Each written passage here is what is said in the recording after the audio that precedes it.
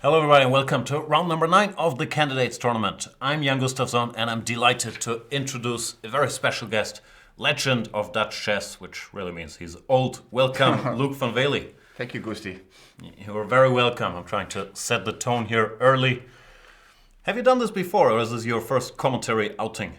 No, I've been doing it a couple of times, not so often, but actually it's a job I love to do these days, just to speak about the games and just to have some nice trash talk and and to answer some questions from the viewers.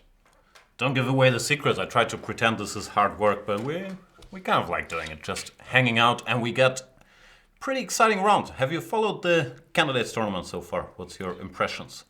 Yeah, well, basically I can say that a few guys are really not in good shape, especially Nakamura and Topalov. They made a really bad impression on me. So, especially Topalov, I basically could lose basically any game. And Naka, well, okay, I don't know what is the general opinion about his incident against Aronian, but it must have been quite embarrassing for him to end up in such a situation. Yeah, you're referring to the rook endgame where it looked like Nakamura touched his king, which forced him to play the losing move, king to f8. I've seen the video and it seemed like he was intending to play king f8 and then he realized pretty much instantly, but after touching his king, that it was a losing move and he tried to say Jadup or something and take it back. What was your impression? What happened? Absolutely. I think he must have missed king f8, king f6, and then rook a6, rook d6 check. Yes. I think. Well, it's of course it was an unpleasant endgame, and these blunders they never come alone. I mean, he has been under pressure for a long time in that game, and well. But anyway, I mean, to trying to take your move back is kind of well, basically not done. And you saw reaction of Aronian. He was kind of shocked that what the guy was trying to do to him. Yeah, some controversy there. I've seen a later Nakamura interview where he said Aronian had some unpleasant things to say in that moment. Okay, in the heat of the battle, if your opponent is trying to take a move back, then yeah. No, you reacted quite strongly, probably. I must say that, well, when some guy is trying to screw you just like that, I mean, I would also be a bit excited. You would have some unpleasant things to say as well. To say the least, yeah. I mean, that's the starting point. So, and I don't really blame Aronia. I basically, if it would happen in the chess cafe, worse things could have happened. I've never been to the chess cafe, but I've heard some stories. Let's get to today's action. We have 4 games, big surprise there. We have 4 games every day. And here they are. Topalov against Svidler. What do you think about that one? Our boy Peter Svidler, a lot of good positions, not a lot of wins, which is to say 0 wins. I'm slightly biased because he's a colleague here, so I'm rooting for him.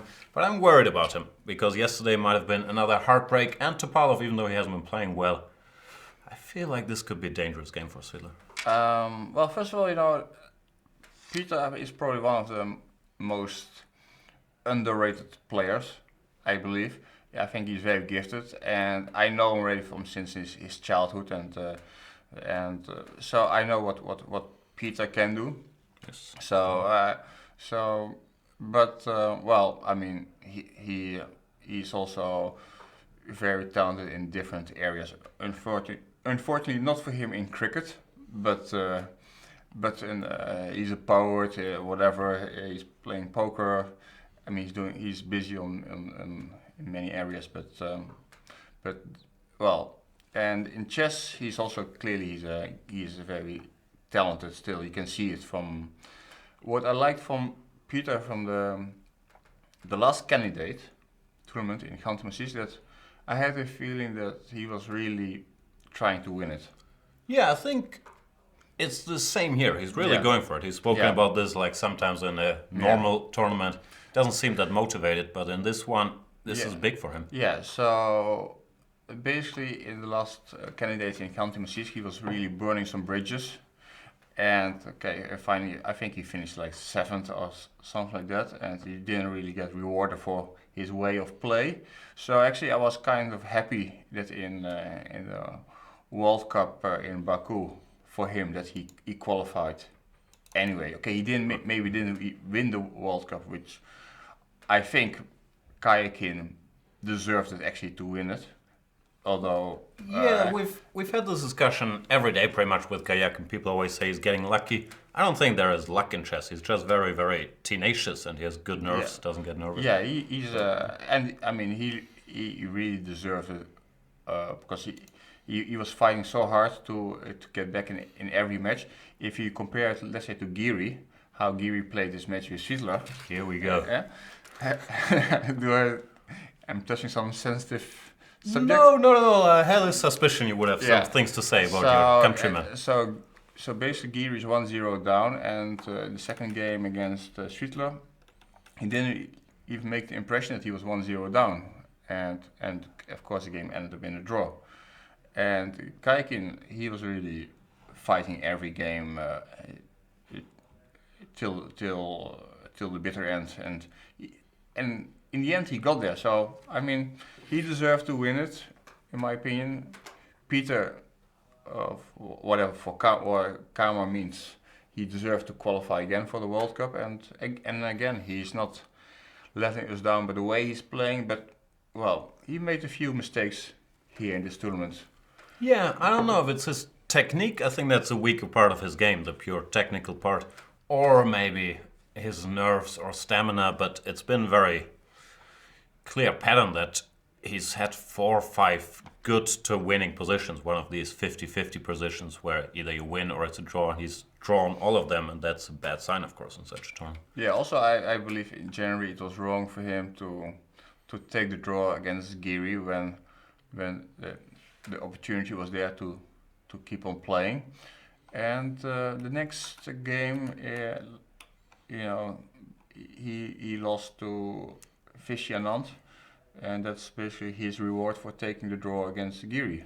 So you're a big karma guy, yeah? Absolutely. Sometimes, even when I lose a game myself, I say, okay, I deserve it, I guess. Yeah, I tend to feel that way when you lose a game. Yeah.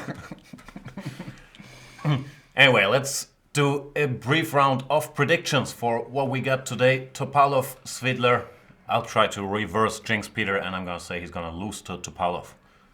I don't think so. I think he will make at least a draw.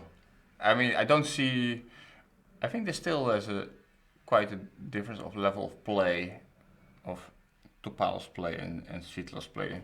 I mean, that's true in this tournament. Yeah, although both have been not very lucky in the way they have been handling the positions they got, but I think Peter still should feel much more comfortable than Topalov here.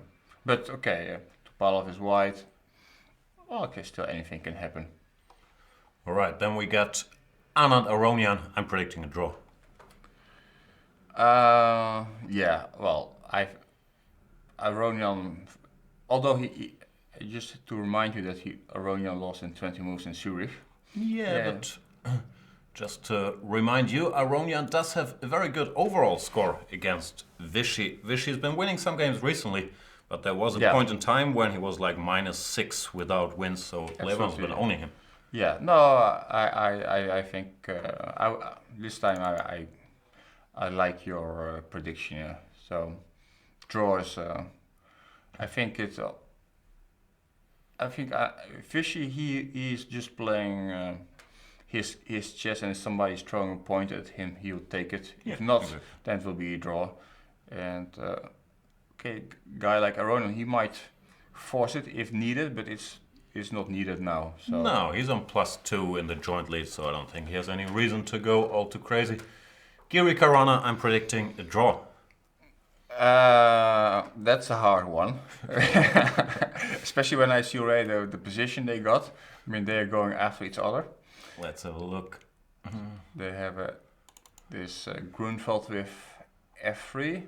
Sharp stuff. It's very sharp stuff, and Still predicting a draw.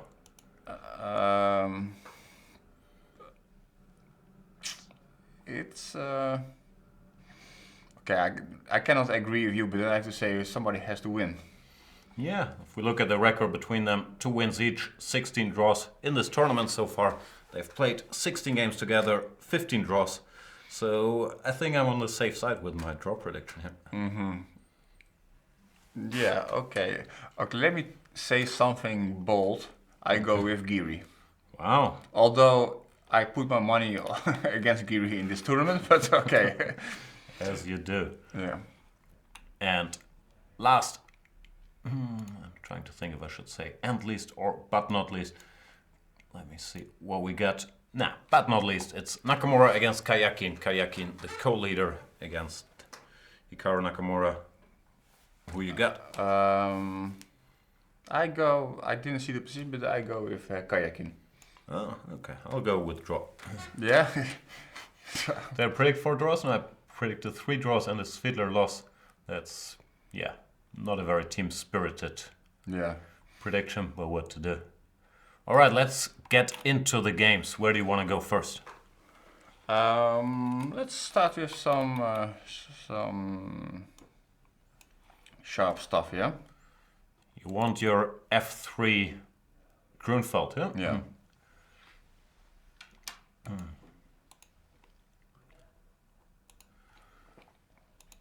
We haven't seen a lot of Grunfelds. Topalov even went to some length to prevent it, played h4. Actually, I like more the system with knight c3, d5 and then h4. It makes much more sense to me. Yeah, the problem here is after h4, c5 is supposed to be a good move. While if you start with h4, then that doesn't exist. As far Yeah, as but then c5 is also not a bad move. Yeah, that we've seen in the Yeah. game. So Anish played this line, which I'm a little curious about. I'm sure you have some inside knowledge on this as well. But as far as I know, both Caruana and Giri are big specialists here, and they used to share a coach, Vladimir Chuchilov, who also specializes in this line. So they both must be expert in Yeah. this F3. Yeah, actually once I got a question from Boris Gelfand regarding this F3 Grunfeld. Actually he was wondering how this guy Rajabov could play this line just like that. Overnight, yeah? Yeah, overnight. But I confirmed his suspicion that he had a coach which probably had access to some database of F3 Grunfeld analysis. So yeah, it's they had the same coach. Let's not mention him right now. We keep it in Yeah. keep it a mystery. But they had the same coach, and yeah, it was a bit. I think for them a bit awkward. Well, I mean, once you have to play each other and you have both access to the same information, it's I don't know. I don't think it's very good. You know that you have to think about. I had the same problem when I played Giri, and I tried to surprise him with some line, and somehow it looked like he had access to all my files. You have files. I used to have files back in the days, not bad files. Anyway, F3, the point is, of course, that if black goes d5, as he does in the game, after cd, knight d5, e4, there is no knight to exchange on c3, so this knight has to retreat. You could argue this move is a little ugly, but this has become a big field of discussion at the highest level. Bishop g7, bishop e3, castles, queen d2. The main line here is knight to c6, long castles, and now either queen d6 intending rook d8, or this f5 move. For example, we've seen a recent Carlsen against Li Chao game here. Svedler played a lot of queen d6 games, and both Fabiano and Anish have been involved in this discussion as well. But this time around, they go for a different move, the move e5, which I think we've seen, or I've seen it in Kramnik against Shirov in the old days, in their match in '98, I believe. But I think it's also one of the main moves, isn't it? Yeah, no, it's a well-known move. And I haven't looked it up, but I believe that Gelfand also played it against Vichy in their World Championship match. Yeah. There's e5 followed by c6. It's very committal. d5 is forced, and Black is trying to play around this d5 pawn, develop his pieces very quickly, while White is sort of trying to use it as a shield to start a kingside attack, and that's what Anish does. Plays h4. This is the first time Anish ever played h4 in his career. What do you think?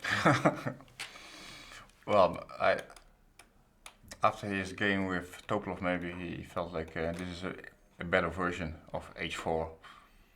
Maybe, yeah. It certainly is. And it's all theory, of course, as well.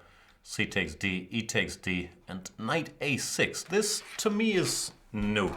Not a specialist here, but I remember they used to play this plan, knight d7, and put the knight here to attack d5 and sort of guard the king. No, actually, the point why actually I'm just going for Anish in this position and in this game is that they played some very sharp line, and well, I have the feeling that normally Anish is actually quite well prepared. I think Anish is the best prepared player in the world right now. Like, you could argue there's other cases, Fabiano, one of them, Vichy as well, but Anish is opening knowledge. Yeah, but well, I'm not sure if regarding Fabiano, the question is he checking his openings with Lawrence Trent or not? Lawrence Trent is in the chat, so he can probably answer that question. Yeah. From what I've heard, he isn't. But he isn't, but his aura is around, so... That is true. So that's really something to consider. Yeah, and maybe here knight b4 is already the Trent influence, because it's blundering an exchange after bishop c5. Did Lawrence miss that, or? I don't know. I think they have engines. But seriously, yeah, clearly Fabiano has prepared this, intending to play bishop f5, giving a check here. And after bishop c5, I don't know, we're still unplugged, so ignore the engine bar. We might switch it on later, but for now we're gonna try to use our heads. What's his idea? Just take on d5 here? Yeah, something like that. And you know, it's this kind of Kasparov, Karpov-Kasparov. They used to have this King's Indian game with bishop e3. It was played in in New York in the World Championship match. 1990. Yeah, and Kasparov just gave an exchange on f8 for some dark squared compensation, and it was not easy at all for Karpov to prove anything. And it's very well possible that. And actually, I believe it's very good for Fabian to get this kind of position when he if he managed to catch Anish out of book in some unbalanced position, then I would put my money on Fabi.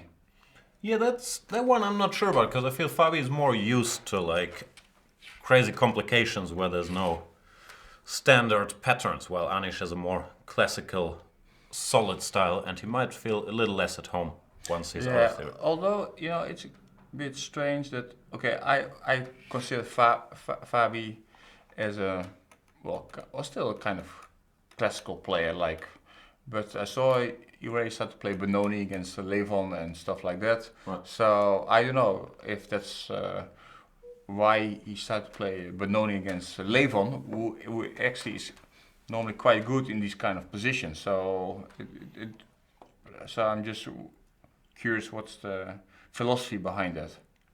Yeah, no, I agree with you that Fabi is a classical or principled player. Yeah. But he's less I don't know, less risk averse. I'm not sure if that's the word, but he's more used to like crazy complications. I also remember he had one game against Georg Meyer in Dortmund, where he also played some dodgy stuff and he got completely busted. Okay, he won in the end, but somehow it seems that since he changed his manager, that he starts to take some risk these days, some strategical risk. So I don't know if that's... His manager is in the chat, Lawrence Trent, and he says, Luke, he's absolutely not looking at openings with me. I wouldn't want to jeopardize his chances. All I can say is that this isn't the first time Fabiano has seen this position. Clearly very complicated, so let's just see what happens. How did you know? See? Yeah, he's contradicting himself. We shall see. I'm not sure if bishop c5 is the only move here, but certainly principled. Knight takes d5. Bishop takes f8. I guess bishop takes. I like Knight it. takes, I like this Knight idea. takes, and there's a threat. Bishop b4, yeah. We'll see what happens. Very sharp game. Looks like Anish is taking time here, so maybe he was caught a little off guard with his knight a6, knight b4 idea, which according to Lawrence Trent, his manager, who does not know anything about his opening preparation, is a position Fabiano is well acquainted with. Let's do a brief tour of the other games. In the game of our friend Peter Svidler against Veselin Topalov, we do have the same line that Vishy used to defeat Peter. Peter played bishop b7 in that game. This time he comes back to his favorite move, the move b4. Problem after a4 is there is no ideal answer. Bishop b7 has a problem. This bishop is often misplaced after d3. It's not doing very much on b7 and would rather be on this diagonal. Rook b8 gives up the a file. It's not a very popular move. And b4, as played, slightly weakens the light squares on the queen side and disconnects the pawns. b4 is still the most popular move at GM level. But yeah, curious that Svidler didn't want to repeat the opening against Vishy. b4, d3, d4 is the alternative here. A lot of theory. This is my home ground because I play these lines. So I'll go on a half an hour opening monologue now. I saw also the Bologan book at your place. Yeah. I was studying secretly. Preparing for the live commentary. Yeah, I can see that. No, actually, yeah, it's a good book, but I felt like I knew most of the relevant stuff in there already. So d4, d6 is supposed to be fine for black. For example, Levon Aronian won a very nice game here against Hikaru Nakamura on the black side in St. Louis. d3 is the more quiet way to play when white is hoping to exploit these weaknesses on the queen side one day, but things aren't that easy. Peter goes h6, which is a surprise at least to me. By far the main line here is d6. White normally goes a5, you go bishop e6, knight bd2. And now they normally play a bunch of moves like queen c8, rook b8, h6, rook d8, with sort of slow maneuvering play. h6 might be a little subtlety. I'm not sure if in some lines he wants to keep d5 as an option. Not familiar with this move. Knight bd2 on the board. And I would guess that d6 is still the most natural. Normally if you start with d6, white goes a5 in order to prevent the black knight jumping here. Knight a5 and c5. It's another theoretical line, but it's supposed to be fine. After h6, knight bd2. You can't move this knight yet, I would imagine, because this pawn is on prise. So yeah, to me d6 looks like the most standard move, but I'm curious if Peter has some other idea up his sleeve for why he started with this. Well, definitely he wants to postpone d6, and maybe he just simply wants to play maybe rook e8 and go for d5 he wants. Some bishop f8, d5 playing, but it's always very risky with this dude on this diagonal. Yeah, but sometimes you have to take some risk in your life, Jan. No, you really don't. Ask Anish. Anish, yeah. So we'll see. I'm saying d6. You believe in this plan, which are both options. I'm a bit curious why Peter is taking time here, because if he played h6, knight bd2 is not such a hard move to anticipate somehow. Maybe he was checking some complications with bishop d5 or something, which is another reason why you start with d6, because here you might have to give a pawn. But knight b2 looks fairly natural. And Svidler thinking. We have a boring position in Anand Aronian, the Juco piano. Have you ever had the Juco piano on the board with either color? Yeah, well, I must have been like 30 years ago. Okay, yeah, that's good. It's been gaining in popularity, the Italian, which is mainly because guys are sick of playing against the Berlin, of course, which is very much in Levon's repertoire. Levon also has a very good record with the Marshall against Vishy. Yeah, well, I must say that the Ruy Lopez has been facing this Berlin now and it's kind of a pain in the ass. When I was working with Kramnik, I remember that once we were preparing for Peter Leko, and of course he wanted to play Actually, in that game, he normally he was playing the Petrov, but in that game he wanted to play some dodgy line in Spanish, which finally we decided that it was not really a wise decision to play. But I spent basically the whole night trying to make that Spanish line work. Finally, we decided, okay, it's not playable. We have to play the Russian. And anyway, but the Russian at that time was Peter was so scared of his Russian, so he went second move bishop c4. I mean, basically, those guys are getting tired of Petrov or Berlin defense, and that's why it's to have at least some kind of playable position. Yeah, but the Giucopiano has never been that scary in opening. It often leads to some quite balanced positions. We'll see how it goes. Bishop c5 castles. Levon goes d6, which the main move here is knight f6, but some guys are scared of this gambit, d4, which is not very good as far as I know after bishop d4, but you have to know a lot of stuff. So you can just prevent that by starting with d6. Now d4, ed doesn't make any sense. And the point is, in the game, d3 was played. It comes down to the same thing. But here, this d4, which looks logical, is actually not very good for white because it's tough for him to keep his center intact after bishop b6. So d6 is just a way to transpose to the main line. We get that here there's long philosophical discussions to be held if black should play a5 or a6. Normally you want to move the a pawn at some point to create this retreat for the bishop. Recently a5 has been quite popular, stopping white from going b4, but weakening the b5 square. I'm not sure what's better. I'm an a6 man myself. It seems that you're more up to date than me, yeah? Okay, I mean, did anybody question that going into the show? No, as I said, e4, e5 is sort of my home turf. Yeah, here. Yeah, but still, stuff. I'm kind of impressed by your knowledge.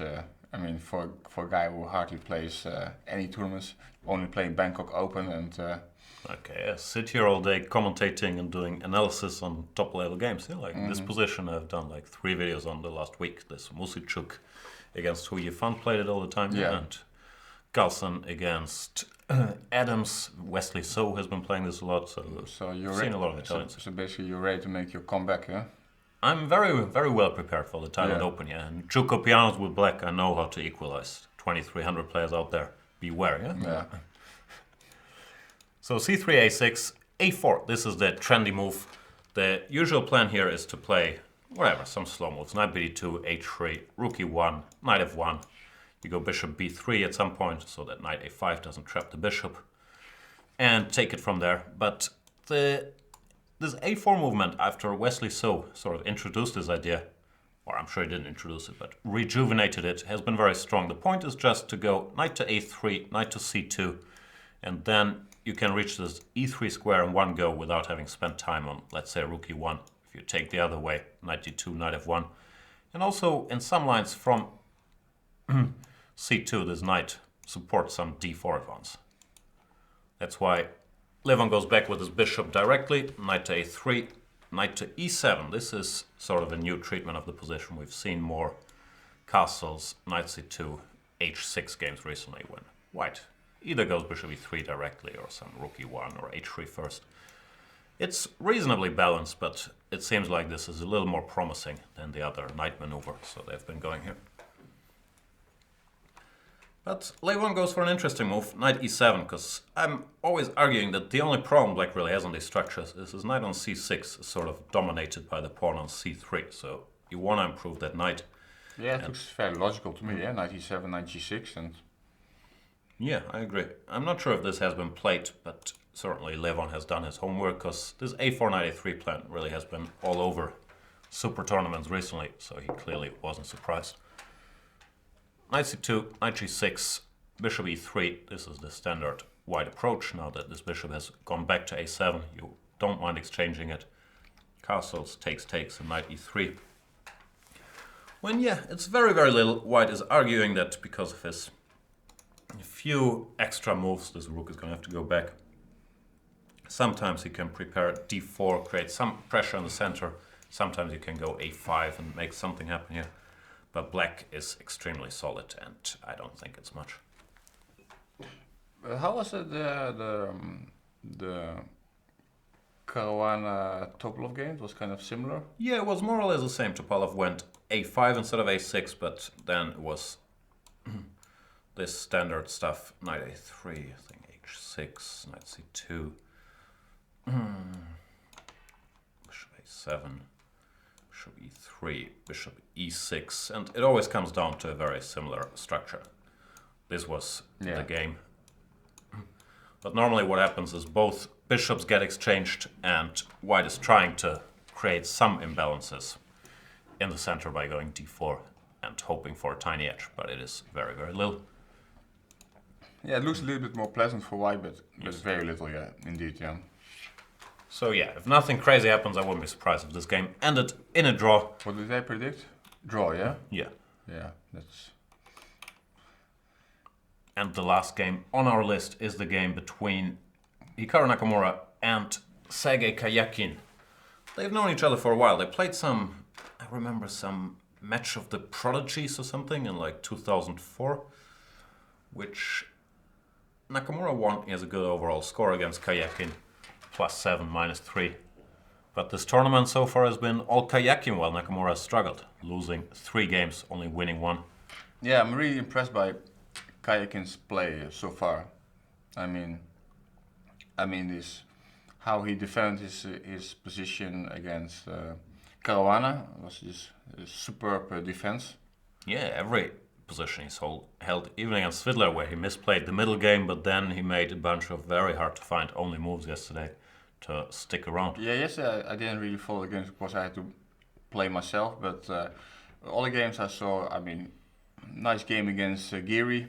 I mean, nice positional pawn sacrifice. And I don't think Geary should have grabbed that pawn, but okay, I think it's not a nice pawn to be up with. So, and what else? Nice win against Anand, of course. Yeah, that was very impressive. I'm not sure all the viewers know all the games, but you can always look them up. I liked it because Vichy is basically untouchable in the opening. In any main lines, you can't do anything against Vichy. So Karjakin took a deliberate risk, went for some strange h4 move in the opening just to confuse Vichy, and it actually worked. Yeah, no, there was probably Vichy is maybe then the second best prepared player. Yeah. Or well, you say that Anish is the best prepared player. I don't know, but because Vichy, he has been playing this World Championship matches, so he has so much information from still leftovers from those matches, and so which really counts for something. Yeah, it depends how you define well prepared. I think Vichy is the most untouchable. He tends to stick to his openings with black, and you can't really hurt him there. While Anish seems to know everything about everything. Yeah, you can play a bunch of openings. It's very well booked up everywhere. Actually, Anish reminds me a little bit of preparation of Leko. He also knows everything, but he doesn't play everything. No, but Leko only plays one line. Yeah, he plays, but I can tell you, he knows everything. No, I know. I used to work for Leko. Yeah. He is incredibly booked up. But Anish, he plays the Grunfeld, he plays the Semislav, he plays the Ragosi, he plays the Queen's Gambit. That's the difference. But I think this guy Leko also has an opinion about any line and he really knows what's going on. No, definitely. And well, same actually goes, I think, also for Kramnik. But yeah, Kramnik used to. Well, I think he's still in the conversation when it comes to best prepared, but it seems like he's more willing to play some random positions, take more chances. He's played a lot of 1 knight f3 to g3, some d4, bishop f4 recently. So it seems like he's a bit sick of trying to analyze every position till the end, and he's trying to enjoy himself a bit more, no? It's about time, I guess, huh? I don't know. I mean, back in the 90s, he was really enjoying himself with some really creative stuff. And I've seen some of these Kramnik files, like line, some random position, and there's moves A till I normally. Yeah. Well, but that was basically the mission he gave to his trainers, that to check all moves till the end. So it's not kind of a funny job to do. Hard to remember all this stuff. It's a big game. Yeah, that's his problem, how to remember that. But By the way, Lawrence is still active in the chat. He's saying, I'm absolutely not his second in any sense, but Fabi does not play this at tempo without having checked it previously. And he says he organizes everything away from the board and has nothing to do with anything on the board. Let's go through the Nakamura kayaking game. Queen's Indian, which is kayaking's main opening, and I think he's well suited to defending these slightly dodgy positions he sometimes gets positionally. I was very surprised Nakamura himself came up with the Queen's Indian because it's not his style. Well, actually, when I was playing, I played kayaking a few times, and somehow I always tried to get some position that he was slightly worse and he has to defend himself, but I never managed somehow. I always lost my games to kayak. You know, for some reason things were running out of hand and no way. There was some position I was trying to get him into some Catalan type position where he's slightly worse or Queen's Indian positions, but somehow it always runs wrong. But here, well, he's getting maybe slightly worse positions, but like I wanted to have them myself, but he's defending them extremely well. Yeah. And in the first lap, I have a horrible memory. Didn't he win a Queen's Indian with white against Hikaru? I think he did, yeah, with colors reversed. Yeah. Bishop b4 check, bishop d2, bishop e7. They played this line. There was bishop g2, d5, which I was surprised by Hikaru, because normally the subtlety is if they start with bishop g2, then you have time to go for c6 and then d5 to recapture with the c pawn. Yeah, and what's your opinion about Nakamura's preparation? Yeah, I think he made some strange choices, mainly the Queen's Indian, which seems like it's the main opening he had coming into this tournament, which he hadn't played previously. Because, first of all, you have such a lot of ground to cover in the Queen's Indian. After g3, he's playing this line with bishop a6, and here you have to be ready for queen c2, queen b3, queen a4, b3, knight bd2, and so on. They all have huge theory, and I don't think it's in his style. I think that's very important to. So he lost basically 2 games in Queen's Indian. One against Aronia, and one to Kayakin. One thing. Second thing is that he has a very unusual choice of coach. Chris Littlejohn. Which, well, let's say if you look at the ratings of rating of the guy, he's probably not the first one who comes into mind. Yeah, then again. So, but the funny thing is that okay, Hikaru seems to be very much impressed by his abilities, because once he was also coached by Gary, and they asked they asked Hikaru what's his opinion about Gary and about Chris Littlejohn, and he said, well, they come up with the same conclusion, but Chris Littlejohn is just faster. Gets there a little faster. Yeah, so Gary was not amused. I guess not. Anyway, knight to c3, this is the move we've seen a couple times in this tournament already. The point is now, well, you could argue about that, but white has the option of going e4. So in this tournament, everybody's been playing d5 and going for the structure after c, d, ed. In my days after knight c3, the main line was castles, e4, d5, but it looks like people are afraid of this. Instead, they play this knight c3, d5. You're a guy with chess culture. I always thought this structure has to be slightly better for white, and I'm surprised they go here for black. Yeah, it's actually, I think it's also a trend that not Lawrence, but that these days players are looking for playable positions, and this is actually ideal position for white to play. Yeah, that's what I mean. Normally, with white you're looking for playable positions, but with black you're looking for... For black you're trying to kill the game, yeah? Kill the game and to give your opponent as not many options to fool around, and right. So this is not really what they call direct play. This is just some it's going to be a long game with both understanding and calculation and stuff like that. And well, basically, if you want to make a draw, let's consider the draw is good for black. Then this is not kind of type position you want. And I remember, okay, let's say when I used to play guys like Fishy and Kramnik, basically I'm not looking for positions where we have to play chess because, to be honest, I'm probably like an underdog there. Well, maybe not you, but a lot But of yeah, other people yeah, would yeah, be. yeah. Let's say I would be small underdog. So basically, I'm just looking for some very forced lines.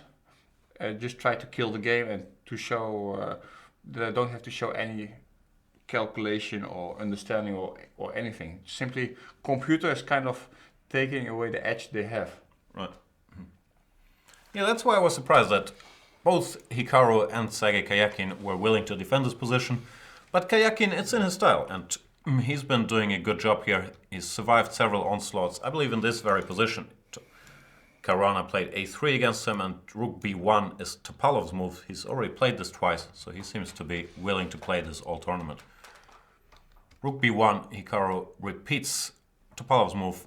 When in that game later we've seen this rook come to b2 and d2, which might be one of the ideas. Yeah, might also be one of the ideas to push. Yeah.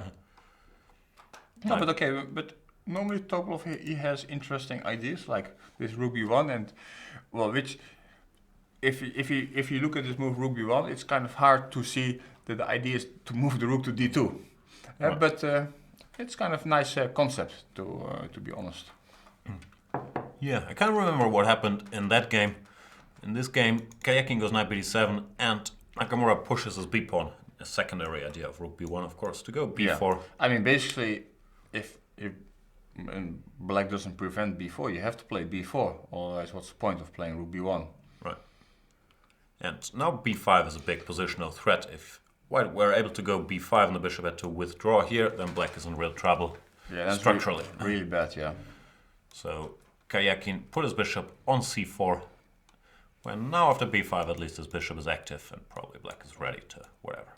Start some activity. Yeah, black should be good here. a4 or whatever. So instead he went here. I guess this is all preparation by both players, yeah? It should be, yeah, because let's say after allowing b4, which is the most principal move, then bishop c4, bishop f4, it's all kind of logical moves, and now you see he's probably here analyzes, and now he's going to forcing the game, yeah, by playing knight e4, and now computer comes into play, yeah. Yeah, you also have to act because white is threatening knight d2 after moving this bishop, which would be extremely awkward to mate. So black has to do something, and this, I'm sure, is home analysis, as you said, computer stuff. Bishop takes a2, and Nakamura is willing to give up an exchange here. Why not rook b2? Then the bishop just goes back. Maybe black is okay. Yeah, but it becomes insanely tactical. Yeah.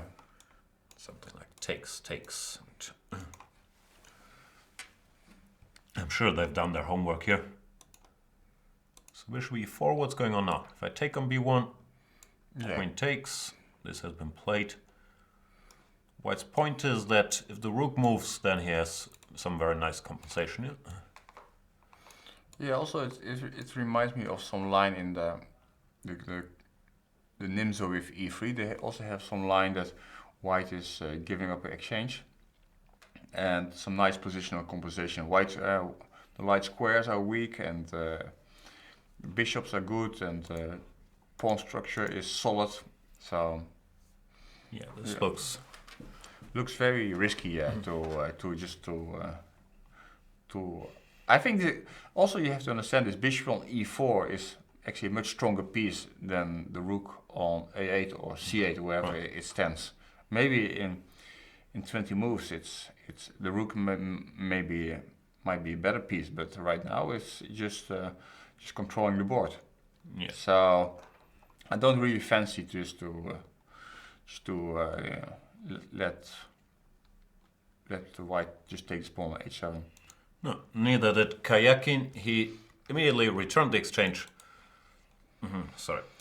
He went knight to f6, defending this guy, willing to part with this. Bishop a8, queen a8, e4, rook to d8.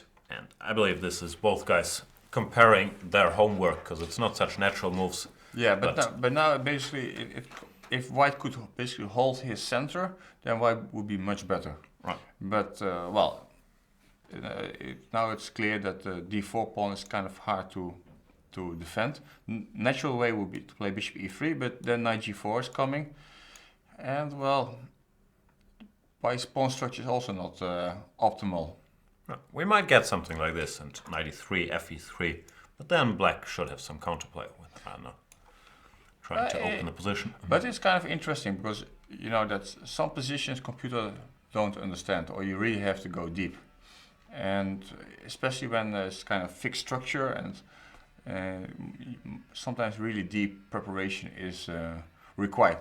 Let's just make a few moves like rook c1, takes, and now let's say computer says, for example, a5, and you play b5.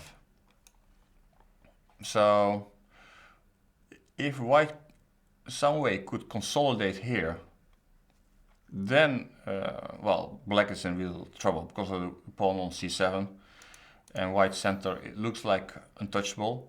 So this is kind of stuff which might be dangerous for Kayak. So Chris Littlejohn saw deeper than the computer here. Is what Absolutely, Chris Littlejohn is a beast. Yeah, it's a strange position. I'm not sure. I hear your point, but I'd also be slightly worried about this king and the passed a pawn. So I'm not willing to concede yet. White is better. I would not be worried about the king, but the passed a pawn is something to be. But okay, it's also pretty concrete. Let's say pawn on c7 is hanging, but if you have to play a move like rook c8, well, I don't know if you should be happy with that. I'm not sure either.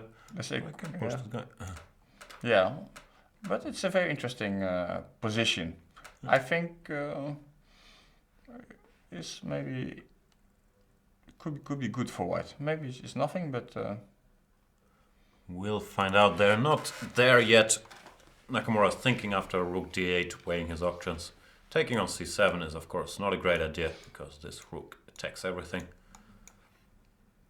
So it looks like he doesn't have anything better than bishop e3. d5 also looks wrong because after c6. yeah.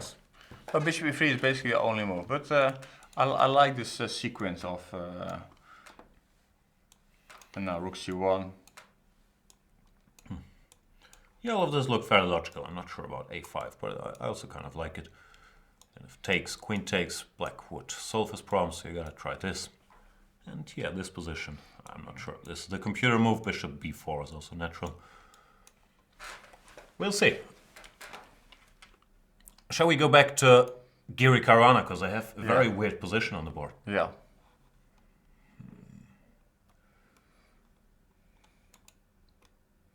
Yeah, this game could go either way, that's for sure. Draw or draw, eh? Yeah. So we've seen... You're very cynical about the outcome of this game, yeah? Yeah, especially regarding the history, yeah? Yeah, no, I'm not trying to imply that they agreed on a draw. I don't think at all that they have. I'm just got into this mode that I've given up defending Anish, and I'm trying to join the team of people saying he's going to draw every game. But I know from in the history, I think it also had to do with sharing their coaching staff. That Anish, for some reason, was always very keen on getting Fabi.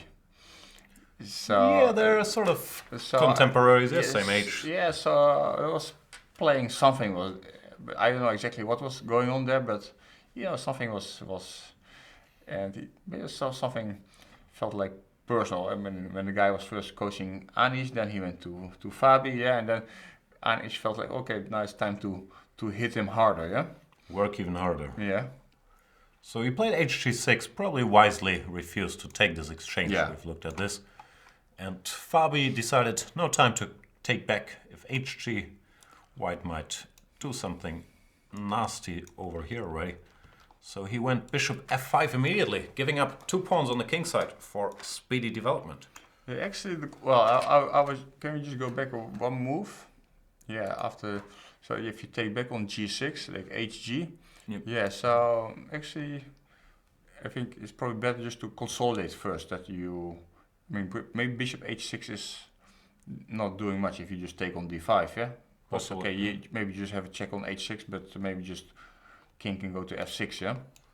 Yeah, I wasn't sure. Looked scary enough.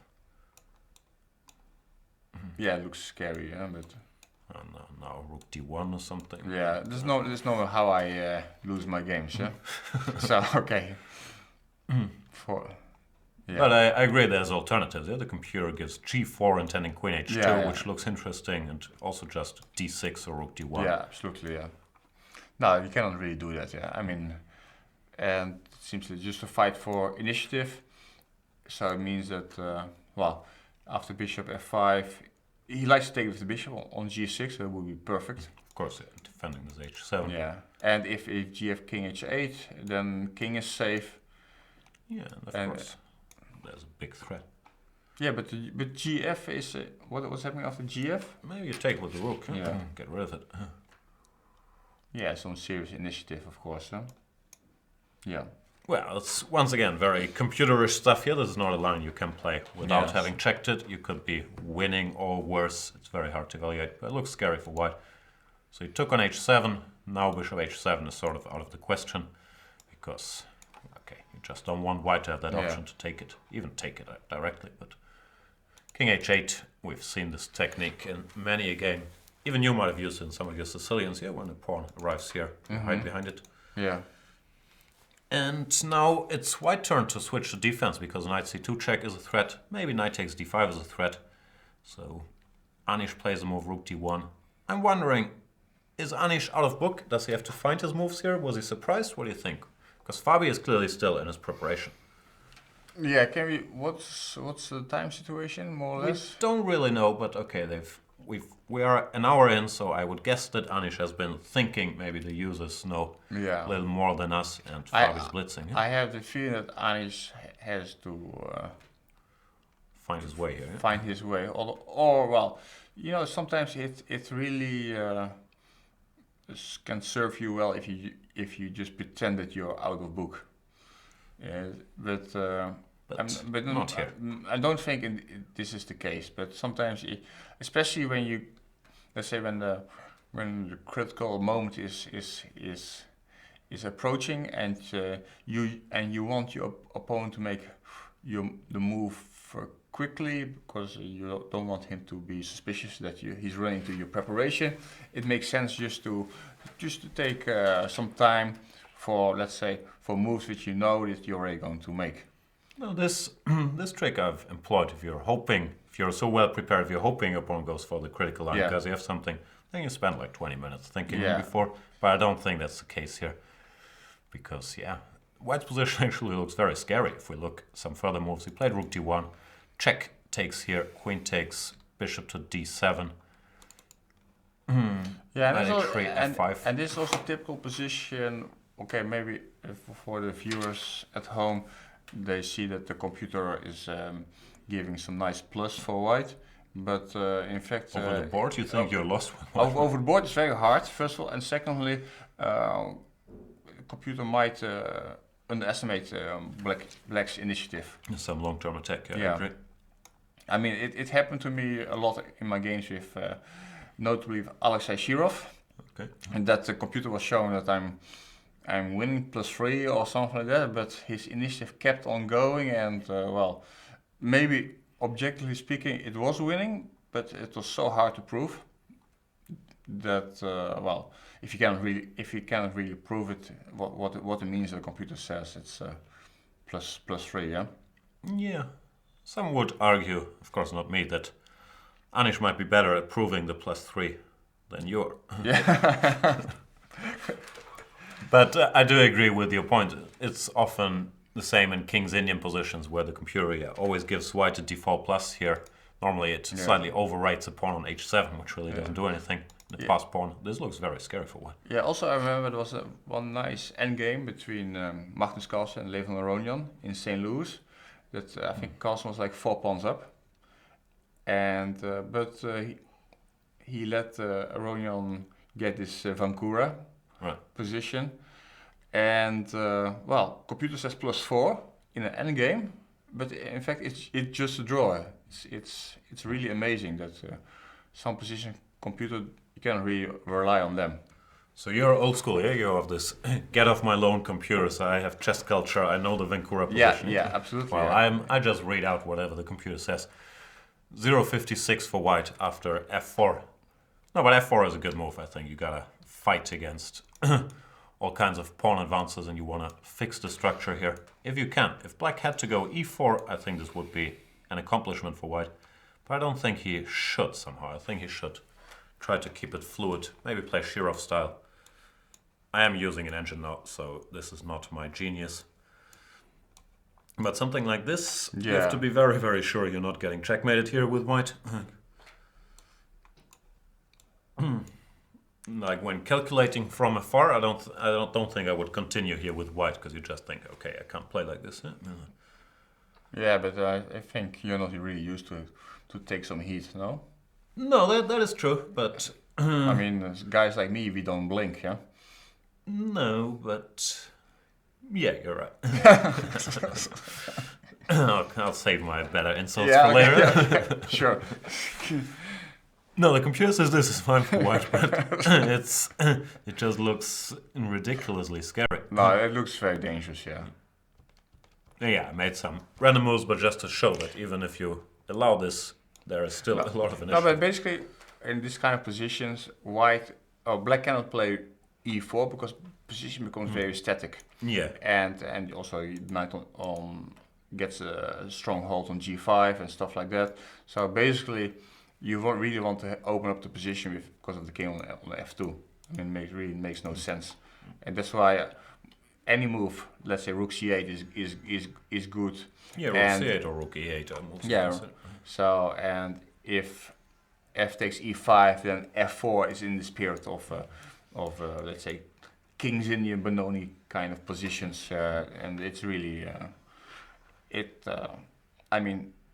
Positions, this kind of position in the hands of, let's say, Topalov in better days and Shirov. I don't really fancy playing them. No, this looks very dangerous. And Karana in form, and I think he is in form in this tournament. Actually, he's one of the most scary initiative players as well. Yeah, although he would have had a good. Almost perfect tournament if he had won this game against Topalov. Yeah, there he went nuts. That was very strange. And that's very strange, especially, okay, we can all make mistakes, but when you're really good professional, you're not allowed to make a mistake on move 41. Yeah, and it happened to him more than once, because against Svidler he also, on move 41, he played a move c4, which gave Svidler good winning chances again. So maybe... Like, the phenomenon is understandable. There's a lot of adrenaline. You're calculating very quickly in time trouble before move 40. But most of these guys, they get some instruction from Russian coach or their manager. Yeah. After move 40, you go out, you get some air, you put some water on your face, you calm down, and then you sit down. You sit on your hands and take and really take a good decision. You have to spend maybe, let's say at least 15 minutes just to cool down somehow. Cool down and it's really amazing how many people make this mistake just after time control. Which I think is kind of unforgivable. Yeah, I chalk it up to the excitement of his first candidates. He was so close to his first win, a clear piece up. And I have this theory, which I've stressed people many times with already. You're a basketball fan as well, so you'll understand. Normally teams that get to the finals or the conference finals the first time, they don't win, but you sort of gotta pay your dues. And I feel like that happened to Fabiano, and that's also why I thought before this tournament that the newcomers, Fabiano, Anish, Nakamura, they're gonna have a hard time winning it. Of course they could, based on class, but normally at this stage it's different than your St. Louis or Norway chess or your regular super tournament. Yeah, especially for Anish, because he never won a real tournament himself. So I mean, Fabi, he won it. Dutch championship ahead of yours. Okay, that counts for something. You're right. Yeah. But let's say guys like Fabi. I mean, he won the St. Louis with 8.5 out of 10. Yeah. He's won a lot of super tournaments. So I mean, can't really say much about that. But Also, Aronian won a few tournaments, but the candidates is something special because the pressure is really much higher than a normal tournament. Maybe for Anish is all the same. It's also possible. But I don't know. But both these guys, let's look at the standings real quick. They're not out of contention by any stretch. Like Kayakin and Levon are shared first with +2, but Fabiano is only half a point behind, and Anish, in spite of him drawing all his games, this one is just because he played the guy twice already. It's not like he won. It's 2 draws. He still is only 1 point behind, and let's say he wins some crazy game today, Fabi sacrifices too many pawns, he's right there, yeah? yeah, well, I mean, basically, top 4. Of course they have a chance still to win. Anish Anish needs a quick win to enter contention. Yeah? Well, no, today actually it's kind of crucial day because after this round he has only 2 more whites, I think. So and I think white is really important for him. So I don't know. If today is do or die, but it could go either way. Actually, it doesn't really matter because only first place counts. Although maybe. Yeah, that's your attitude. But for a guy like Anish, you could also argue, okay, he wants to get to 2800. He's 21 years old, and he feels like he has all the time in the world to qualify for a candidates match. So to use his old Kasparov logic, it's not his cycle. He's here to gain experience, and he doesn't want to go crazy just yet. I don't think he feels that way. We talked to Sopiko yesterday. She also said only first counts. But you could make that argument. Yeah, it depends on your character, I guess, or how you. But I don't think you never know when will be the next chance, and if you'll be in the next cycle. If let's say qualification by rating, it's all very close. Of course. So we don't know what's going to be, and qualified by Grand Prix, nobody knows. Format might change. Whatever. So I think you have to take your chances when opportunity is there. Yeah, I don't disagree, but me as the president of the Chicken Chess Club, I can sort of always understand the drawish guys. And for a guy like Anish, I think it could be a much bigger setback if he went for it and scored -3 in this tournament. It could set him back for years. Well, if he's gonna get +1, he's gonna say, okay, I played normally. I gotta work on improving my punch a little bit, and he's gonna be back next time. Yeah, but on the other hand, there have been a lot of investment in Holland to get him ready for this tournament. So did they hire the best coaches of the country? Like, almost.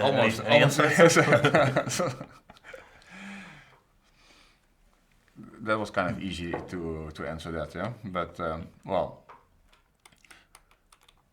they and the big expectations from him, but maybe not so realistic. Yeah. Also, you can't think of that as a player during a tournament. Yeah, I mean, you put the pressure on yourself. I'm sure they all know this. And actually, what I really didn't like about the general attitude in Holland was that they were kind of saying, okay, he's going to win this tournament, and then let's speak about his match against Carlsen, yeah, where he's going to be kind of the favorite, because he's a kind of nasty opponent for Magnus. Yeah? Right. So I think it was wrong from so many perspectives to speak like that, but okay. But okay, it's also a PR thing, yeah? Yeah, absolutely, yeah. But sometimes it puts the guy in the wrong frame of mind, because, first he has to win it, and, like his game with Anand, for example, it was a very disappointing game. I agree with that, yeah. That one I couldn't understand. This bishop takes f6 move. Like, I understand he didn't want to face Vishy's preparation, but he's white, he's arguably better in that position, and there to force a draw. It's going to make it very hard to win the tournament. Yeah, and let's not forget, actually the guy is a very good player. That's you don't get to 2800 just like that, and you don't lose many games just like that. And the guy has a great understanding, and he's also a clever guy, but somehow he's not pushing his game so hard as he could. And I don't think he's getting the maximum out of his potential. Yeah, I don't know. Like, he's 21. I can't speak for you, but I was doing, I don't know, I was getting drunk being a university student with 21. Yeah, so I think he's very far for his age, really. No, but the times have changed, huh? Probably, I probably. mean, I don't know. Like, I'm torn. In general, I've been defending Anish on this program for hours on end, but I kind of like this new nickname. People gave him the artist because he likes to draw. Yeah, I mean, that was funny. Anyway, today I might be wrong with my draw prediction because this is a game that normally finds a winner. Like, yeah. doesn't matter whom, but it's such a sharp position. Let's do a brief tour of the other games, and then I'm gonna need my first little break in the Svidler game after h6, knight bd2. He played d6, c3, rook b8, all of this pretty much standard stuff. I still don't fully understand why he felt the need to start with h6, because the difference is in these knight bd2 lines, here knight a5 is supposed to be very fine for black. Therefore white sort of has to go a5, which gives black some other options. While if you start with h6, now white can do without a5, because after c3 black is not really in time for this stuff, or at least I would guess so. Maybe it's still an option. After bishop a2 c5, white is basically a tempo up. You can take the pawn. I don't know, maybe you No, can do before something the like move, this. the move before. Also possible, yeah. Normally if you take Knight takes and rook b8 bishop d2, Yeah, in I'm just a very simple guy, but you might be right. Or knight a5 even. yeah. Yeah, also. Yeah, so knight a5 probably not a great idea, and therefore Svile had to go for this sort of setup, which feels a little unpleasant. Like, it's a typical Spanish position, but looks like white has achieved a lot. He's gotten in d4, which Well, oftentimes you need to go to all kinds of lengths to I prepare. must say that it would really, if today Fabi wins and Vesely wins, it would drastically improve my betting situation. What did you bet on? Well, if I would say that I'm not really welcome anymore to come back to Holland, but I don't think but- you are but- anyway. Yeah, like, it's setting up already. but you can figure out if I said that if Fabi wins, then I basically insured myself against Anish. So I don't want to know any more details on that. So Vichy against Levon, they've made some more moves, nothing out of the ordinary. but 93. it looks a bit more pleasant still for white, huh? Yeah, Levon consistently decided to exchange these knights, queen d2, a5. I think it's a decent move, but it's a big argument for playing a5 directly earlier, because often they do this in these structures to avoid getting fixed here. Yeah, it's such a big deal. I don't know, but normally you want your pawns like this. Rook a8 back, exchanging some more pieces, and now that black had to sort of concede the center, he wasn't time to go d takes e5. Should be slightly worse, no? Like this. Yeah, it's a bit unpleasant, I would say, and Fishy might like this kind of positions. And Vichy loves this stuff. No risk, like simple active plans. Bishop e6 looks normal to exchange some more pieces at least, and Vichy has a decision. Because bishop c2 is the move you would like to play, but then I think black can go here, yeah, then it's getting rid of the knights.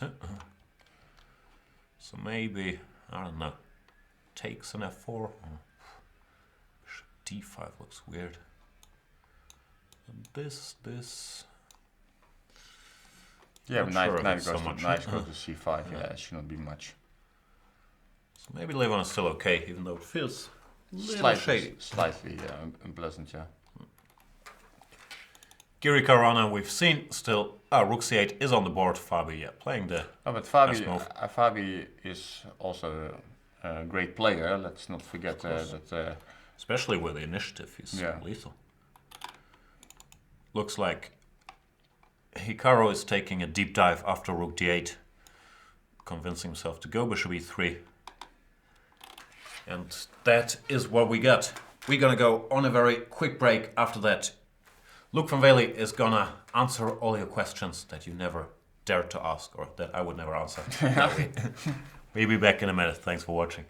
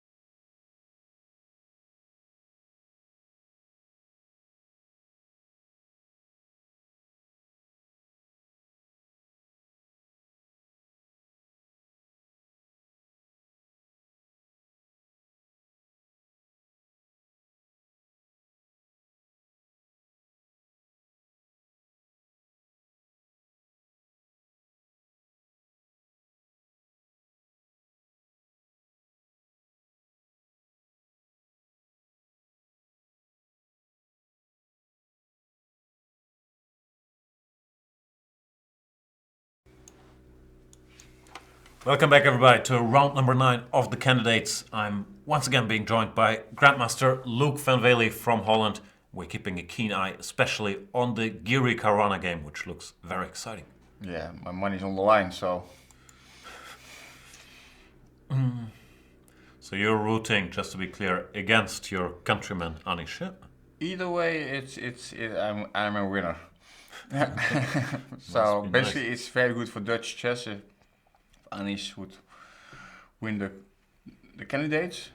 On the other hand, if he doesn't do so well, I'm also taking the benefits from that. I see. So you're hedging. Yeah. Well, you know, back in the days that when I was a play coach of the national Dutch team, that I was making money. One of my fellow team members, he lost the game. You bet against your team members? I was betting against Jan Smeets, and the one who was paying me off, it was actually you. I'm trying to remember that incident. It sounds deeply illegal and immoral to bet against your team members whom you're preparing, but it could have happened. Like, I can't remember. It was Gantimasis 2010, Okay. and you were my victim. You were betting that Jan Smeets would win against a guy from Dominican Republic, Yes. and I took the other results. And, Okay. and I have tremendous faith in Smeets. I collected 100 euros. Wow, that's, young and reckless I was. I'd do it again. I always believe Smeets is going to win. I'm not sure who's going to win in this game. After G3, first sight it looked like Fabiano had a tremendous initiative, but I can't think of a good move. Like, you want to open the position, but that allows this knight to enter the action. You huh? cannot really allow the knight to access, let's say, potentially to go to g6 with, then pawn on h7 really becomes an asset. Yeah, it's checkmate. Yeah. So what should he do? I still don't like e4. The computer insists on e4, but it just feels wrong somehow. It feels wrong because the knight comes into play on g5, and well, then you always have to keep an eye on f7 square because of mate. So that's not so nice. And Yeah, once, normally, yeah, you want to make a move like rook e8, yeah, but yeah, knight g5 you have to.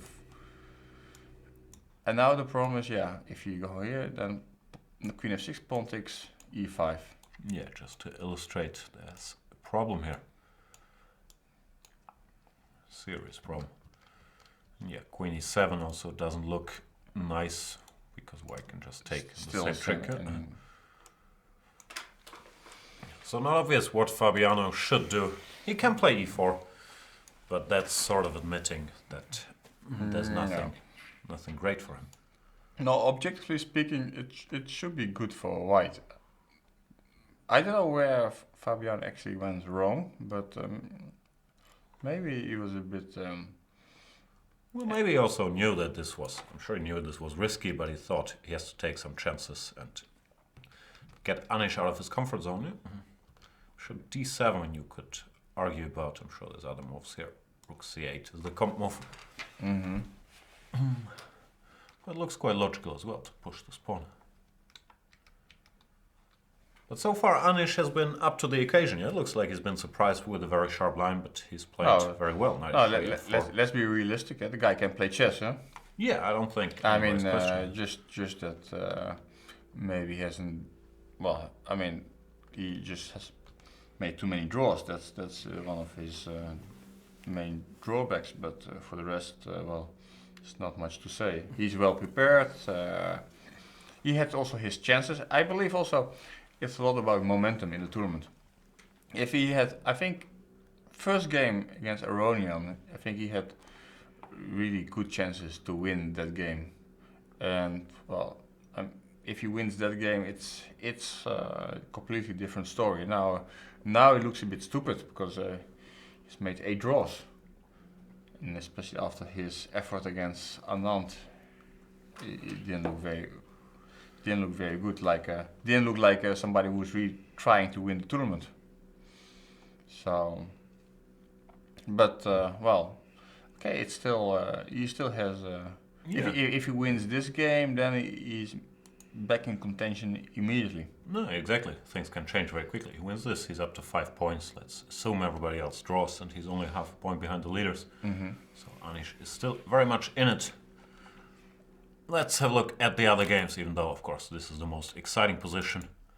In Vichy against Levon. Levon decided not to play this bishop e6 move, but he brought his knight around to c5 immediately. Bishop c2, rook e8, f3, b6, rook fd1. Sort of a typical structure for these lines. Yeah, but it's not really Aronjan's cup of tea, yeah? This kind of positions where, the guy's an active play. He's not kind of, let's say, he likes this position where he's slightly worse and just, he's not this kind of, this Bareyev Salov style that he can hold himself against in slightly worse position and to be patient, yeah? Well, Vichy should be happy here. He has a tiny advantage. Yeah, Vichy's happy when he has no risk of losing. Nobody's attacking him, and he can just fool around a bit. Yeah, it's ideal. Yeah, this knight can't really establish itself here because it just gets kicked away immediately. So small advantage for Vichy on it. Yeah, structurally, the pawn on c7 is potentially a target, and basically this pawn cannot really move because the d6 pawn is will be weak once you.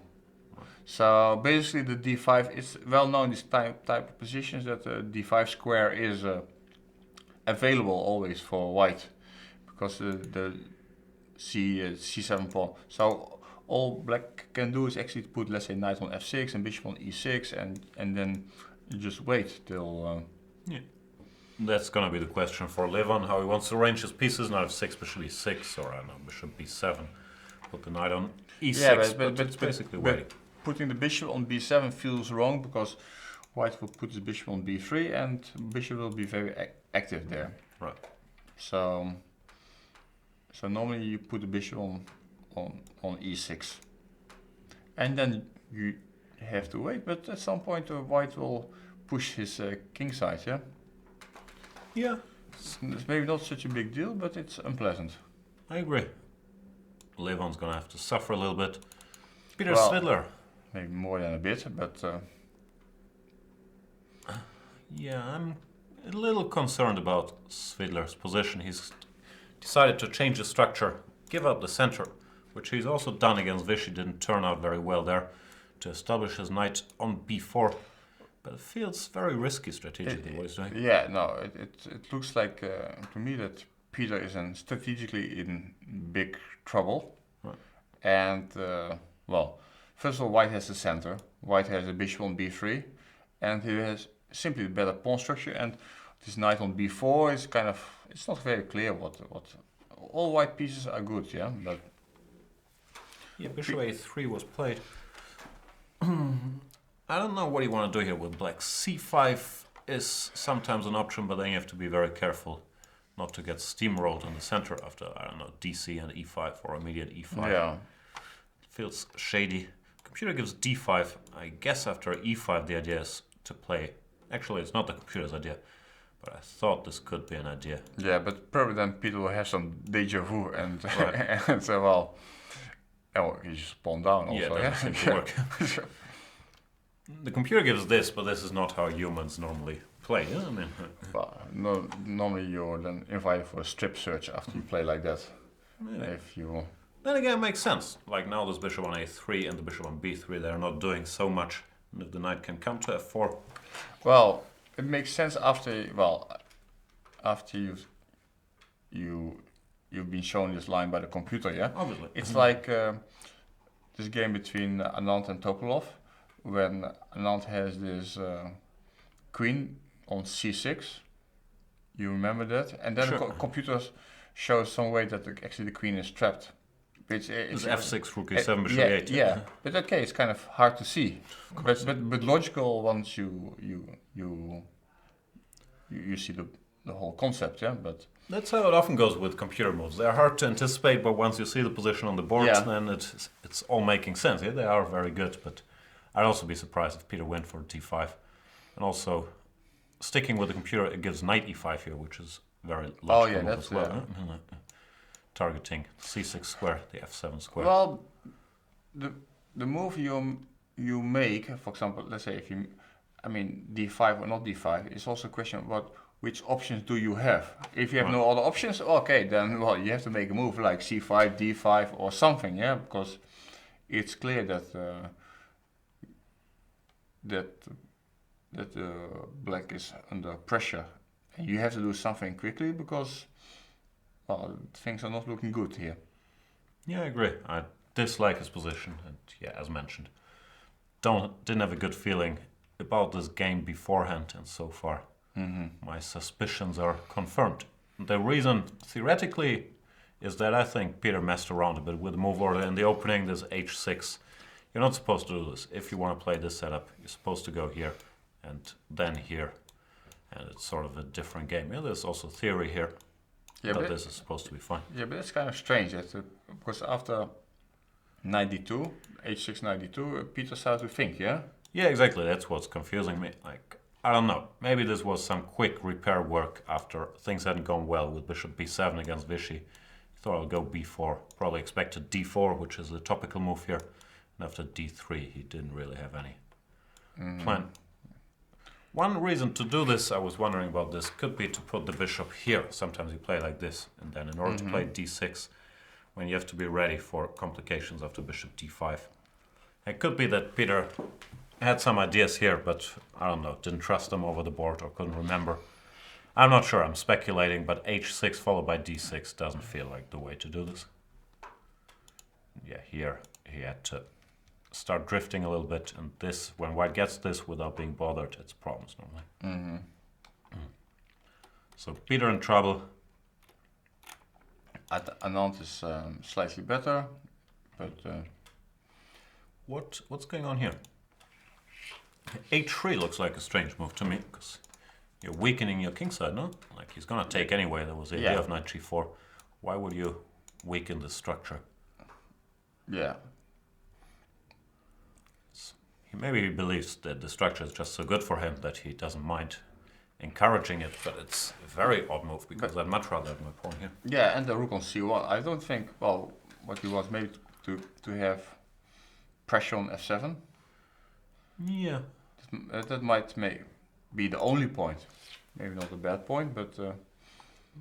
These pawns are so vulnerable whenever the position yeah, opens. but okay, but the queen is still on a8, so I mean, you're not.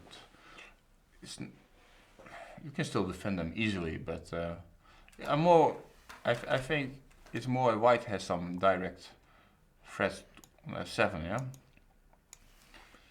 Yeah. I don't know. I don't trust this move h3. Okay, but you got to make a move. With black or with white? With black, yeah. Yeah. Push this guy. Yeah. Yeah, that makes sense. So let's say, okay,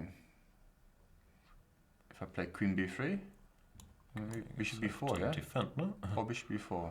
Ah, okay, bishop b4 I didn't think about. It's also possible. Because then... this pawn might be yeah. Yeah, very sharp, but even if I just keep... Okay, wait, it's passive move. I don't know. I like okay, white's the position. idea is of course b5, bishop b4, yeah? Well, my idea was a4. No, but no, bishop that's b4 not, might be that's strong. not good, yeah. Okay.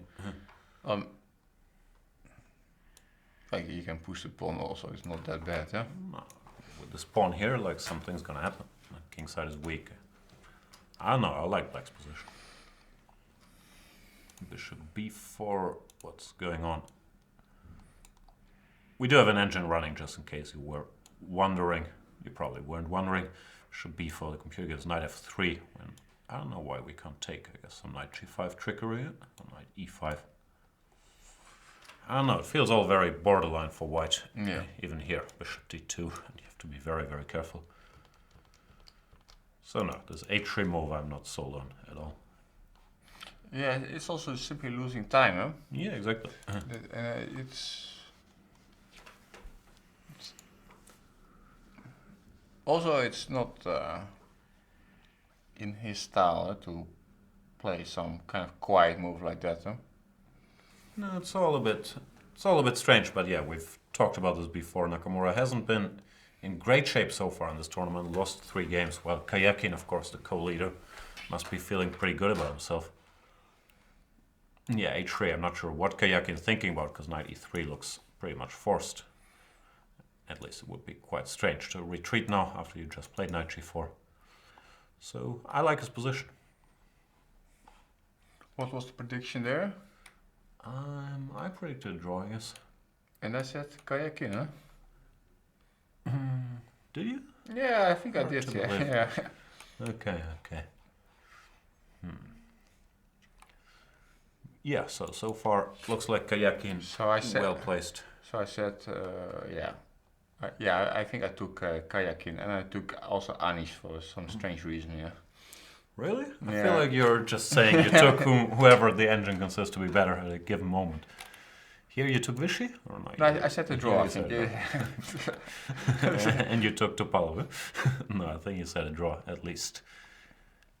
I think I took Topalov, but I don't really want him to win. No problems with Veseline, but of course, I'm rooting for Peter. Still, it's just a bad position. And, Yeah. once you give up the center, there's never an easy way out. Like c5 has drawbacks, d5 we've seen runs into knight e5. No, it looks pretty bad. Yeah. Looks pretty bad. Computer prefers this move, but that's also a very hard move to make somehow. Because you don't even think you can take here. Yeah. And, well, you might have to do it, but it all feels fishy.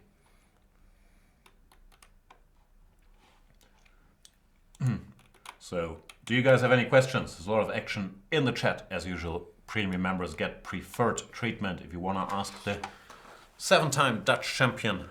Is it 7 times? I made it up. 7 times. 7 times. Yes, no, it's so far. Yeah? I think So I will quit when I reach 20. I think. Yeah. Good luck with that. Too much action. King Giri and Prince Loek, someone says. I think we might have to ban you for this. Wow, a lot of action in the chat. All the Vichy fans, the Giri haters, the Switsters. I saw Svidler on the roof earlier. Someone saying, all capitals, Jan, comment on Anand's game. Anand is slightly better. Giri versus Carlsen match could last forever. Giri could even draw an Armageddon game. Yeah, the Giri crowd is out there. But today, we can't blame him for having an overly boring position. And also in this position, he can't simplify to a draw, really. It's do or die. But for now, Fabiano faces a very tough decision, because after g3, he's made all the logical moves, but now nothing really seems to work to Yeah, I mean make progress. the easy moves. You mean? Yeah, easy, logical, Yeah. whatever. And yeah. Yeah, If you have to go for this. Yeah, of course. Now, f takes e5 is a threat, but so he has to do something about it. Yeah, and yeah, rook e8 ran into knight to g5, which was a real big problem. Some move like queen e7 can still be met with fe. Let's say bishop takes this knight. Whenever this knight occupies this post without anything happening, it feels good for white. Maybe you can do something like this and try to hang around, but white is, I haven't counted, 2 pawns up, I guess. Yeah, now he's stabilized. Yeah. Rook e1.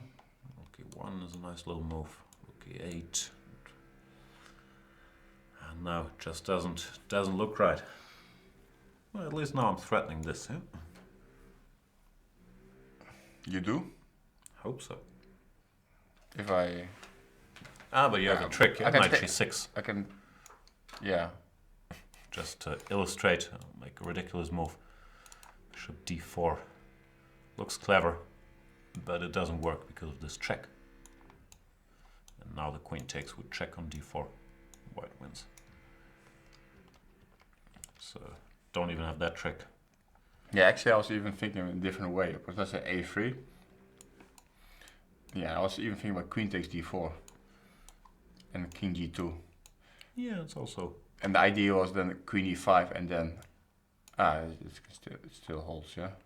Yeah, this looks like black sticks around at least. Even here you could argue white is doing fine. But knight g6 does just win. So Fabiano, I have a feeling he's gonna have a deep think and come to the conclusion there's nothing better than e4. Which means his concept hasn't really worked, but the position is still messy. This bishop is still a powerhouse, of course. Knight g5, you do something. But white is better here. I don't think we can doubt that. Yeah, but it's still not easy, yeah. But no, I agree.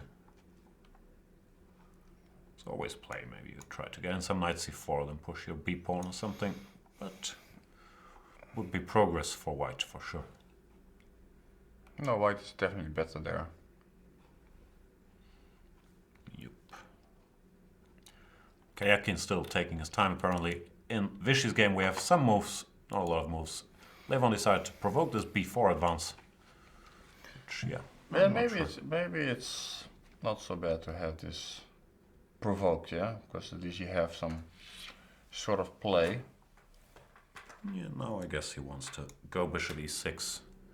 And this structure, I don't know, random move. It's very similar to this King's Indian line where they take on d4 somehow. Yeah. Their white pawn is on c4, but else these Azeri kids, they've been defending this position. White is always slightly better because he has this outpost. But it's very hard to use. For example, you have a move like, let's say, knight c4. Maybe tending to take here, yeah? And trying to put some pressure on a5, eh? Yeah, it's all slightly unpleasant for black. And as you mentioned, it's probably a position where you can sit and wait and nothing too bad is going to happen, but it's not really in Levon's style to do nothing and shuffle back and forth, play whatever, queen e8 or some random move. So Vichy is slightly better. Of course, nothing dramatic happened. The normal outcome is still a draw. But he's going to be enjoying himself. So, what was actually your prediction before the candidates? I predicted that I thought this could be the time of Levon Aronian. In general, I believe everybody sort of agrees that it's the most even field we've ever seen, so nothing would be too shocking. But I had the feeling Levon, he's played like 3 candidates every time as a favorite, and he's always crumbled maybe under the pressure, maybe if things gone wrong. But this time he's not the favorite, so I felt like there was a little less pressure on him. He's shown he can still play by winning this St. Louis tournament, and I thought this could be his tournament. Right, but I mean, his play in Zurich was not very good. Yeah, well, that's a rapid tournament where you don't want to show anything. He lost the rapport. That's true, but Vichy won the last candidates, and before that he lost to Tiviakov in the German league, for example. Yeah, like that was his last outing. Yeah, well, that's that's quite serious. Yeah. Just trying to make a point, yeah. Yeah. But okay, my opinion about, let's say, for example, a guy like Vichy is that I believe that he, and especially the older guys, they don't feel so much pressure. Yeah. And Vichy, when he doesn't play, let's say, in India, or nobody expects him to win, like for example last candidates, he just won it easily. And I think if this time nobody expects him to win the candidates as well, especially after his play in Gibraltar. So he's just feeling very comfortable. He's not playing in India, so nobody expects him to win with 5 points difference. So I think that's why Vichy still has. He should be not being counted out in this rat race. And you must have played Vichy a lot, no? Yeah, and, not too successful, yeah. Yeah, like that's. Some people forget, especially the younger generation, like how great this guy is at chess. Yeah, like he's an amazing player. Yes. And he still is, like, of course. He's a little older and he can't win every tournament, every rapid tournament and so on, but he... No, it's I mean, of course, he's one of the greatest, yeah, but it has now a lot to do with energy and motivation, and well, I guess for this tournament, this candidates, he's motivated. I don't think, with all respect, in Gibraltar, that he'll have big motivation to play there. Yeah, also, normally if things go well for him, he's going to have a good tournament where once he starts losing a game or two, things can get messy. And here he lost one game, strange game, to Kayakin, but he immediately bounced back. So I think he's comfortable again. Yeah, actually, I thought after he lost his game to Kayakin, I thought, well, maybe his tournament is over. But then he won this very nice game against Fiedler, and and everything is back to how he likes to have it, yeah? Exactly. Talking of Fiedler, he has played this move d5. Sort of the same pattern like against Vichy. He goes ed4, followed by d5 in some Spanish, and gets into trouble. Topalov played knight e5. This is the critical move. He's played bishop b7 to cover the c6 square. And now, well, at least black has some active ideas, maybe like c5. Okay, it's still complicated, huh? Then again, in these Spanish, if the white pieces are out like that, I'd be worried with all the pressure on f7. But you gotta make a move. Huh? Well, this queen f3 move looks very strong. And the idea is simply just that you want to go knight takes f7 and e5. Ah, that's the point. That's actually a very nice idea. Could see the computer gave it, but I didn't understand Yeah. it. Let's say c5, but now you take it, or maybe even take here first just to stabilize. I mean, positionally it's very strong. Yeah. Not sure how bad it is, and I'm reading the computer evaluation, but I agree that Okay, but pretty maybe you can give the pawn maybe, just king g8, huh? ef, queen f6, then yeah. bishop d5 and try to defend this. Yeah? Maybe it's not that bad. Sometimes you just have to play the endgame pawn down and, well, Kayakin style. Kayakin style, and just to make you draw in an ugly way. Yeah, but it's not Svidler style, yeah? He likes things to yeah. be harmonious. He's not into defending some bad endgame. So he's gonna go for it if he has to, but it doesn't look pleasant. I think he has to, but okay, well.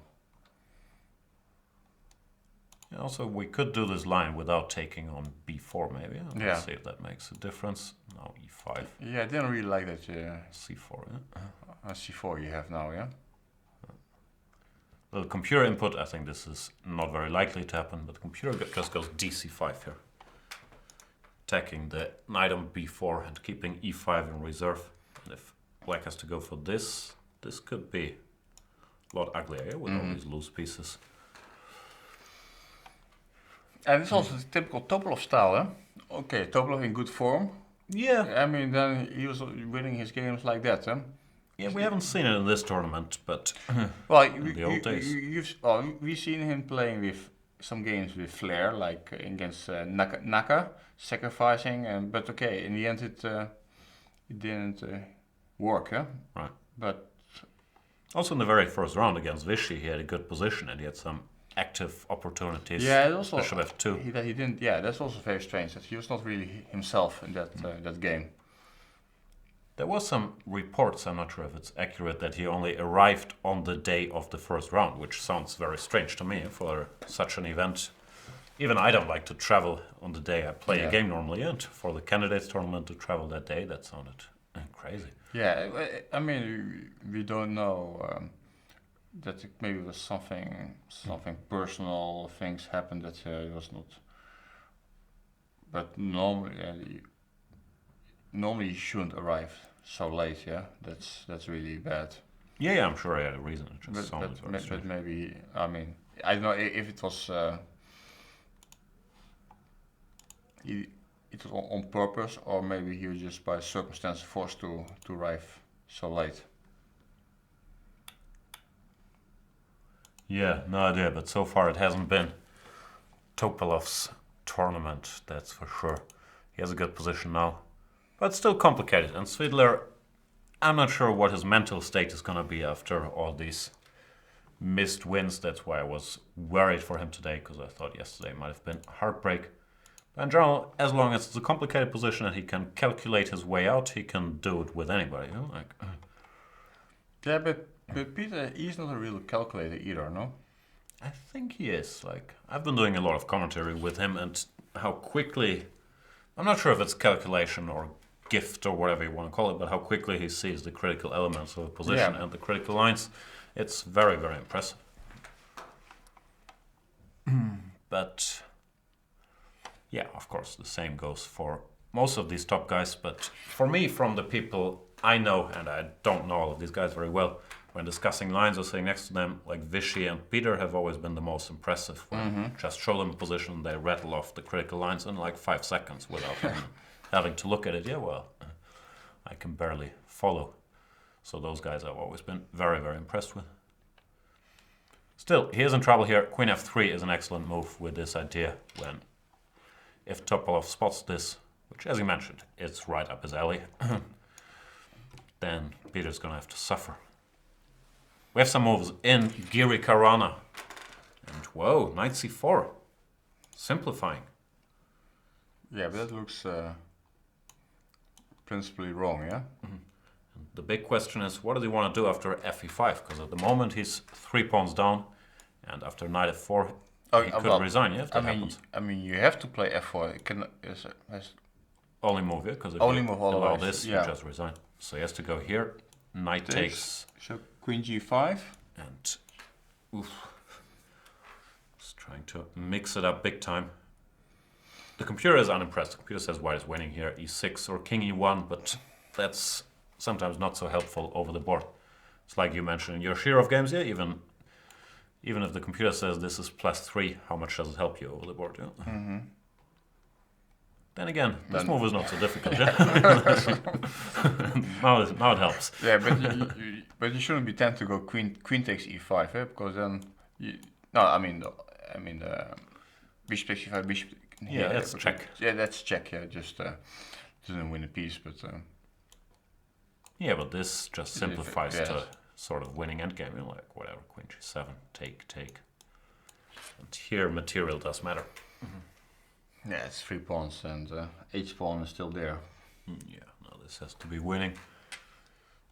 So Fabiano burning his bridges here. He didn't like, neither did we, but for general grounds his e4 move tries to play something direct.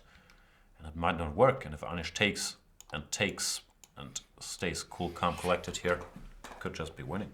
So which move are you going to play? King e1? Well, that's the computer's choice, which I'm not sure how obvious it is. e6 also looks kind of tempting if it works, yeah? But for now, yeah, this... Yeah, so the point is that after rook f5 you have rook h5, yeah? One of the many points. The line continues. We'll just give you some computer lines. Queen takes h5, I guess, yeah? Take, and take here, yeah? But it's just a very bad endgame. Takes, even though you win some pawns back, white still keeps some of his pawns. Yeah, yeah, it's just hopeless, yeah? Yeah. No, this is trouble. This is... Bishop e5 doesn't work. But okay, is it shocking if Giri wins? No, I don't think so. Like, Fabiano put all his eggs in one basket. He went for it with his choice of line. And Giri, if you force him to play well to defend, he will, yeah? It's more if you give him a choice to play solid, then he might. But here, he's going to make all the only moves. As you mentioned, the guy can sort of play chess, yeah? He's 2,800 at age 21. He's not a bad player. And yeah. Respect to Karana for going for it. He wants to win the tournament. He wants to put together a streak of wins. But I'm not sure what went wrong. Maybe the line is just too risky, and Giri called his bluff in a way.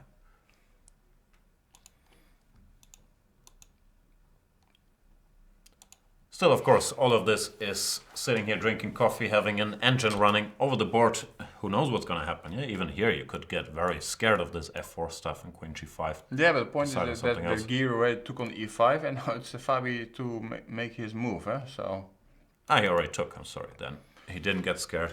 And yeah, you have to go f4, everything else you can safely resign after knight f4 next. But somehow position is playing itself, huh? Yeah, because here to take this guy is also not a very hard move. Yeah. You shouldn't take like this. This is bishop, the one. Bishop h3, yeah? sort of trap, but it's obvious enough as well. When now black is still 100 pawns down, but he's incredibly active. I don't know how this continues. King e2. Yeah, but anything can happen here. So yeah, this is a mess. This threatening this. No, he's gonna go knight f4, no question about it. Queen g5 also looks forced more or less to introduce some of these ideas at least. Mm-hmm. And here, yeah, this move, this is the computer move. This is not obvious, but it looks like many moves are good. Yeah, even this one. Yeah, but rook takes f4, you have to take into. I don't know. It's complicated. Okay, this is a mess. Yeah? Well. Once again, comp stuff. Oof. Comp finds a nice little perpetual here. Queen g3, queen g6, king d2, queen g2, and if you try queen e2, then after rook f2. Black is still down a lot of material somehow, but he's too active. d5 is hanging with check, you're winning the queen back. White can't win this. So probably Fabi is going to go for this, and then we'll see if Anish can come up with this king e1 move, which seems to be the strongest. Well, I don't think it's a very difficult move to find. No, you want to defend against rook f4 with check. You have to spot this bishop e5, knight g6 check. But that's sort of child's play for these guys. And rook f5, rook h5. Right, that's the other main line. This one is a little trickier maybe, because also here you gotta think about stuff like this. But generally whenever the queens leave the board, white just has too many pawns. Something like this, even though black has a bunch of bishops, white is 3 pawns up, and rook h1 he's also gonna go for mate. Yeah, this is kind of big news for the geary haters. That yeah, shocking.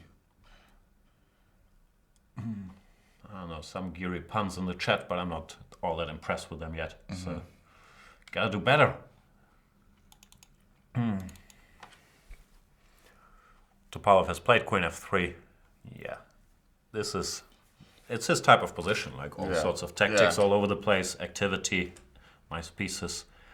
Gonna be tough for Peter, because Peter, one thing about Peter, if he's in trouble, he normally talks himself into that he's totally lost very quickly. And then he sometimes does something crazy just to get to a conclusion. Yeah, well, Gayakin would say, okay, I'm worse, I'm gonna play bishop a8. If you want to take on f7, I'll defend that position, but that's not Peter's style. He's more likely to lash out, play c5, work or not. Yeah? So yeah, I'm worried about him. Vishy's gone for knight d5. What happened here? Knight f6, queen d4, fair enough. Queen e7. Sort of asking for this. He has to take, bishop takes. Rook somewhere. Rook b8, maybe ba5. Yeah. Okay, this is not pleasant outpost for the rook somehow. Yeah, because the rook is stuck there forever. Yeah. Yeah. I mean, I don't know. You have this kind of position. Let's say if you lock it down with b5. Okay, you gotta try to free it somehow. Yeah. Bishop b7. Bishop b7, and then I play c4. Let's Take say and cd. this CD. You have this type of position. Maybe it's a draw, but it's also not fun. It's also not fun. No, sometimes you get this from this King's Indian line I was talking earlier. You get something very similar, but there normally, first of all, the black rook is something like on f8, and he's ready to get quick counterplay with I mean, f5. if black rooks are, let's say, on e7 and f7, right? Okay, then rooks have double purpose, but now the rook might end up on c8 and staying there passively for the rest of the game.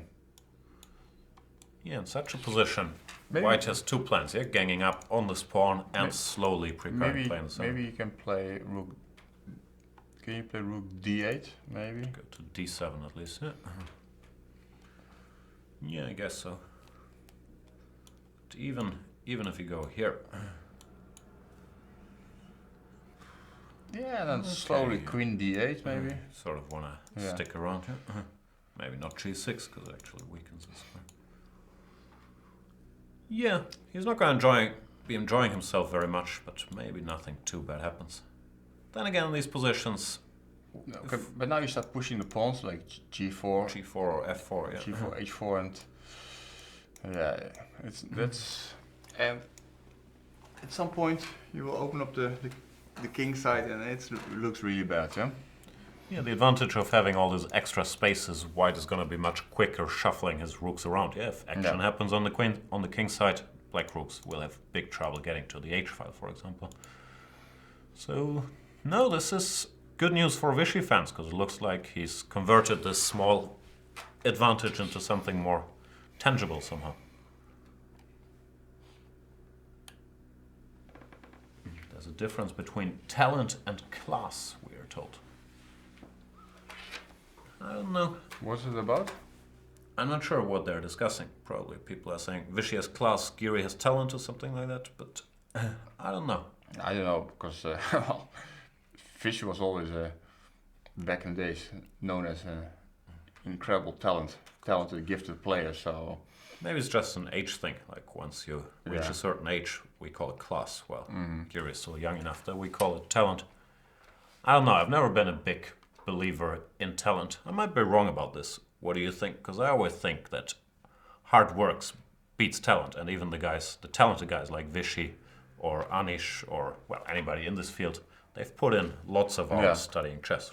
Absolutely, yeah. Well, I think it's definitely you need to have talent, but well, with hard work, without hard work, it's I think at some point Vichy also started to work pretty hard on his chess, otherwise you never get there. Maybe hard work is not the right term. Like I read this book called Talent is Overrated, and the term they used was deliberate practice. And sometimes you don't even realize, whatever, you're playing blitz or you're watching games, but their brains, they constantly put together this chess puzzle somehow. Ronjan, he's one of the more talented guys around as well. I remember, you probably do as well, like, when was it?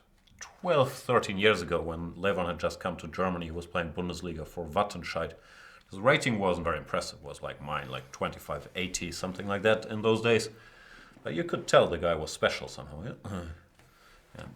He had a huge score in the German league, and he didn't really know any openings then, but shortly after he was like 2-7, 50 caliber player. So some of these guys sort of make me question my hard work theory. Magnus as well, I'm sure he's thinking about chess constantly, but he also has something special somehow.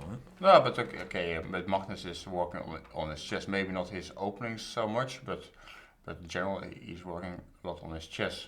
No, of course. He simply doesn't like to study stupid openings because he thinks that it doesn't really, it's just some stupid work. Probably he thinks, and it probably is much nicer to do some. To solve some studies, some exercises or something like that, or... Yeah, in his case, I believe his opening approach is correct, because he's so strong that probably it's more beneficial for him to get a random position than to have a theory discussion against anybody. And in order to do that, you also need to study a lot of openings, just to get some random positions which are not well established. But I don't have the feeling that he's sitting there at home and having some organized regime, like solving exercises for 8 hours a day. I think he's hanging out a lot. Yeah. Which you can do, but this... But you have to... Okay, it's not... Okay, also he's working a lot, let's say, off the board, yeah? Yeah, in his head he's walking around. Yeah, I mean, and the guy is in very good shape, so he's ready to fight. He's playing long games till the bitter end. I think he's also taking care of what he's eating, stuff like that.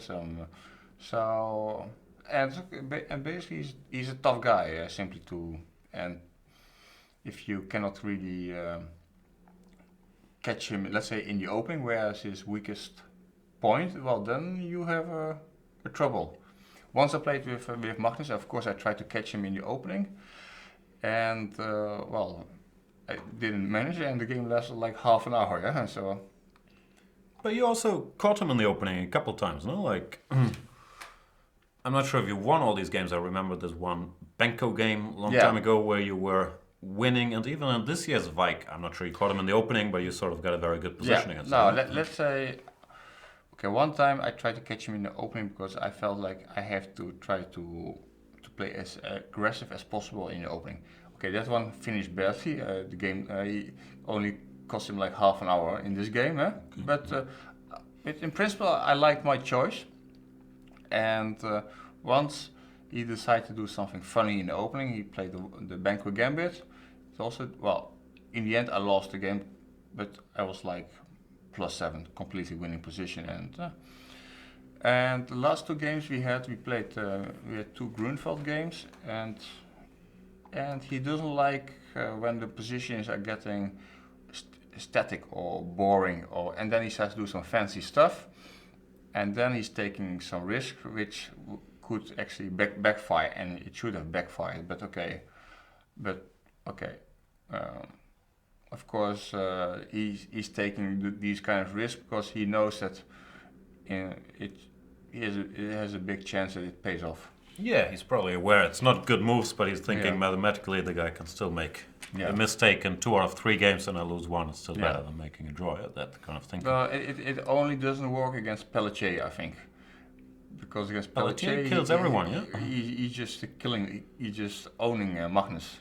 Yeah, Magnus and Nakamura Pelletier is like he's a beast. beating Yeah. all these guys. In the Vichy game, we do have the line we were talking about. Vichy's play b5. He's gonna cement his bishop on d5. Sooner or later, probably Levon is gonna have to exchange it, because if he doesn't, Vichy's just gonna keep it there, slowly push his kingside. But from psychological point of view, this is a really hard position to play for Levon, because I know, for example, my friend Ivan Sokolov, he also hates these kind of passive positions. I mean, the active players and dangerous players, but when they have a passive position, then they are not themselves anymore. Right. They feel very unhappy, and rightly so. But Yeah, but once again, if you substitute Sergei Kayakin, we would say this game ain't over. He's just gonna make all the best defensive moves for 8 hours. But yeah, I agree. It's not Levon's cup of tea. And I think I mentioned this morning, maybe Vichy just picks up another point in some Rui Lopez, or in this case Chuco Piano, some slightly better position. He's right there on +2. yeah. So things are looking good for Vichy. Things are looking bad for Fabi, because after f takes e5, looks like he's thinking, maybe trying to find an alternative to f4, but there really isn't any, because if the knight gets here, the game is over. No, but basically, well, it looks really bad now. I mean, but I don't understand what was his point, because after he must have missed something, because it cannot be that difficult. And knight c4 takes and take on e5, and everything is going by force. Dick Shunt Mittal is saying, Magnus the most laid-back guy I've ever seen. I'm not sure he's so laid-back. I agree he's a nice guy, but he's incredibly competitive as well. Yeah, like if you play any game with him, he's not going to be so laid-back, especially if he's losing. Yeah, I mean, we all seen the footage of the World Championship Blitz in Berlin after things didn't go his way. Ah, right, yeah. So I mean, it's but let's say. I've also seen some footage of you wrestling with him on the ground in some basketball game. Oh yeah. Well, I mean, it was kind of fun, yeah. So normally when I play basketball or football with Magnus after the game, when I go to take a shower, I undress myself, and then my wife says, "But what happened to you?" And this is where the story is going. I thought this was going somewhere. Okay, so and then and I ask, "What do you mean? What happened? What do you mean? What happened to me?" She said, "Look at yourself. You're full of bruises and all over the place, yeah." And it's just all the tough battles with Magnus, and all this fight for every inch the guy is just fighting for every inch on the field, yeah. So and basically, normally I take it easy, but with this guy I don't want to back down. No, but the good thing about him is I think after the game is over, it's all forgotten and friendly. He's Oh, just yeah, fighting during the game. absolutely, and we love to tease each other during the game and just try to get under somebody's skin, you know, and it's kind of fun. Still, a lot of Magnus talk. He's not in this tournament, ladies and gentlemen. This is a tournament about qualifying for a game against him. Frontrunners at the moment are Levan Aronian and Sergei Kayakin, but while Levan Aronian is struggling against Vishy Anand, Sergei Kayakin looks to be in good shape against Hikaru Nakamura. We've seen this a3 he took and played a5, logical move, and Hikaru decided he had to simplify a little bit, b8, queen a5, but now I think it's clear, only black can be better with all these targets, right? Yeah, well, imagine if this pawn on h3 would have been on f2 or f4. F2, white is better. Or f4. Yeah, I agree, but I really disliked, I said it earlier, this a3 move because now, you can't defend them. I have the feeling that this was kind of position with it was every move counts. After knight g4, then it was really a very concrete position and big fight for initiative. I don't know why Naka went for h3. Well, I guess he had hopes to hit f7, but well, maybe after a5 and the bishop coming to b4, in fact, is well, maybe just ruined his plans to attack f7. Yeah, something's gone very wrong. Even here, if white got like 2 moves, free e5, knight e4, okay, let's say 3 moves, queen b3, he's still in good shape, but black has the initiative, this knight is hanging, queen c2, passive move, queen g5, targeting those guys, you have to go rook f3, I would guess. Right. Well, I guess not the end of the world, but... okay, but it's not pleasant. You want to go d5? Or queen b3 first? Queen b3, yeah. Okay, I guess here, let's say here. Play like this maybe, yeah? Yeah. Yeah, maybe I was getting too excited actually. It's still, this is not very clear how this will end up. Because if white can kind of control the queenside pawns, I don't know. Yeah, there's some scenarios where white could be better here. Maybe c5 was a little overzealous. It looks logical. You also want to stop queen c7. Yeah. So c5, queen b3. Maybe this move is smarter. Yeah. Not sure if this is a threat, but just keeping an eye on things here, because after d5, I guess... I was gonna say, I guess we can take, but probably we can't after d6. Takes king h8. Yeah, e5 and wins. Huh? This seems to win. Takes queen f8. The bishop doesn't have anywhere to go. So, still more to it than meets the eye. c5, queen b3 is on the board, and I might have to retrace my earlier enthusiasm a bit. It's not that simple. Yeah, well, my prediction still is going to be a draw, but... Right. Also, Kayakin, someone feels like he's slightly less good being the attacker himself. He likes it better when he has to make all the only moves to survive. Right? Well, actually, you know, this kind of position where you have to play this move like c5, it's kind of double-edged. You know, it's because basically white has basically no choice but to play queen b3 and d5, and well, not so sure what is going on over there. Fair enough, yeah. The computer says queen h5 is the best move, and then after d5 it wants rook to b8. When, yeah, if you can get these pawns rolling, you're probably better, but it's very move-by-move stuff. Let's go back to Giri Fabi for a minute. All this stuff that we've looked at is on the board. f4. Knight takes and queen g5. Now the cleanest win, at least it looked like, is the move king to e1. Which, yeah, you've mentioned you don't think is such a difficult move. Because you're unpinning. You need to spot 2 tricks. One is bishop e5, knight g6. And the other is rook f5, rook h5, eliminating. Yeah. But, well, basically, white is 4 pawns up right now. I didn't count. Is it 4? I mean, his race is something significant. Huh? And 2 pawns on d5 and e5. And potentially mating threat on g6. If you say it like that, it sounds like... It sounds quite like better. a lot, yeah? No, I agree. It looks like Anish Giri is very close to his first win, unless he suffers a similar fate, like Fabiano when he was close to his first win against Topalov, and I don't know, hallucinates. But I don't think he's the type to hallucinate very much. No? No, not really. He's.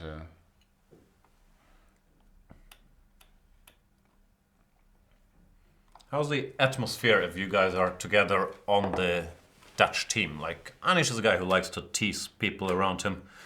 Some would say you do as well. Is there a lot of back and forth, or is it more friendly, collegial atmosphere? Yeah, I mean, we like to tease each other. And, well, if he's bullshitting too much, I'll fire back, and no problem with that, yeah. But, yeah, I mean, it's... the atmosphere is quite pleasant, I have to say. Yeah. Okay, I didn't like the fact that he didn't wake me up for the flight to back home from after the last European Team Championship, when me and Ivan Sokolov we overslept, and nobody of my team members they felt it was necessary to wake us up. Okay, I'm not going to ask why you overslept. But well, is it the rookie's responsibility to get you out of bed?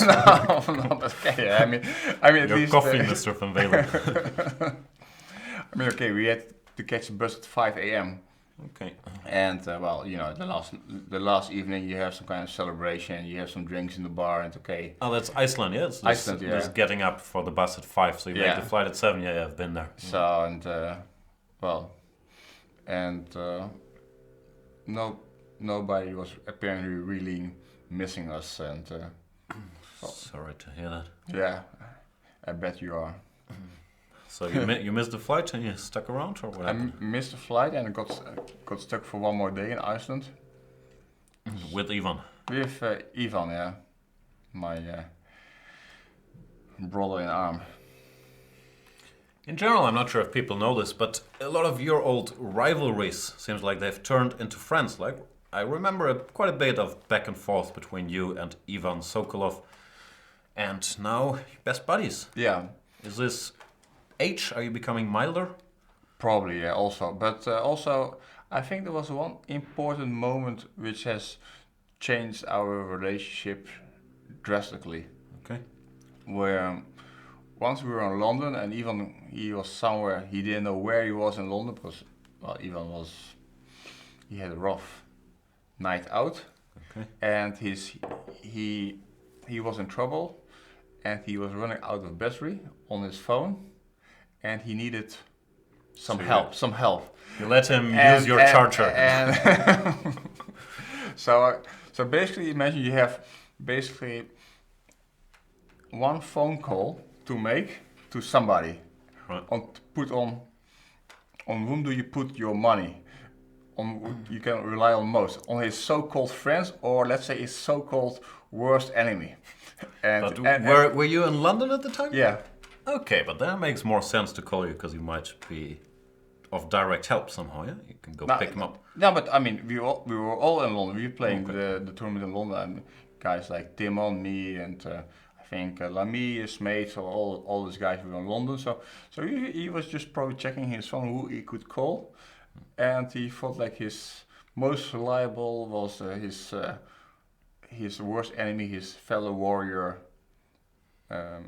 myself. And well, of course, if your fellow warrior is in trouble, of course you have to to help him out. Yeah. So I think since then our relationship. Also. How did you help him out? You called him a cab, or what did you do? I just he just needed somebody to pay for his taxi. Yeah. Okay. That's all. What? So only little help anyway. So, but I was happy to help him out. Gotcha. But according to Ivan, our rivalry was one of the reasons why he kept on going. Right. Need some motivation. Yeah, so I used to have a lot of rivals or enemies or whatever. We've also, I think also it was good for Timon that I kind of challenged him a few times. Kept him kind of also going. So maybe that's Anish's problem. Maybe you need to step up your game a little bit to also give him a proper rival, even now. yeah, well, it's kind of hard because I think Anish is I can't really be in the same league anymore as I can give him still a hard game, but you know, okay, the guy has like 150 points more, so it's better to be simply best of the rest in Holland than just to have a big mouth. I mean, last what I can say, I put up my usual big mouth by saying that I was going to beat Anish in 20 moves and to be 2 points ahead of him, and we all know how it finished. I finished 2 points behind him. Okay. Almost. I was. Gotta have some goals. So let's see what happened on the boards. Should be 7c4 and Levon played queen to e5, offering the queen exchange, which Vichy doesn't seem to mind. Went rook ac1. This rook endgame, I keep going back to this King's Indian line, but there you get the structure more or less by force normally with the rook here, which is of course better for black. And even there, it's very, very unpleasant for black to defend this. Yeah, but now with the rook on a7, it's much worse. Yeah, this might be just lost. You put the rook on c4, king goes to d4, and you start pushing the pawns, and you push e5, it's over. Yeah, no, this looks horrible. So maybe Levon should not exchange the queens, but I'm not sure how much that helps him. You have this. At least trying to break the structure before white is fully ready. But does it help you at all? I don't know. What do you do? So what if I just take and play rook d4? Pawn takes. Yeah, I was wondering if this is harder to break. Probably should go here to stop this. Yeah. Now let's say king comes. King comes. And king comes. Now the problem is I can't even arrange my king in a way that I can get this rook out. Yeah. I think that's. Yeah, I don't know. You still have to break through here, but it feels like with this rook being out of play pretty much forever, it should somehow happen. Yeah, king d4. Oh, you just play rook f1. Rook f1. Rook f1 immediately. Yeah. I mean, I'm just going to double on the f file. No, it looks terrible. This rook is just too far away. Well, maybe it's still holdable, but okay, it looks bad, yeah. Yeah. We have trouble for Vichy, and we have breaking news. Anish, he did not play this king to e1 move, which seemed to have finished the game. He played rook to d4, which looks natural enough as well. But why? Because you give the e5 pawn. Yeah. takes, and now there is no knight g6s or queen e5 because this is still pinned. Actually, this is quite shocking to see this. Okay, maybe he's still winning, but the other one was just, I think, immediate resignation. Yeah, I agree. People are saying that was just a computer move, impossible to spot.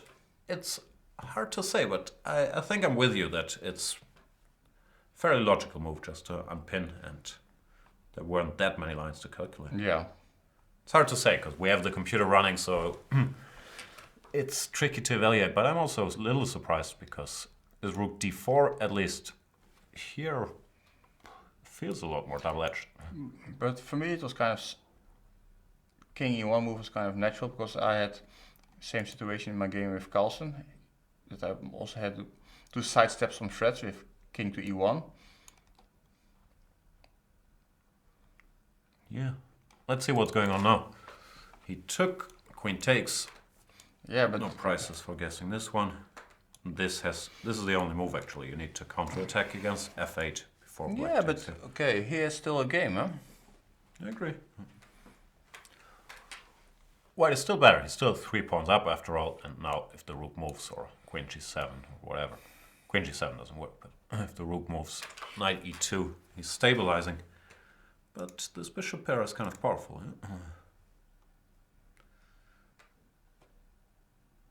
Still. Feels close to winning still, actually. Now that It I should look be, at it. but otherwise he's just winning by force. Okay, sometimes you just have to calculate a bit, huh? I mean, there's...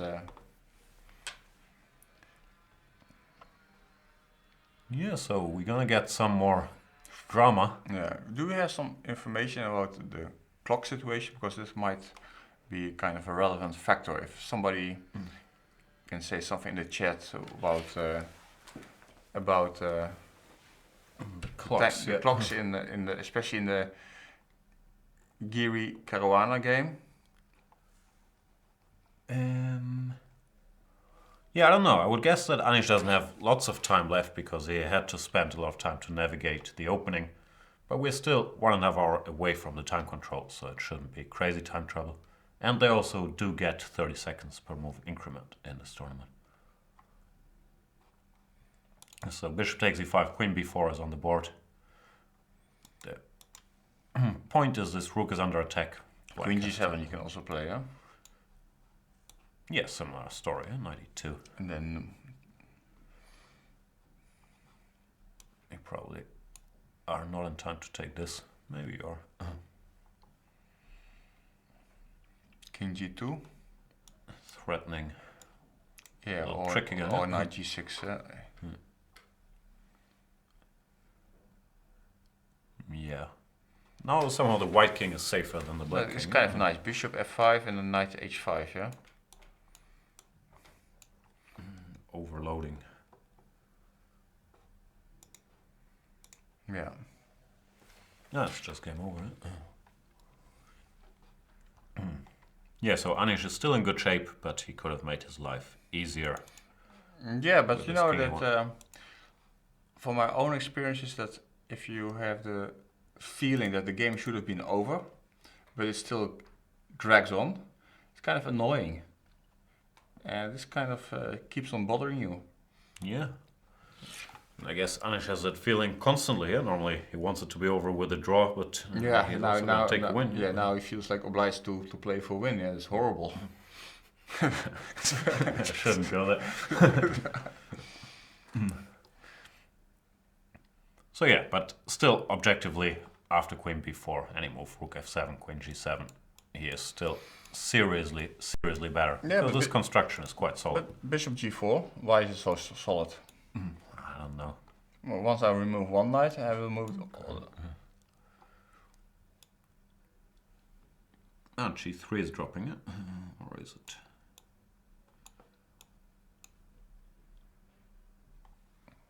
Okay, this is already some complicated stuff. Yeah, only... Computer says it doesn't work because of queen to e4, but here you better be very sure. With some tactics. Computer says it's mate in... Okay. Can't battle with a computer in such situations. Queen h4. This check is quite unpleasant. But yeah, you gotta calculate some tough lines. And this position, even objectively, probably winning. But if you lose one more of these pawns, it's probably a draw. Eh? No, actually, it reminds me of this queen endgame. Queen endgame 2 against 0. And G and H. G and H, and then it's just by good defense, it's just a draw. Yeah. So I've seen people who have resigned this kind of position because lacking the elementary knowledge of endgame. I only heard about this recently. I think maybe with stronger computers this has been proven that queen and G and H pawn against queen is a draw in most cases. I didn't know that. Well, it's just table-based stuff. Yeah, exactly. Yeah. Feels strange. Still, yeah, what we're saying is such a position is not an automatic win at all. Black has drawing chances. So some intrigue left there, and the Nakamura kayaking game has also heated up after c5, queen b3. So defending f7, Kayaki decided to take on d4, allowing queen f7, king h8. Now he has to show what his intentions are. Yeah, but it's going to be a draw, it looks like. Oh, like take. Yeah. Take on e7, yeah, it's just a draw. Equal material. Yeah. So it looks like Kayakin didn't want to push his luck with some unclear position after whatever, queen h5, what we were looking at. But instead decides to simplify it. That's what happened. Can white pose some problems? Well, if you play h4, queen e5. Everything is defended. Then there's not much left, huh? Yeah. No, it's gonna be a draw. Bit of a safe for Nakamura, it feels like to me. But maybe it wasn't as dramatic Yeah. as I No, thought but it was. actually, if Kayakin had pushed hard by playing by defending f7, Yeah. that would have been critical, huh? Yeah, like stuff like this. And then d5, rook rook b8, d8, because once if b5 c4 is coming, then it's just over. and you're not in time to play something like this because at least you're dropping this pawn, which is important. Even there, huh? Then e5. Yeah, it's true. Still sort of a mess. It's hard to evaluate that kind of position. Yeah, Kayakin probably felt with +2 that he has and live on in trouble. He has no need to go all that crazy in the tournament situation. Then again, live on trouble doesn't help him because if Levon loses, he's joined by Vichy on +2. But maybe he prefers Vichy sticking around there. I don't know. Oh, well, I think it doesn't really matter. No. I would guess, like it's a cliche, people say they play game after game, but at this stage with like 6 games still to go, it's probably true that they are not that concerned about the tournament standings. Or do you think people are calculating already, okay, I'm playing this guy, I need a draw there, then I need to play for a win here? Well, back in the days I used to play the Capablanca Memorial. Cuba, huh? Yeah, and the funny thing was in the B group that it was 13 round robin. Oh, literally the B group. Yeah, the B group, yeah. And the GM norm was like +6. Okay. So I think normally those guys they take it easy. So the first 5-6 rounds they make quick draws, and then round 6, round 7, everybody starts to play for a win.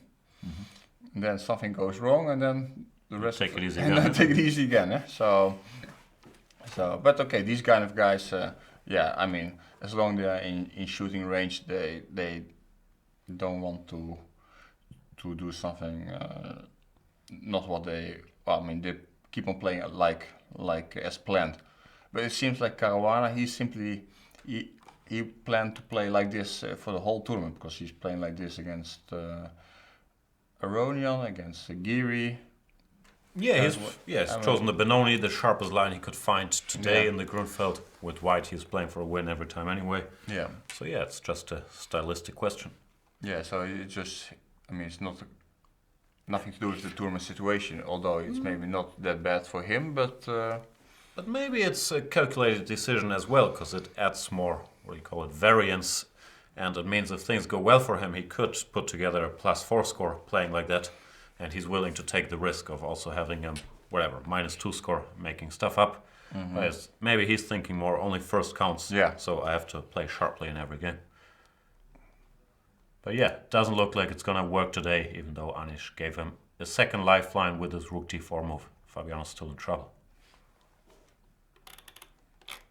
One brief look at the Peter Svidler game before we go on our next break. Peter played bishop to a8 in this position after queen f3. And Topalov, of course, took on f7, pushed e5. And we did get this position. Well, the endgame should probably, I was going to say should be fine for black. I'm not sure because the computer is very happy here for white. But Topalov decided to keep the queens on the board, very natural. Queen c3. And Peter played c5. Actually, c5 looks like a nice move. White can't take. I'm not quite sure why he would. do that. But let's say changing the queens. What was it? And then just bring the knight. Yeah, this move looks strong Yeah. to put it here. It looks really positionally really bad for. There you go, c5. I mean, all your pawns are isolated. It's not the kind of position you want to end up with. No, this looks tough. I think back in the days, if you play like this in Soviet Union, you have something to explain. I guess so. Then again, he probably didn't have a choice, and ever since Queen f3, looks like Peter's made the best moves. Yeah. But it's not a very pleasant position. Yet Topalov, well, I guess he also likes to keep some more attacking chances against the king. Went for this. White is still better, but the position is more double-edged. Well, it's still quite good for white, because especially this bishop on a8, it's just a dead piece, just defending d5. Yeah, still unpleasant. And the pawn structure is also okay. At least there's black has some pressure on d4 and maybe possibilities in some position to play c4. Yeah, also at least these pawns are connected, so maybe defensively there's some potential to whatever. Get some rook endgame with 3 against 2. That's how these situations sometimes play out, and those are all draws now with this structure. But Peter's still gonna have to suffer. We'll see if he does. Levon Aronian also has to suffer against Vichy. They are in this sort of rook ending. Levon has so far not taken on d5, but he's gonna have to one day or another. Vichy can start grabbing space now. Yeah, if black had a time, then he could untangle somehow. Like How? f6, king to b8, rook to a8, king to a7, and rook out. Okay, it's gonna take a while. And in the meantime, we got like g4, h4, g5. No, very good winning chances for Vichy Anand. Still very good winning chances for Anish Giri, and a drawn position in Nakamura against Kayakin. Thank you guys for watching the show. Thanks, Luke, for joining it. We're gonna be back in a couple minutes, and we're gonna give you all the action leading up to the time control.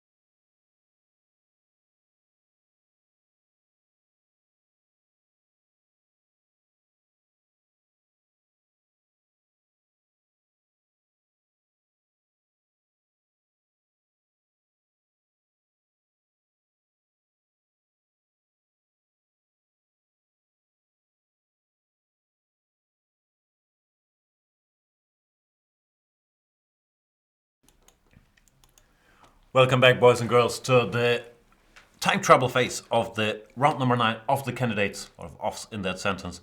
I'm Jan Gustafsson. I'm being joined by Dutch Grandmaster Loek van Wely.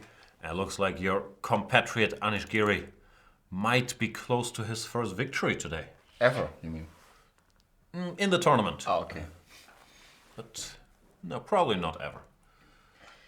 Yeah, but I think, as we discussed before, I think it was much closer before. So I don't have the feeling that it's going in the right direction. Although he objectively speaking, maybe he's winning, but He's 3 pawns up, but Corona did activate to the max. he still has bishops, yeah, and but white is quite solid. But well, yeah, there's still some good moves to make, Still some work to do. and well, these kind of guys, they are very resilient. You have to beat them normally more than just once. Yeah, especially Fabiano. He's almost Karyakin-esque. He doesn't collapse. He just keeps making moves and moves and moves. And you have Yeah, to no, finish but them.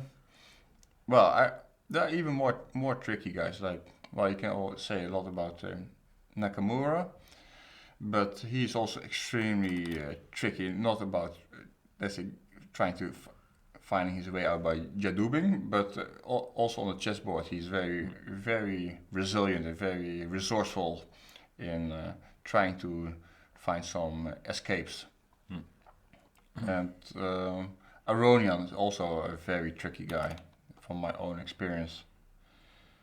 But yeah, I guess all of them, they are quite good, as long as they keep on fighting for their chances. If you don't believe in it anymore, then well. Do you still believe in Levon in his game against Vishy Anand? He has to defend a very unpleasant endgame. He just played f6. What do you think? What percentage are like the winning chances versus drawing chances? Well, definitely, I rate winning chances higher than drawing chances in this kind of position. It's well, from practical point of view, I think it's just going to be, he's just going to win. I think it's very hard to do something here. So we have such a passive position. What do? Do you start fishing for weaknesses here, or do you Yeah, just push the pawns? Yeah, normally you start fishing for weaknesses, but I think you can also maybe start with h4. But Yeah, if you go here, sometimes you might want to do this too. yeah, well, h4 is also not so bad. In general, positionally, I just plan to go g4. You gotta be careful. Black can't meet it with g5. Yeah. But if you get your pawn here, and then whatever, And g1, I believe if black meets h4 with h6, I think probably you can just play h5, and this structure is just simply killing. very slowly. Or king can come to f5 at some point. A lot of winning ideas. So Levon Aronian in real deep trouble. It's too early to say, but it could be a bit of history repeating for Levon. He's played a bunch of candidate tournaments, always started well, but then could never keep the pace. I remember in London he was on some huge score, starting out 5 out of 7, but then things started going wrong. Yeah, he had a meltdown, yeah? Yeah, and then where was the other one? Forgot where it was, but He was one of the candidates when it was with matches, which one, the one with Gelfand won. yeah, he lost to Grishuk. I think but okay, he was also, he didn't feel well. I think he was like kind of sick. Awesome. But yeah, but it's of course, let's say if you compare, let's say, to the one in London, and in London you saw there was a lot of pressure on Rajabov because it was basically sponsored with Azeri money. Okay. And well, I think the pressure was basically too much for Rajabov, especially that he lost 2-0 against Aronian was well, was not well received in Azerbaijan. And okay, this one is maybe one of the this he has been sponsored by Armenian money. So there's of course additional pressure. Of course he has a lot of support, but also additional pressure, and it can work either way. How that will work out. Yeah. No, and of course, even if he lost this game, he would still be very much in the running on +1. And we gotta give credit to Vichy as well. Vichy, he doesn't go all crazy, but he manages to put some mild pressure with white, and he's picked up a very nice win against Peter Svidler. And today he reached a position that should be right up his alley. Positionally better, he doesn't have to rush anything, he can just increase the pressure. He's gonna be very happy, and if he wins this, he would most likely join Sergei Karyakin in the lead, because Sergei Karyakin's position has looked pretty drawish after Queen e5, Knight c4. It looks like we're headed towards some move repetition, something like this. I don't know, I said move repetition, now I can't see any. The computer gives 0-0, but with strange moves like rook to g8, which don't come to mind so easily. So maybe there's still some drama left here. Still some play, here in the tank, yeah? Yeah, absolutely. Queen b1, check this position is on the board. King to h2. Actually, I would prefer here to play with white. What about you? I don't know. If I can capture this bishop, I'll be happy. If not, be less happy. So rook g8 is too complicated for me. I guess the point is here. You want to pick up the knight, and well, it's kind of simple, yeah. It's kind of equal.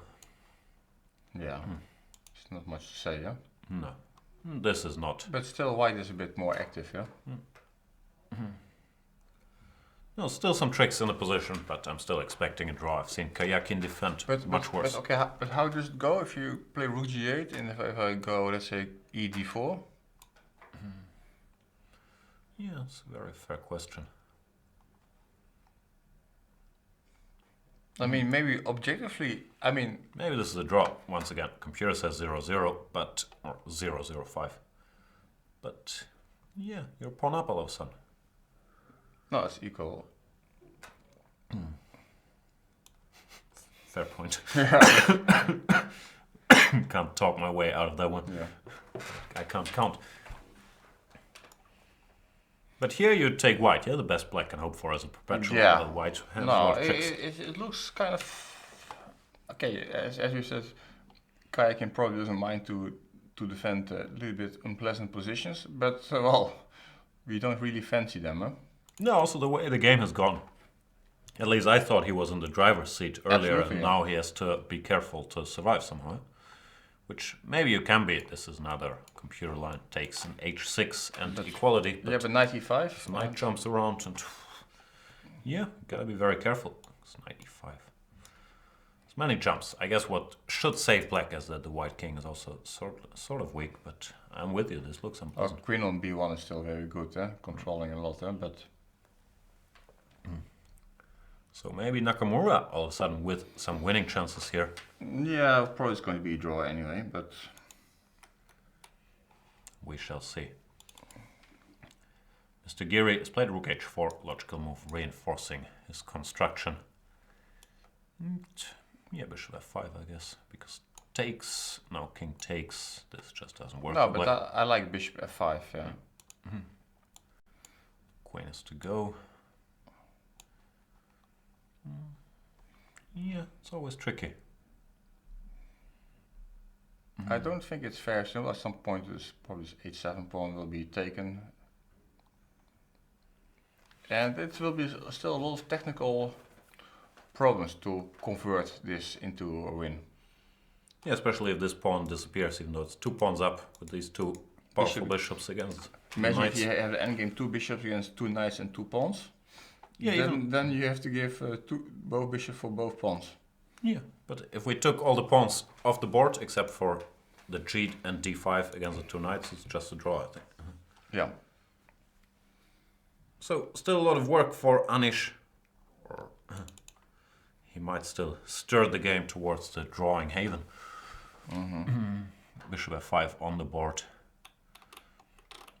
And he's probably, as you mentioned, he's probably, even if you can't calculate, you have the feeling this has to be winning. And sometimes you start kicking yourself, like, what did I do earlier? Why didn't I play king e1 or king e2? Or I think not playing king e1 has to do with seeing some ghost.